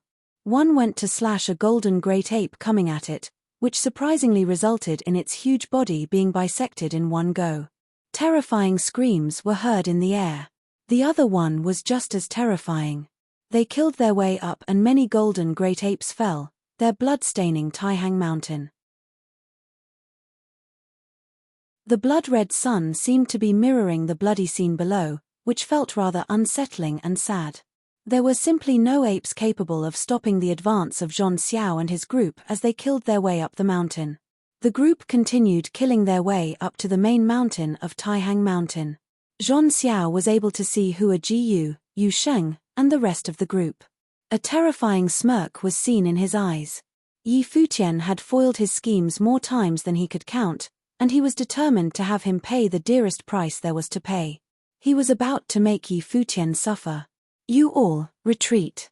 Several golden great apes appeared beside Hua Jiyu, Yu Sheng, and the rest of them. 2 incredibly huge golden great apes rushed in Zhong Xiao's direction to kill him, leaving several others to ensure Yu Sheng and the rest of his group's escape. Sister-in-law, let's go, Yu Sheng said to Hua Jiyu.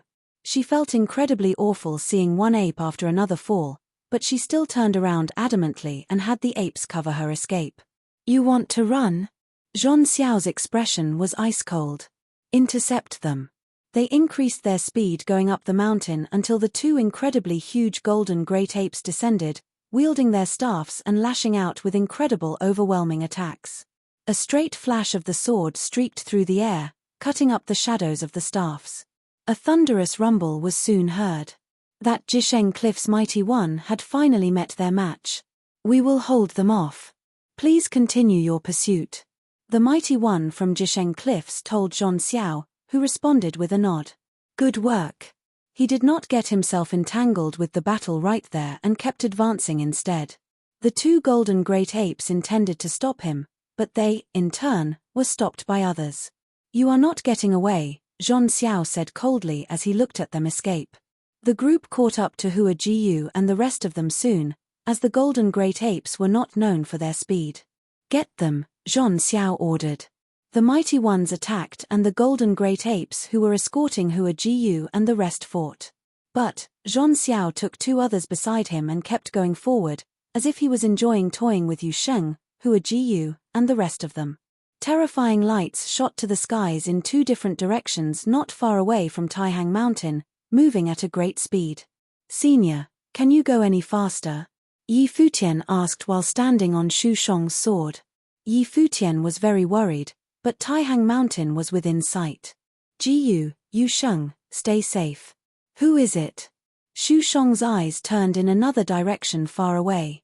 A powerful aura was sensed encroaching the space they were in. Xu Shong unleashed terrifying sword will and cut up the encroaching aura. His expression was cold as he stared far away, and he soon caught sight of the city lord of White Cloud City.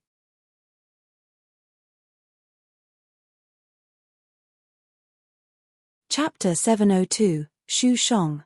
The city lord of White Cloud City's eyes shone with cold light seeing Xu Shong around. According to the Holy Ji Palace, Xu Shong's son, Xu Qiu, was among the ones who fled the Holy Ji Palace. As such, Xu Qiu would have possibly been one of those who assassinated by Zi. Xu Shong. The city lord of White Cloud City's eyes shone with cold light seeing Xu Shong around. According to the Holy Ji Palace, Xu Shong's son, Xu Qiu, was among the ones who fled the Holy Ji Palace. As such, Xu Qiu would have possibly been one of those who assassinated by Zi. Bai Jiyu never expected to find Xu Shong on Taihang Mountain. He determined the day to be the one where he would bury the one who ranked 9th on the Barren Sky ranking. The Eye of Devastation was unleashed and a pair of terrifying eyes appeared in the sky, covering the entire space they were in. A wisp of sword aura warped around the bodies of Yi Futian and everyone there, resounding with metallic noises as it spirited all of them away. Xu Shong took one step forward, and that one step filled the air with a killer aura, permeating every nook and cranny it could find. Bai Gu's eyes turned serious. Despite being ranked 4th on the Barren Sky ranking, he deemed it absolutely unwise to underestimate Xu Shong, who ranked 9th. Of the 4 major swordsmen in the Barren State, Xu Shong ranked first. It was for a very simple reason. That reason was his art of the killing sword. Anyone who dared underestimate Xu Shong would pay the price with their life. Any chance he managed to cling to could turn into a chance of landing the killing blow. At the very instant, Bai Jiyu felt as if he was being put under lockdown by the boundless killing aura in the air. The killing aura spread everywhere, and even the Eye of Devastation had problems controlling and dispelling the aura. He saw flashes of grey mirages as if he was being surrounded by Xu Shong's shadows. Go kill the others, Bai Jiyu ordered the ones he took with him, yet there was hardly anyone who moved. In actuality, the pressure that they were being put under was way higher than the one on Bai Jiyu. The killing aura locked them where they stood as if to say that they would have been torn to shreds and die a horrible death if they dared to move a muscle. Bai Gu's expression went extremely cold at the scene. He never expected the men he brought to be hindered by what Xu Shong was doing. Bai Jiyu took one step forward, sending a frightening grey hand at Xu Shong. Xu Shong flashed about, appearing in yet another corner when one of his mirages was destroyed. His spiritual will was utterly incapable of locking Xu Shong in place. Soon, Bai Jiyu felt as if Xu Shong's body had completely melded with the boundless killing aura around him. He was unable to sense any living aura in the mirages flashing about, giving off the illusion that Xu Shong had simply vanished into thin air. He knew, however, that it was where the truly terrifying part of Xu Shong lied. The swordsman felt as if he was nowhere, yet he was actually everywhere. Xu Shong, housemaster of Tingxue House, was the king of killers in the Barren State. Even those who ranked higher than Xu Shong on the Barren Sky ranking deemed it necessary to give it their all when fighting Xu Shong, or they would have definitely ended up dead. Xu Shong was one such extremely dangerous figure. The fact was, however, other than Bai Luli, who was made one of the top 10 due to his potential for sainthood, all the other 9 were dangerous figures in one way or another. "Beware," the city lord of White Cloud City shouted. He felt as if a black sword current appeared before one of the mighty ones from White Cloud City behind him. The blade was almost formless, making it seem undetectable. Bai Jiyu unleashed terrifying spiritual will powers in an attempt to stop the blade from going his way. However, the sword current was capable of tearing spiritual will defenses apart. That mighty one was seen with a frightened expression on his face, feeling as if death itself was near. Voop! Their throat was pierced from behind. Sword aura was unleashed as blood burst from the wound. They held on to their throat as they fell into boundless fear. Such was the power of the one ranked 9th on the Barren Sky ranking, the power of the King of Killers. Bai Jiyu burst with an even wilder raging aura, filling the air with his murderous intent. Xu Sheng had just killed his men right in front of him, who ranked 4th on the barren sky ranking. In yet another corner, Yi Futian moved forward riding on Xu Sheng's sword, zipping through the air. The sword will dropped exponentially, and he knew Xu Sheng simply was unable to afford to spare any of his spiritual power to control the sword. He needed to focus on the fight with the city lord of White Cloud City. It was anyone's guess how many who ranked on the barren sky ranking were caught in that war. Yi Futian felt rather guilty for it. He earnestly hoped Xu Sheng would emerge fine from that battle. Jiyu Dongliu and Yi Futian kept moving forward. Jiyu Dongliu's eyes turned as sharp as the sharpest sword to be found, seeing the bodies of golden great apes strewn about the mountain. The very reason he had followed Xu Sheng and Yi Futian to the battlefield was so that he could end things once and for all with Zhong Xiao. Yi Futian clenched his fist and found himself shivering slightly. He prayed earnestly that nothing happened to Jiyu, Yu Sheng, and the rest of them. They followed the aura of battles and moved across Taihang Mountain. Somewhere far away from where they were, another appalling battle was taking place. A demonized body stood in the air as demonic might filled the space they were in. The huge armor body was unleashed and the 7-star acupoints were activated. The being was further clad with another layer of armor. There were 3 sage-level figures standing before him, Zhong Xiao and 2 other sages. However, the 2 sages did not have much training. One of them was a lower-level Magi while the other was a mid-level Magi. All the other mighty ones were being held back by the demonic beasts of Taihang Mountain. Although they were only Magi, Yu Sheng simply had no way of stopping them. Blood spouted from Yu Sheng's mouth. Hua Jiyu and Yi Qingxian stood behind him. Yi Qingxian was all tears at the moment. Zhong Xiao gazed at Yu Sheng and looked incredibly disgusted. He had never expected a noble to dare stand before him, and worse still, a noble whose combat capacity was frightening enough to scare him.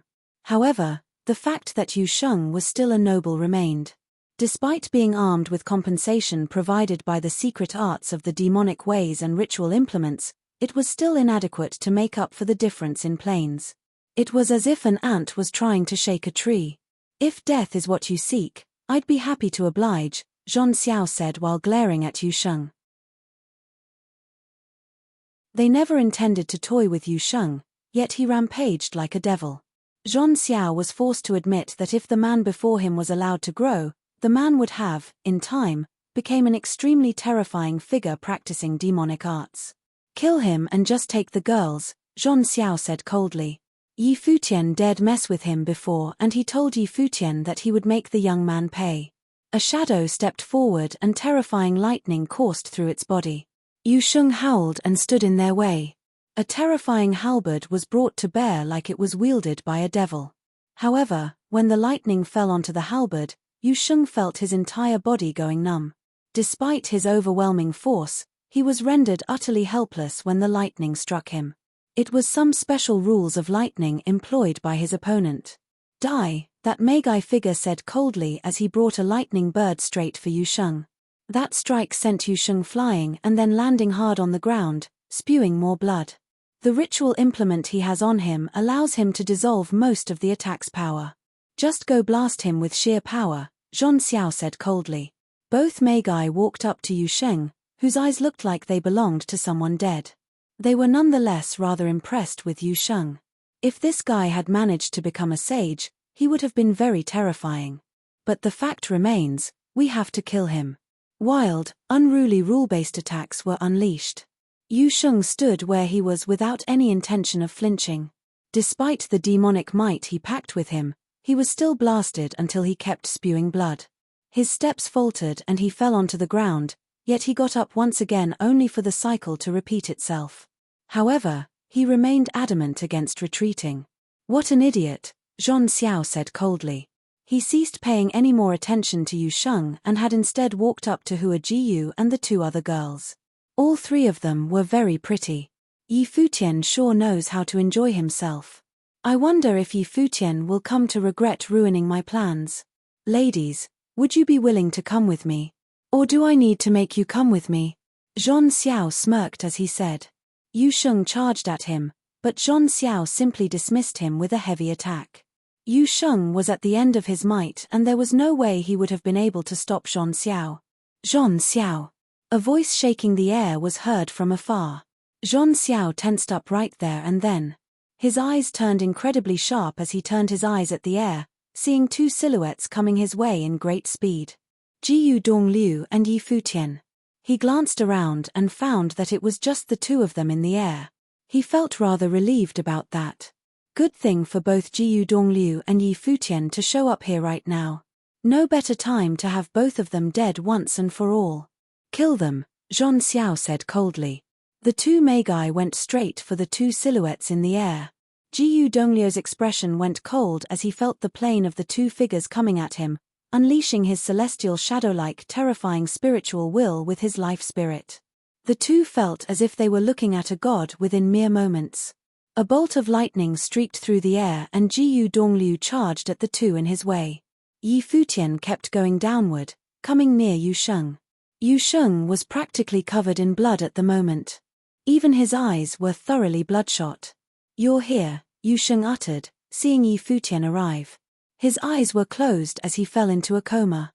All that tension he had been holding throughout his body was all released. He felt relieved at the very moment Yi Futian showed up. Yi Futian carried Yu Sheng's stout body on his back and walked towards Hua Jiyu. Zhong Xiao did not stop him as he looked on in a toying manner. To him, Yi Futian was as good as dead the moment he showed up. His arrival saved Zhong Xiao a lot of trouble. It was convenient for Zhong Xiao in the sense that he was able to kill both of his enemies at the same time. Sorry for being late, Yi Futian walked towards Hua Jiyu and said to her softly. I've been waiting for you, Hua Jiyu said with a smile. Having been through all those hurdles made her considerably calmer than she had once been. Yi Futian was there, and it was all that mattered. Great couple, you two. A chuckle was heard alongside the line. Too bad, this is your last. Yi Futian did not turn around. He said to Yi Qingxian instead. Qingxian, help me look after Yu Sheng. Yeah. Yi Qingxian nodded in tears. Yi Futian turned around and glanced at his third brother in the air. Both of the magi had his third brother surrounded, but they were too held back by him. As such, he was the only one available to take Zhong Xiao on. Zhong Xiao, who was the same level as his third brother, upper-level sage, and a son of Jisheng Cliffs. Zhong Xiao looked at Yi Futian and said, Yi Futian, you are but a noble, yet you overstretched yourself meddling with the affairs of Jisheng Cliffs. With so many dead because of you now, I wonder, do you feel guilty? Do you feel any regret? I only have one thought in mind now, Yi Futian said as he glared at Zhong Xiao, and that is to kill you. Zhong Xiao smirked sarcastically at him. Kill me. Zhong Xiao burst out in sarcastic laughter as he glanced at Hua Jiyu and the rest of them. Zhong Xiao then said, I'm thinking now, after I kill you, should I kill these few pretty girls here as well?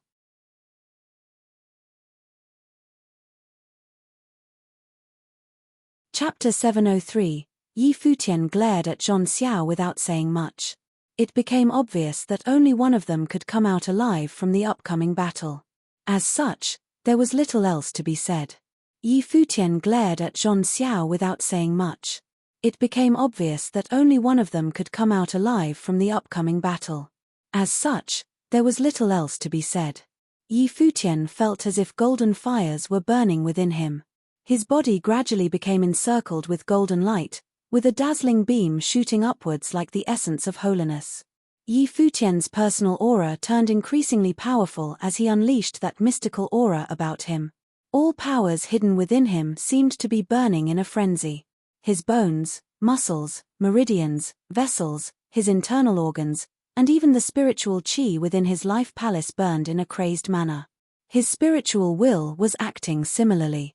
Basking under sacred lights, all powers seemed to be activated at the very same time and refined to the extreme. The aura Yi Futian unleashed was an extremely powerful one since the battle began. Boom, boom. Beams of golden lights pierced through his body. 5 of the 7-star acupoints opened and violent resonance was heard from within. His body seemed to be undergoing changes as the Dojan form appeared. A shadow of a divine ape stood tall in the air, encompassing Yi Futian within. Terrifying power coursed throughout. The smirk on Zhong Xiao's face disappeared altogether as his eyes sparkled with a tinge of unease. What kind of aura is that? The light that Yi Futian was basking in was frightening, making it seem as if he was some kind of king among gods. Despite being only a grade 2 noble, the aura coursing about him was absolutely that of a sage. As soon as he became able to develop matured power of rules, he was hardly any different from a sage. It was progress made in giant leaps. What kind of secret art is this? Zhong Xiao glared at Yi Futian with eyes like blades. He had been taken aback by the overwhelming power Yu Sheng demonstrated with his demonic arts before, yet what Yi Futian pulled right there proved even more dazzling. According to what he personally knew, even in Yu state, it was not to say that such secret arts allowing one to burn one's latent potential and achieve a meteoric rise, enhancing one's power beyond that of one's own plane did not exist, but it was nonetheless extremely rare and the effects would have never been so overbearing and potent. Being capable of even enhancing one's power to one plane beyond one's current plane was already regarded as some insane work of secret arts. When Yi Futian went unleashing his full power right there, he was but a grade 2 noble, yet his aura was enhanced to be that of a sage. How is this even possible? Zhong Xiao was not the only one who was surprised. Even the two Magi whom Jiyu Dongliu was fighting sensed the changes in Yi Futian all the same, and they were completely taken aback. The pressure Jiyu Dongliu put on them was immense. Both of them, one lower-level Magi while the other was a mid-level Magi, were of a higher plane than Jiyu Dongliu. One of them was even 2 planes higher than Jiyu Dongliu. However, both were barely able to hold Jiyu Dongliu back even working together. When that lower-level Magi was caught in a lapse of judgment, their split-second oversight had almost got them severely injured. While they were no top-notch geniuses in Jisheng Cliffs, they were nonetheless cultivators from that sacred ground, as such their talents were by no means weak. Yet this trip of theirs to the barren state had them re-evaluate their knowledge of cultivators in Yu state. The fact that you're a noble doesn't change. You may have enhanced the aura of your plane through the use of secret arts, but it hardly matters to me. There's only one outcome of a bug trying to stop a wheel: death. Zhong Xiao glared at Yi Futian with cold eyes. The aura about his body burst. The ground shook as he took one step forward. A fearsome gravity rules reigned from above, making Yi Futian feel as if he was being suppressed by a mountain. You will experience the true power of a sage, Zhong Xiao said coldly. He lashed out with his hand at Yi Futian, and a large spectral hand went on to grab Yi Futian in the sky, smashing the young man down on the ground, attempting to end the fight right there and then. Yi Futian activated the full potential of his powers. He punched, and every single punch seemed to be imbued with the force of an emperor, allowing his form to exude even greater powers. That shadow of divine ape struck with a palm attack, his comet punches launched falling stars, clashing hard with the palm Zhong Xiao thrown at him. The stars exploded as the opposing palm came at him. But the divine ape had boundless lightning coursing about it, and the palm crumbled bit by bit as it hit its intended target. However, Yi Futian's battle form was completely unscathed. Power of rules. Zhong Xiao glared at Yi Futian's shadow. It became obvious to him that Yi Futian had developed powers of rules.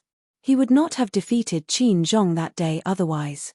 Even though the rules Yi Futian developed were far from mature, they still possessed great power, being boosted by all manner of abilities. Yi Futian was able to sense Zhong Xiao's power level with that one hit. Despite his current enhanced form, it was still difficult to move Zhong Xiao. His spiritual will entered his life palace and found the place burning. The world tree swayed about and Yi Futian felt his senses grew even more powerful as he attacked with Fist of Emperors.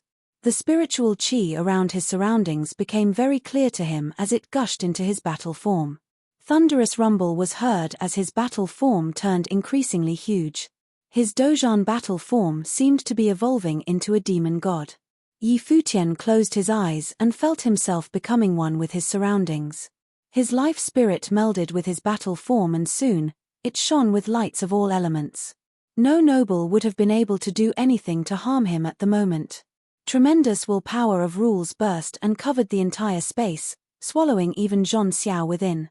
Zhong felt a terrifying pressure on him. It was as if his body was bearing the weight of countless stars. The power of rules actually matured. Zhong Xiao glanced at Yi Futian, whose aura was still growing. Sky freezing. Yi Futian attempted to freeze the space. Zhong Xiao was first dumbfounded but then smirked at him. Noble will can't be used as rules, after all. Doom. Zhong Xiao took to the air with one step on the ground. He extended his hand and slapped at Yi Futian once again. Appalling aura was unleashed and rumble was heard. It was as if mountains had fallen from above, and every one of them seemed to be imbued with freezing rules. Starlight coursed throughout the surface of Yi Futian's body and it seemed to begin to take tangible form. When the mountains fell onto him, the screen of starlight cracked and shattered. However, he was able to tell that the true defenses of rules had taken form. Zhong Xiao glanced at Yi Futian with cold eyes, finding it unbelievable that he was unable to kill a noble right there and then. Even if Yi Futian had begun to develop the use of rules, it was still an insult to Zhong Xiao to be unable to end Yi Futian right away. A shadow of a thunder god seemed to have appeared behind him, holding a thunder blade in its hand and swung at the space before it. Zhong Xiao was not known to be one of the 9 warriors of Jisheng Cliffs for nothing. He relied on more than one type of power of rules to get where he was. Cut him, Zhong Xiao uttered coldly. Countless flashes of the thunder god's blade appeared in the air and slashed downward. The star defenses around Yi Futian were broken right there and then. There was no way he could have defended against attacks using rules of that potency. Yi Futian's senses were unleashed to their limits. His spiritual will melded with the heavens and the earth, controlling the will of the world around him and intending to totally freeze the space they were in. He found himself still unable to do so.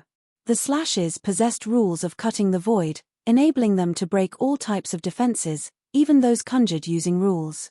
Zhong Xiao took one step forward and dealt a lightning-imbued slash, cutting everything in its path downward.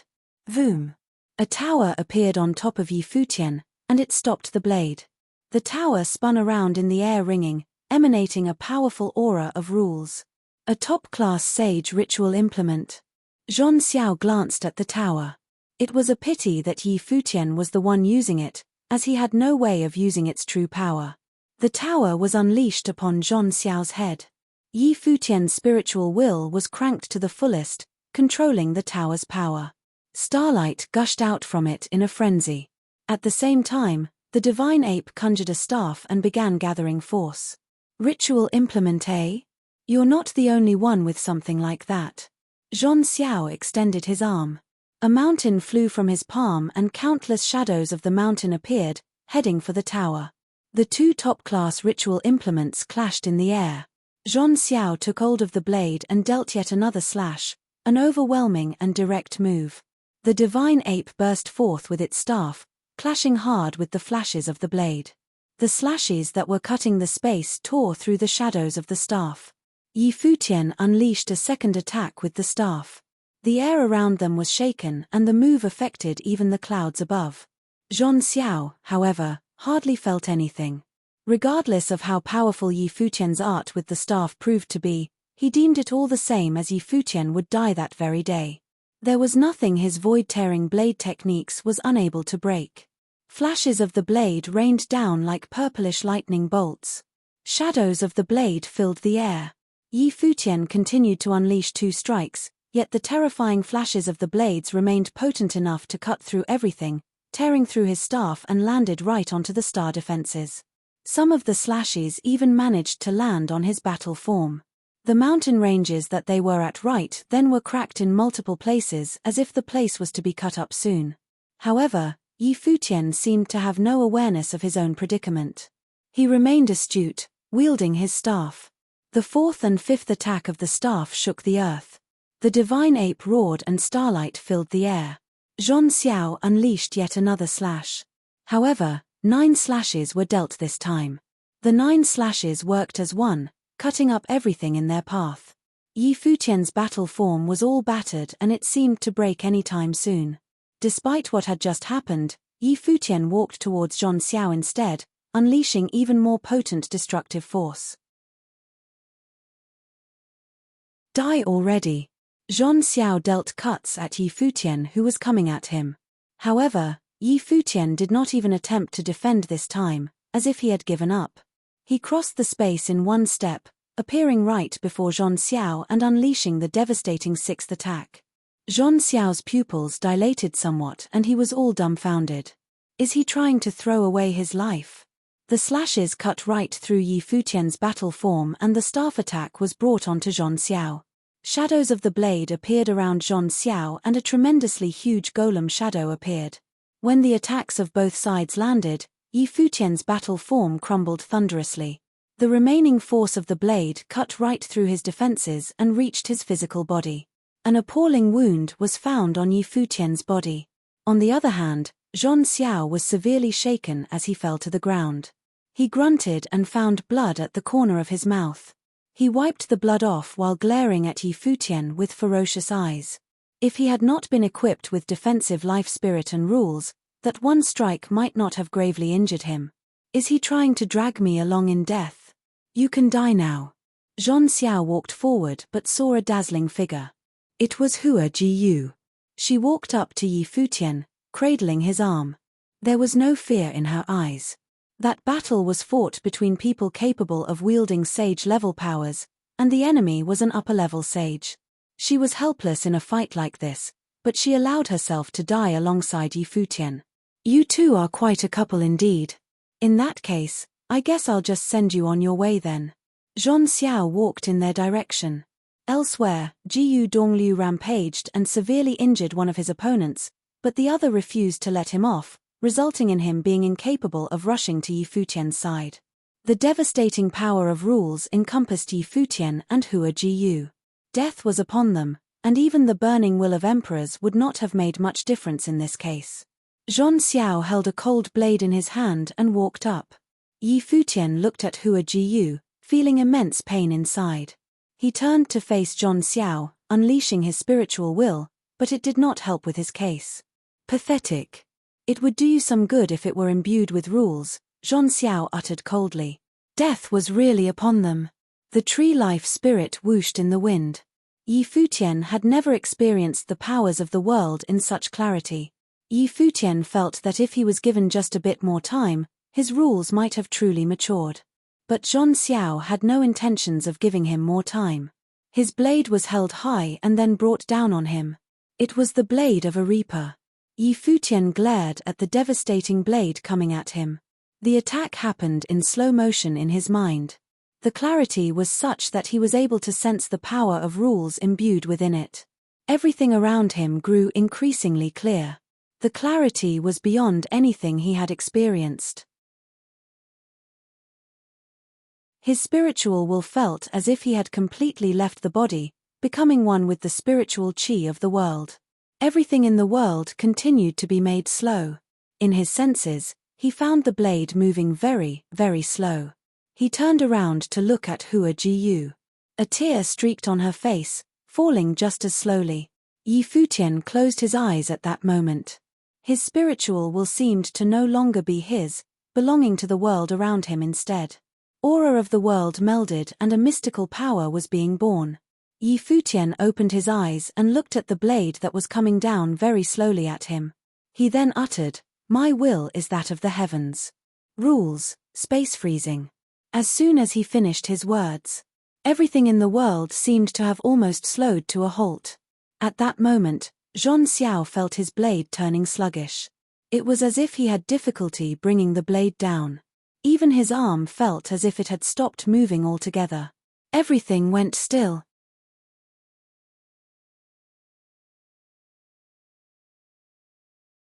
Chapter 704. What's going on?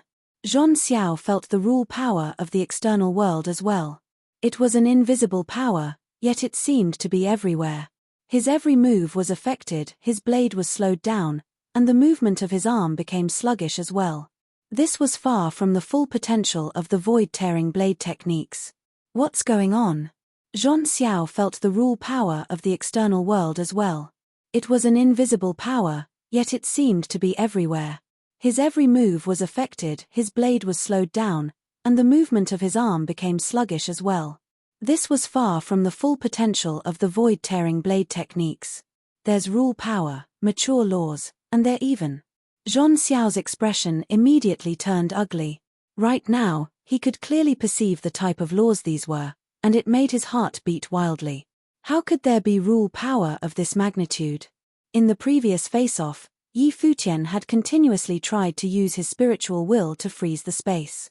However, his power then had been that of a noble. It didn't become a law, and as such had no effect on Zhon Xiao at all. But this time, Yi Futian's power had reached an even higher level and evolved into laws. Furthermore, those laws were to do with spatial rule power, which was terrifyingly powerful. There were many classes of cultivators in this world. But while cultivators embarked on different paths, the ultimate goal of their journey was the same. At the sage plane, one had to realize their own laws, whether they were a spirit elementalist, a full attribute sorcerer, or a martial arts cultivator. And for those who were skilled in different sorts of domains, they applied their own perception to the various elemental energies in order to have them evolve into brand new laws. Amidst the various rule powers attainable by a sage, spatial rule power was definitely one of the higher level ones. Space was a concept, and it was different from the elemental energies of wind, fire, thunder, and lightning. It did not exist in this world in the truest sense of the word. There was wind, fire, water, and earth in this world, visible to the human eye, and the world itself was filled with spiritual chi. But space was a vague, invisible thing. Only at the level of laws would one be able to even come into contact with this sort of power. It was within the current sage and saint ranking of the 9 states that there were individuals of the best caliber who had realized this power. Those who could realize spatial rules were all peerless individuals. Yet today, this sort of power was emanating from the hands of Yi Futian, a noble who had not entered the sage plane. As far as Zhon Xiao could remember, there did not seem to be a precedent for this in the history of the 9 states. Even that one individual whose name was renowned only managed to realize this sort of laws at the sage plane. Someone who had realized this at the noble plane would be destined to be great in the future. There would be no way Zhon Xiao had not heard of them if that was the case. The implication of this was that Yi Futian was possibly setting a new precedent within the history of the 9 states. No wonder younger brother Qin Zhong had tasted defeat at Yi Futian's hands.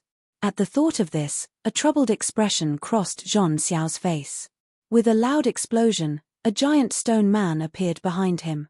With 2 types of laws being activated, Zhon Xiao's power was at a terrifyingly vast capacity. The blade in his hands continued to swing downwards at Yi Futian. It was true that spatial rules were laws of a higher level. But Zhon Xiao was still an upper-level sage, and though he may not be at the level of a magi or an archmagi, there was no way the laws he spent years realizing would be weaker than the ones his opponent had just realized. But Yi Futian did not seem to notice. At this moment, he was completely immersed in his own world. The world as he perceived it seemed to have changed. He could see everything with great clarity, and his spiritual will had completely been detached from his body. It was as if his spiritual will no longer just belonged to himself, but to this world as well. Endless streams of energy coursed through the world, and though they were vague and invisible, they could be controlled and made tangible through spiritual will. Yi Futian knew that these truly were laws. Right now, the strength of Yi Futian's spiritual energy was increasing exponentially as well. As it evolved, it directly broke through to the next plane, which was the Grade 1 Noble Plane. With Emperor Will burning within Yi Futian, the strength of his spiritual will could perhaps only be perceived by Zhon Xiao then. Zhon Xiao hissed, as he sensed that Yi Futian's rule power was growing stronger still. Everything in the space seemed as though they were about to stop moving, and an ominous feeling descended upon Zhon Xiao. Before the battle, he had not anticipated that he would face this sort of situation. It seemed implausible that a Grade 2 noble would be able to pose a threat to someone like him. But right now, Zhon Xiao could acutely feel a real sense of danger. At the Grade 1 noble plane, along with the increase in emperor-like power brought about by a secret technique, Yi Futian's power had already surpassed that of someone who had just newly transcended into the sage plane. Furthermore, with his maturing ability to realize laws, Yi Futian was not too different from an actual sage. If anything, he could be said to even have reached the level of a mid-level sage. At this point, even as an upper-level sage, Zhong Xiao seemed to only be a plane higher than Yi Futian, with not much difference between their power and abilities. Besides, the rule power that Yi Futian had realized was spatial rule power. Yi Futian stood up, his eyes filled with icy murderous intent. The world tree within his life palace rustled, and the world in Yi Futian's life palace seemed to resonate with the external world. It was as if Yi Futian was in complete control of this space. Zhong Xiao's blade was still powerful, and since he was also using rule power, even Yi Futian's realization of spatial rule power was not enough to halt him completely. But even if Yi Futian didn't manage to stop him completely, slowing him down alone was enough. To Yi Futian, Zhong Xiao's blade technique was absolutely clear and played out before his eyes. A step forward and Zhong Xiao's blade came slashing towards him. However, the blade began to move at a sluggish speed. Yi Futian dodged the slashes before sending a fist flying towards Zhong Xiao, the savage force of which landed squarely on Zhong Xiao's arm and sent him plummeting through the sky like a dying star. The blade fell, and Zhong Xiao's expression was incredulous. Frightening gravity laws manifested, exerting great pressure upon Yi Futian before Zhong Xiao swung his left arm towards him. But then, spatial rule power descended upon the space once again, and Zhong Xiao's movements remained slow. Burning with emperor will and emanating an unbeatable power, Yi Futian's fist shot out towards Zhong Xiao's throat, where his defenses were the weakest. Zhong Xiao wanted to avoid the attack, and his body made to avoid the attack as well, but to no avail. The meteor punch, reinforced by starry laws, slammed into Zhong Xiao's throat and tore through it, causing bright red blood spurt out and stain Yi Futian's fist. Zhong Xiao's body shook violently and his eyes bulged. He wanted to make a sound, but his throat had been torn apart and there was no way he would be able to speak anymore. He trembled and an endless fear gripped him as he stared fixedly at the figure before him. He was going to die at the hands of a noble.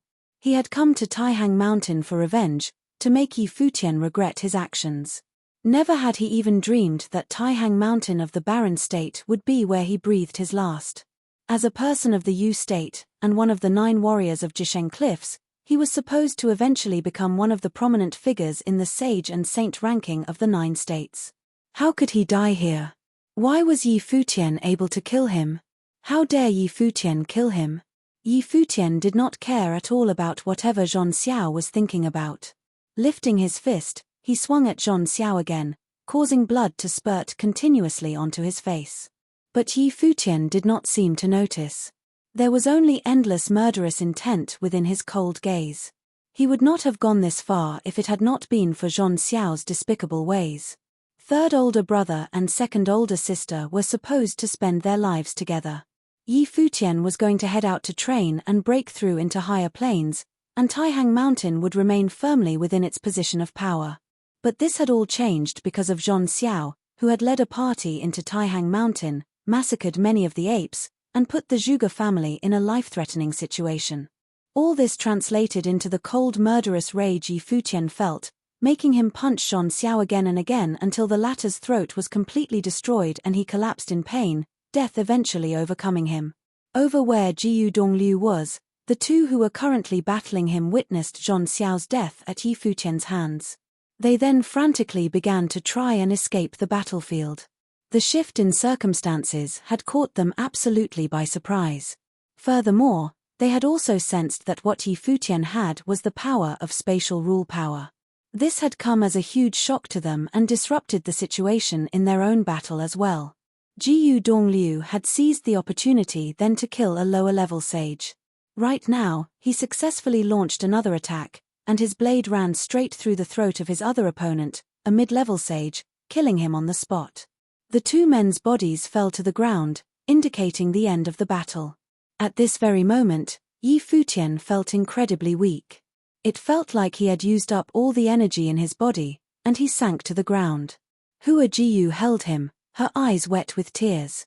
At the back, Yi Qingxian was holding on to Yu Sheng as well, tears rolling down her face silently. It was as if they had already experienced death once. but they had miraculously managed to survive. If Yi Futian hadn't killed Zhong Xiao, the battle on Jiyu Dongliu's end probably would not have been concluded as quickly. Jiyu Dongliu came over to Yi Futian's side, observing Zhong Xiao's corpse with a cool expression. Zhong Xiao was one of the 9 warriors of Jisheng Cliffs. Before this battle, this entire affair had just been a tussle over a treasure. But now that Zhong Xiao had died, the situation was no longer simply a fight to hold on to the treasure. A son of Jisheng Cliffs, the holy grounds of the Yu state, had been killed. And Jiyu Dongliu knew all too well just what the implications of that would be. But Jiyu Dongliu was not too affected by it. Looking at Yi Futian, he commented, "Spatial rule power? Youngest brother, you are going to achieve a miracle in the future." Third older brother, Yi Futian called out weakly, lifting his head to look at Jiyu Dongliu. While he had managed to kill Zhong Xiao, he felt no joy. There was nothing to be joyous about anyway. "Don't think too much about it. Just sleep, and have a good rest," Jiyu Dongliu said gently. A huge surge of spiritual will emanated from him and rushed into Yi Futian's mind. Third older brother, Yi Futian called out again, feeling the immense heaviness of the spiritual will. He then saw Jiyu Dongliu lift his hand and strike straight at his neck. At this, Yi Futian, who was incredibly exhausted, was struck unconscious and collapsed into Hua Jiyu's embrace. Hua Jiyu lifted her head to look at Jiyu Dongliu, who said to her, "Take him away to anywhere that's not here, and don't let him come back." Hua Jiyu stared at Jiyu Dongliu, before glancing at Yi Futian. She then nodded and replied, "Third older brother, please take care of yourself." As she spoke, she held onto Yi Futian's body and turned to Yi Qingxian. "Qingxian, let's go." With Lulan Shui and Yi Qingxian, who was holding on to Yu Sheng, the party disappeared into the distance in a flash. At the sight of the sun setting, red as blood, Hua Jiyu could no longer hold back her tears, and she wept. "Second older sister, I'm so sorry." Of course, she understood why Jiyu Dongliu had sent her away. She knew what his intentions were as well. But she followed his instructions still. If it had been just her, she would not have left. But now Yi Futian was involved. She would forsake everyone around her if it meant Yi Futian could live well. Jiyu Dongliu turned to look at the blood-red sky. This had all happened because of him, and he had come to Taihang Mountain for the exact purpose of killing Zhong Xiao. What difference did it make whether it was him or Yi Futian who had killed Zhong Xiao?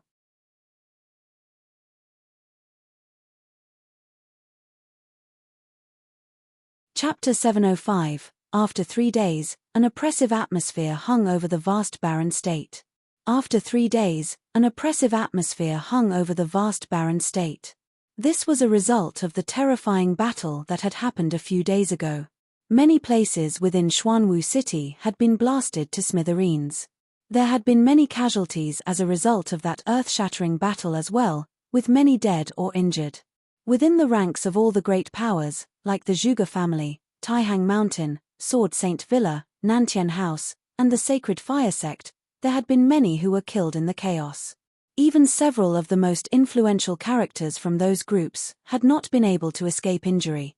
But in the end, Zhuge Qingfeng and Yuan Hong had still managed to hold off several incredibly powerful opponents. The insane fight had caused the Sacred Fire Sect and Nantian House to retreat. And after the two opposing sides sustained some damage, they had also decided to pull back for now. This epic battle that would be the talk of an era was named the Battle of Xuanwu City. It would go down in the history of the barren state and be remembered for having an impact on future developments in the state. Other than Xuanwu City, a fierce battle had broken out over at Taihang Mountain as well. The city lord of White Cloud City was engaged in a showdown with Xu Shong, the top swordsman in the barren state who was dubbed the Slaughtering Sword. Many of the influential characters on the side of the city lord had been killed in that battle, which had ended with Xu Q sustaining serious injuries and the city lord getting stabbed once. That wild attack made the city lord decide to halt the battle. Though the city lord was definitely superior to Xu Shong in terms of ability, he did not want to engage in a life-and-death struggle fighting him. Xu Shong, the #1 killer in the barren state, was too dangerous. With his injuries, The city lord was not 100% confident of leaving this battle unscathed. It was said that Xu Shong had shut himself away in Tingxue House after that battle. No one knew the extent of his injuries, but one could guess at the severity of it. Even so, Xu Shong had still managed to force the city lord of White Cloud City to retreat. The city lord of White Cloud City probably knows better than anyone how dangerous the #1 killer of the Barren State really is, many people thought to themselves. Other than the battle between those two, many of the Jisheng Cliffs cultivators that Zhon Xiao had taken to Taihang Mountain had met their demise there. Similarly, many demon apes had also been killed, and their blood stained the ground of the mountain. However, the most shocking news that had arisen out of the battle at Taihang Mountain was that Zhon Xiao, who had come to the Barren State to take Jiyu Dongliu away, had been killed there.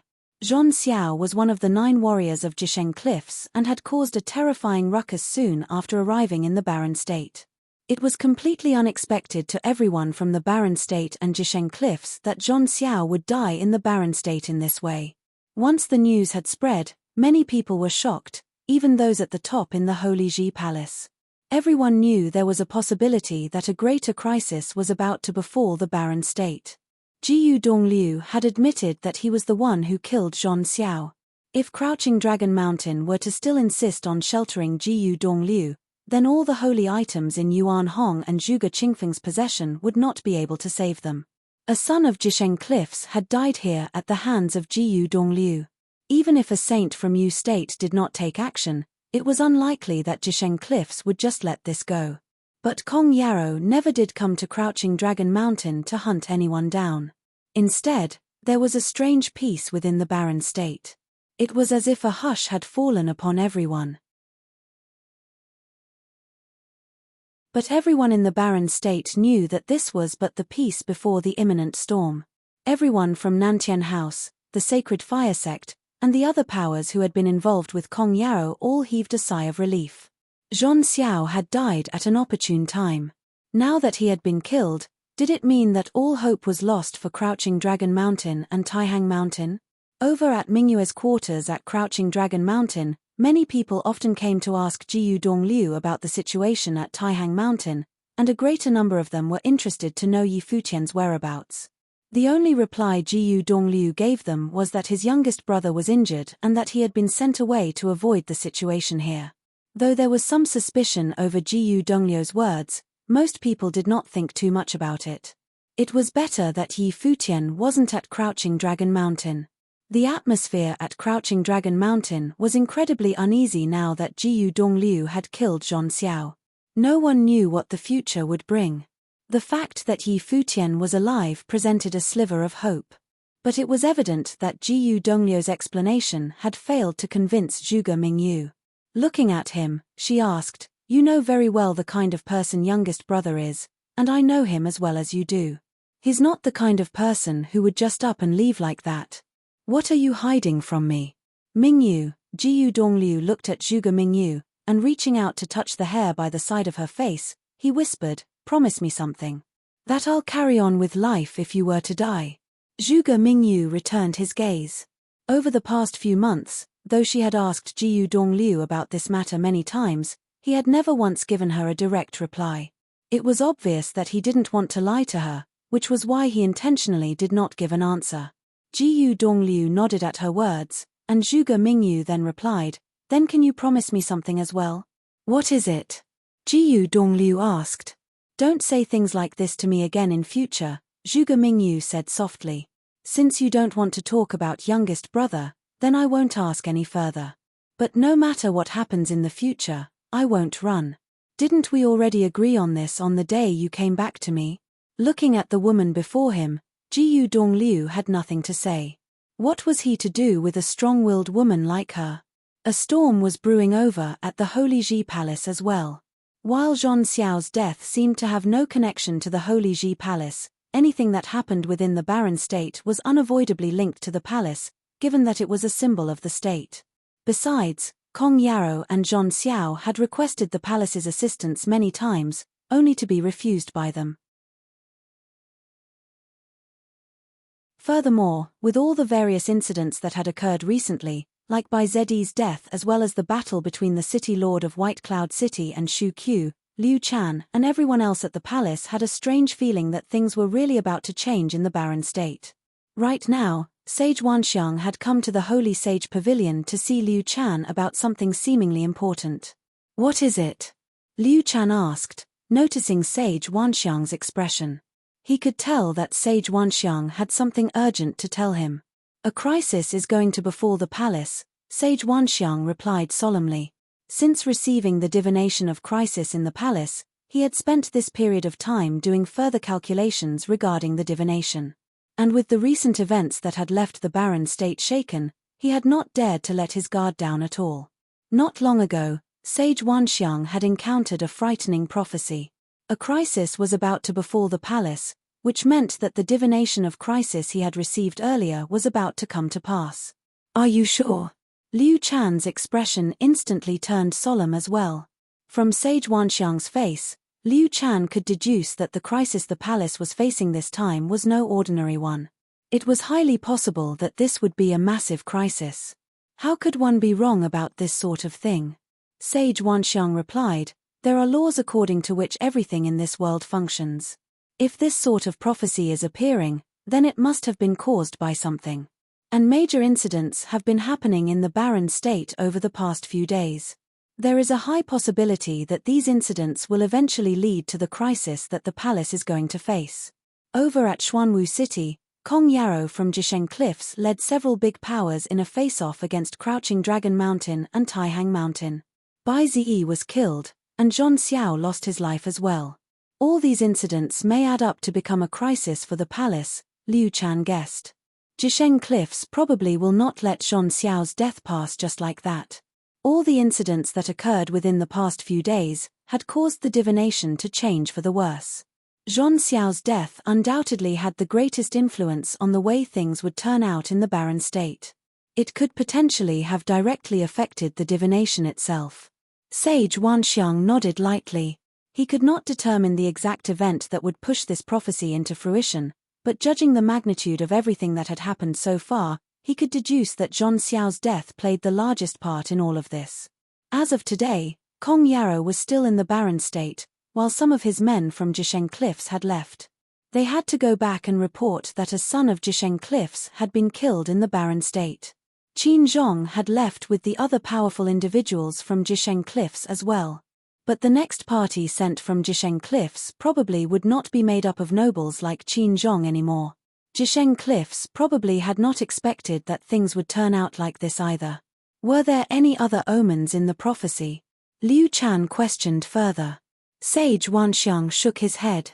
Since the prophecy was one that foretold crisis, something disastrous was definitely going to happen. No one knew how things would turn out in the future, and it was not possible for Sage Wanxiang to make any predictions about it either. It was unclear whether the Holy Ji Palace would make a breakthrough in this upcoming crisis, or be overwhelmed beyond rescue. "Summon the heads of the 6 palaces," Liu Chan ordered. "Everyone has a right to know about this, and we need to discuss what the palace should do when this crisis finally arises." Sage Wanxiang nodded in response to Liu Chan's words. Indeed, they had to start preparations for the upcoming crisis now. However, at this very moment, Liu Chan suddenly lifted his head to gaze into the distance before sighing internally. Those who were expected to return to the palace had finally come back, though he was hoping that they wouldn't. A man with an incredible aura walked towards them from afar. In a flash, he had landed directly before them. There weren't many people who could behave so impudently in the Holy Sage Pavilion of the Holy Ji Palace, but Liu Chan did not scold him. Instead, he remained silent, as though this was something absolutely normal to witness. This man who had just returned to the palace was Bai Luli. Bai Ziyi, his younger brother, had been killed not long ago. "Teacher, have they been captured?" Bai Luli asked. He could never have expected that his final parting from his brother would be when he had left to train after the incident at Crouching Dragon Mountain. His younger brother had been killed in the Holy Ji Palace afterward. Though Bai Ziyi really had been a little too arrogant for his own good and had many flaws that even Bai Luli had criticized, he was still his younger brother, and blood was thicker than water. Now that Bai Ziyi had been killed, the pain that Bai Luli felt was understandable. Bai Ziyi had been in the wrong for what he did, and he did deserve to be punished, but did it really warrant him being killed? Liu Chan shook his head gently. Shu Qiu was also on the run now. Liu Chan knew of the influence Tingxue House had.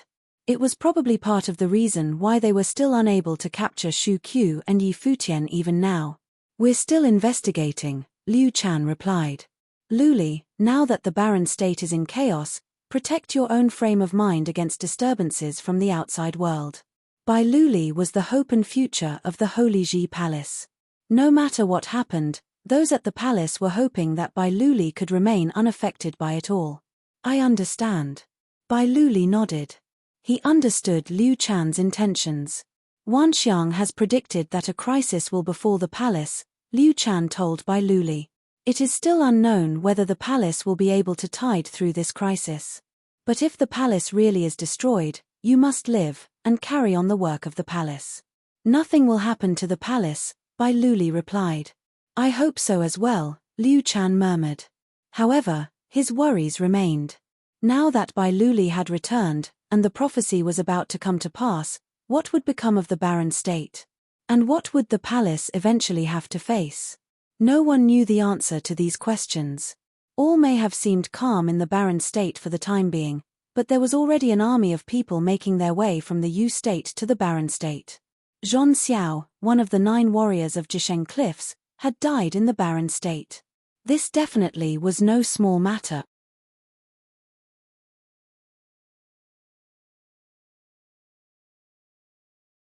Chapter 706. Undercurrents of activity ran beneath the peaceful veneer of the barren state. The various powers in the state were all busy making preparations, especially those who would be directly involved in the storm to come. Undercurrents of activity ran beneath the peaceful veneer of the barren state. The various powers in the state were all busy making preparations, especially those who would be directly involved in the storm to come. At this point, they stood at the precipice of a major development. It was a matter of life and death, and the outcome could very possibly be determined by the period of time to come. The people of the barren state could also sense that this unrest would definitely lead to great changes in their state. It was within this period of calm that a party of dozens of people arrived at the Holy Ji Palace in the barren state. They were all from Jisheng Cliffs, and they were all strong. Just as the palace had predicted, Qin Zhong did not return to the barren state again. A son had perished in the barren state, and Qin Zhong had suffered a defeat as well. This definitely was anything but good news to Jisheng Cliffs. With the arrival of the party from Jisheng Cliffs, the Holy Ji Palace naturally had to step up and welcome their guests properly. Liu Chan personally came to greet the party, which included Kong Yarrow as well. It could be seen that Kong Yarrow was one of the leading figures within Jisheng Cliffs. After all, other than the saints, there was no other person who was stronger than Kong Yarrow, who was 9th in the sage ranking. But here at the barren state, Kong Yarrow was held at bay by the holy ritual implements. Liu Chan, since you're here, I'll get straight to the point, Kong Yarrow declared. Go ahead, Liu Chan replied. The Holy Ji Palace of the barren state is a place to pass down divine teachings, just like Jisheng Cliffs of the Yu state, Kong Yarrow began. As regions designated as places that fall under the orthodoxy of Emperor Xia, the barren state and the Yu state are connected to each other as well. With regard to the matter at hand, I had previously requested that the Holy Ji Palace step in and resolve the issue. Jisheng Cliffs did not get involved, but since the palace avoided the matter as well, I stepped in personally. But now that a son of Jisheng Cliffs has perished in the barren state and the various powers of the barren state are now at war with Jisheng Cliffs, the head saint is very displeased. Liu Chan sighed internally. Zhong Xiao was one of the 9 warriors of Jisheng Cliffs, which meant that he had been chosen to be in the running alongside 8 other disciples to compete for sainthood one day. Even if Zhong Xiao's death was not enough to elicit a reaction from the saint, he would, at the very least, be aware of what had happened. Liu Chan did not say anything in response but waited for Kong Yarrow to continue speaking. The head saint has personally declared that since this has all occurred in the barren state, given that the palace is the true site of Emperor Xia's orthodoxy in the barren state, he hopes that the palace can take care of this matter properly, Kong Yarrow continued, his expression cold. If the palace does not handle this matter satisfactorily, then Jisheng Cliffs will step in. The head saint will also report this matter to Emperor Xia such that the Holy Ji Palace's special status will be revoked and replaced by powers in the other 8 states. Then there will no longer be any reason left for the Holy Ji Palace to exist. Liu Chan's heart thumped wildly at Kong Yaro's words as he recalled Sage Wanxiang's predictions. Could this be the crisis that was about to befall the palace? Kong Yarrow had said the exact thing that had been worrying Liu Chan the most. The barren state had not seen a saint amidst its ranks for many years, and the Holy Ji Palace was indeed at constant risk of being replaced. Perhaps Emperor Xia usually didn't have the time to personally look into matters regarding the Holy Ji Palace. After all, the palace was in no way important enough to warrant such interest from the emperor. However, should a saint report to Emperor Xia about the palace, it was highly possible that an order from the emperor would be enough to turn the palace into history. Liu Chan himself was very clear about the sort of situation the palace was facing right now. He knew that the sole reason why the palace had not been bothered despite not having a saint was that it was still recognized by Emperor Xia as a site to pass down divine teachings. If not, there would be no way that Kong Yarrow and the rest from Jisheng Cliffs would be talking about the palace being connected to them in any way. How should we take care of this matter then? Liu Chan asked. What would Jisheng Cliffs demand from the Holy Ji Palace in response to Zhong Xiao's death? Some changes have to be made to the structure here in the barren state, Kong Yarrow replied. Also, the head saint wants 2 people alive in particular. Who? Came the question. Jiyu Dongliu and Yi Futian, Kong Yarrow answered. This was not his own opinion, but an order that had come from Jisheng Cliffs. Kong Yarrow guessed that the reason lay in Zhong Xiao and Qin Zhong's defeat. Liu Chan's eyes flashed at Kong Yarrow's words.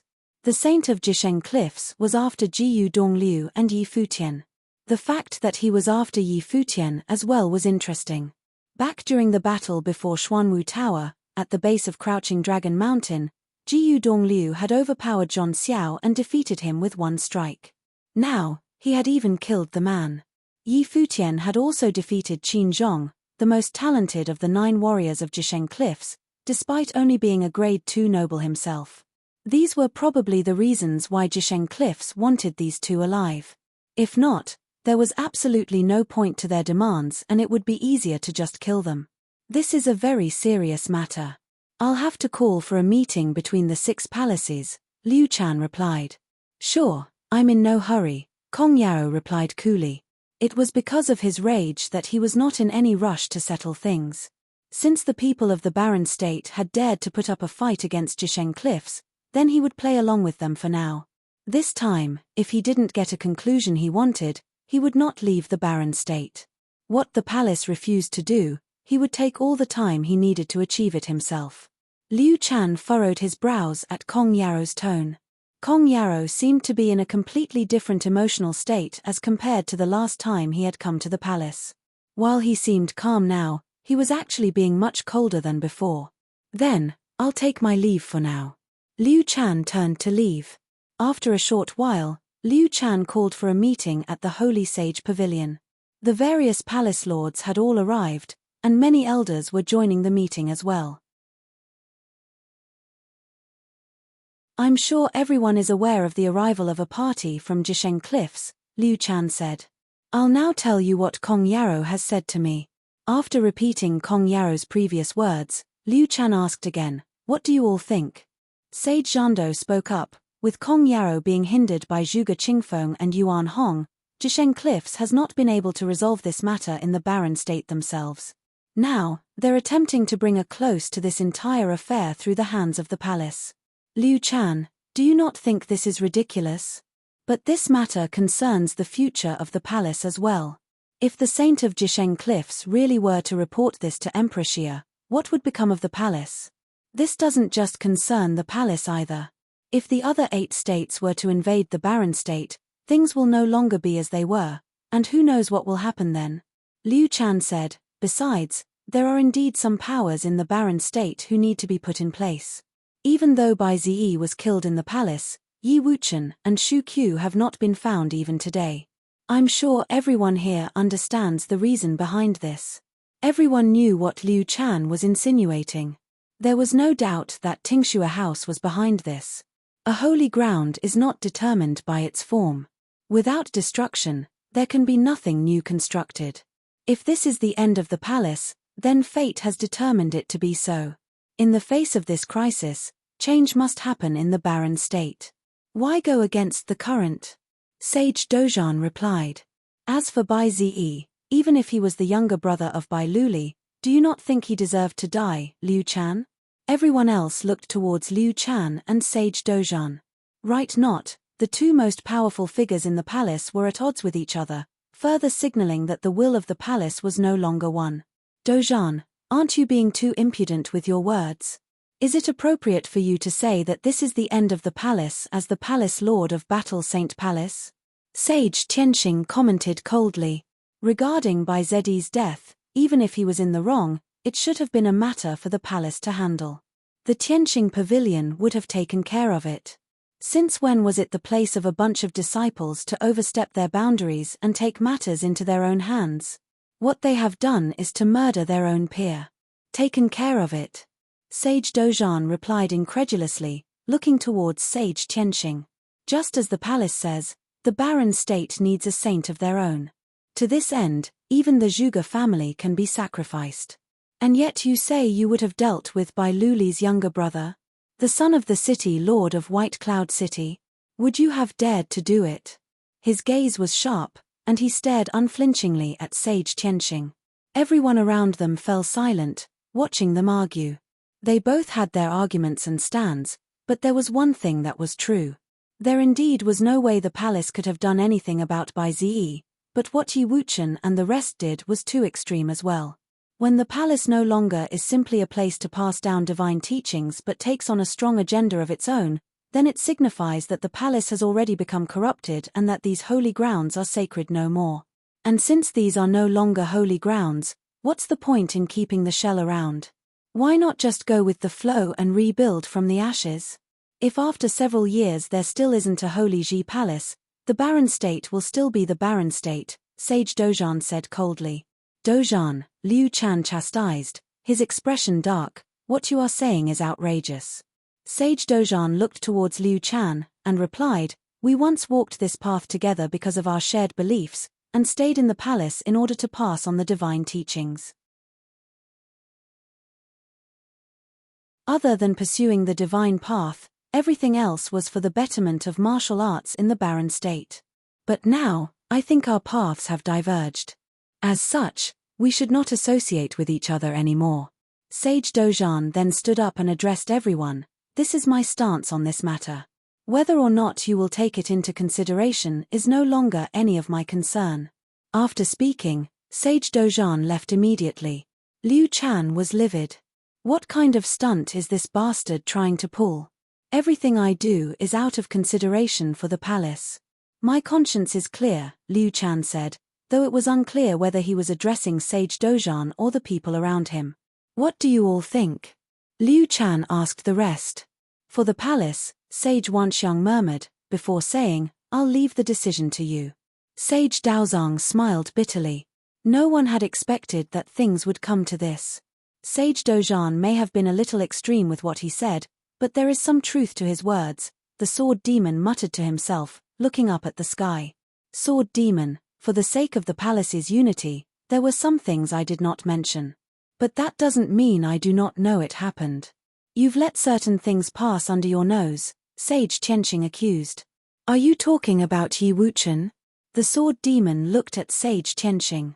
I let him go because I too thought that it was right that Bai Ziyi was killed.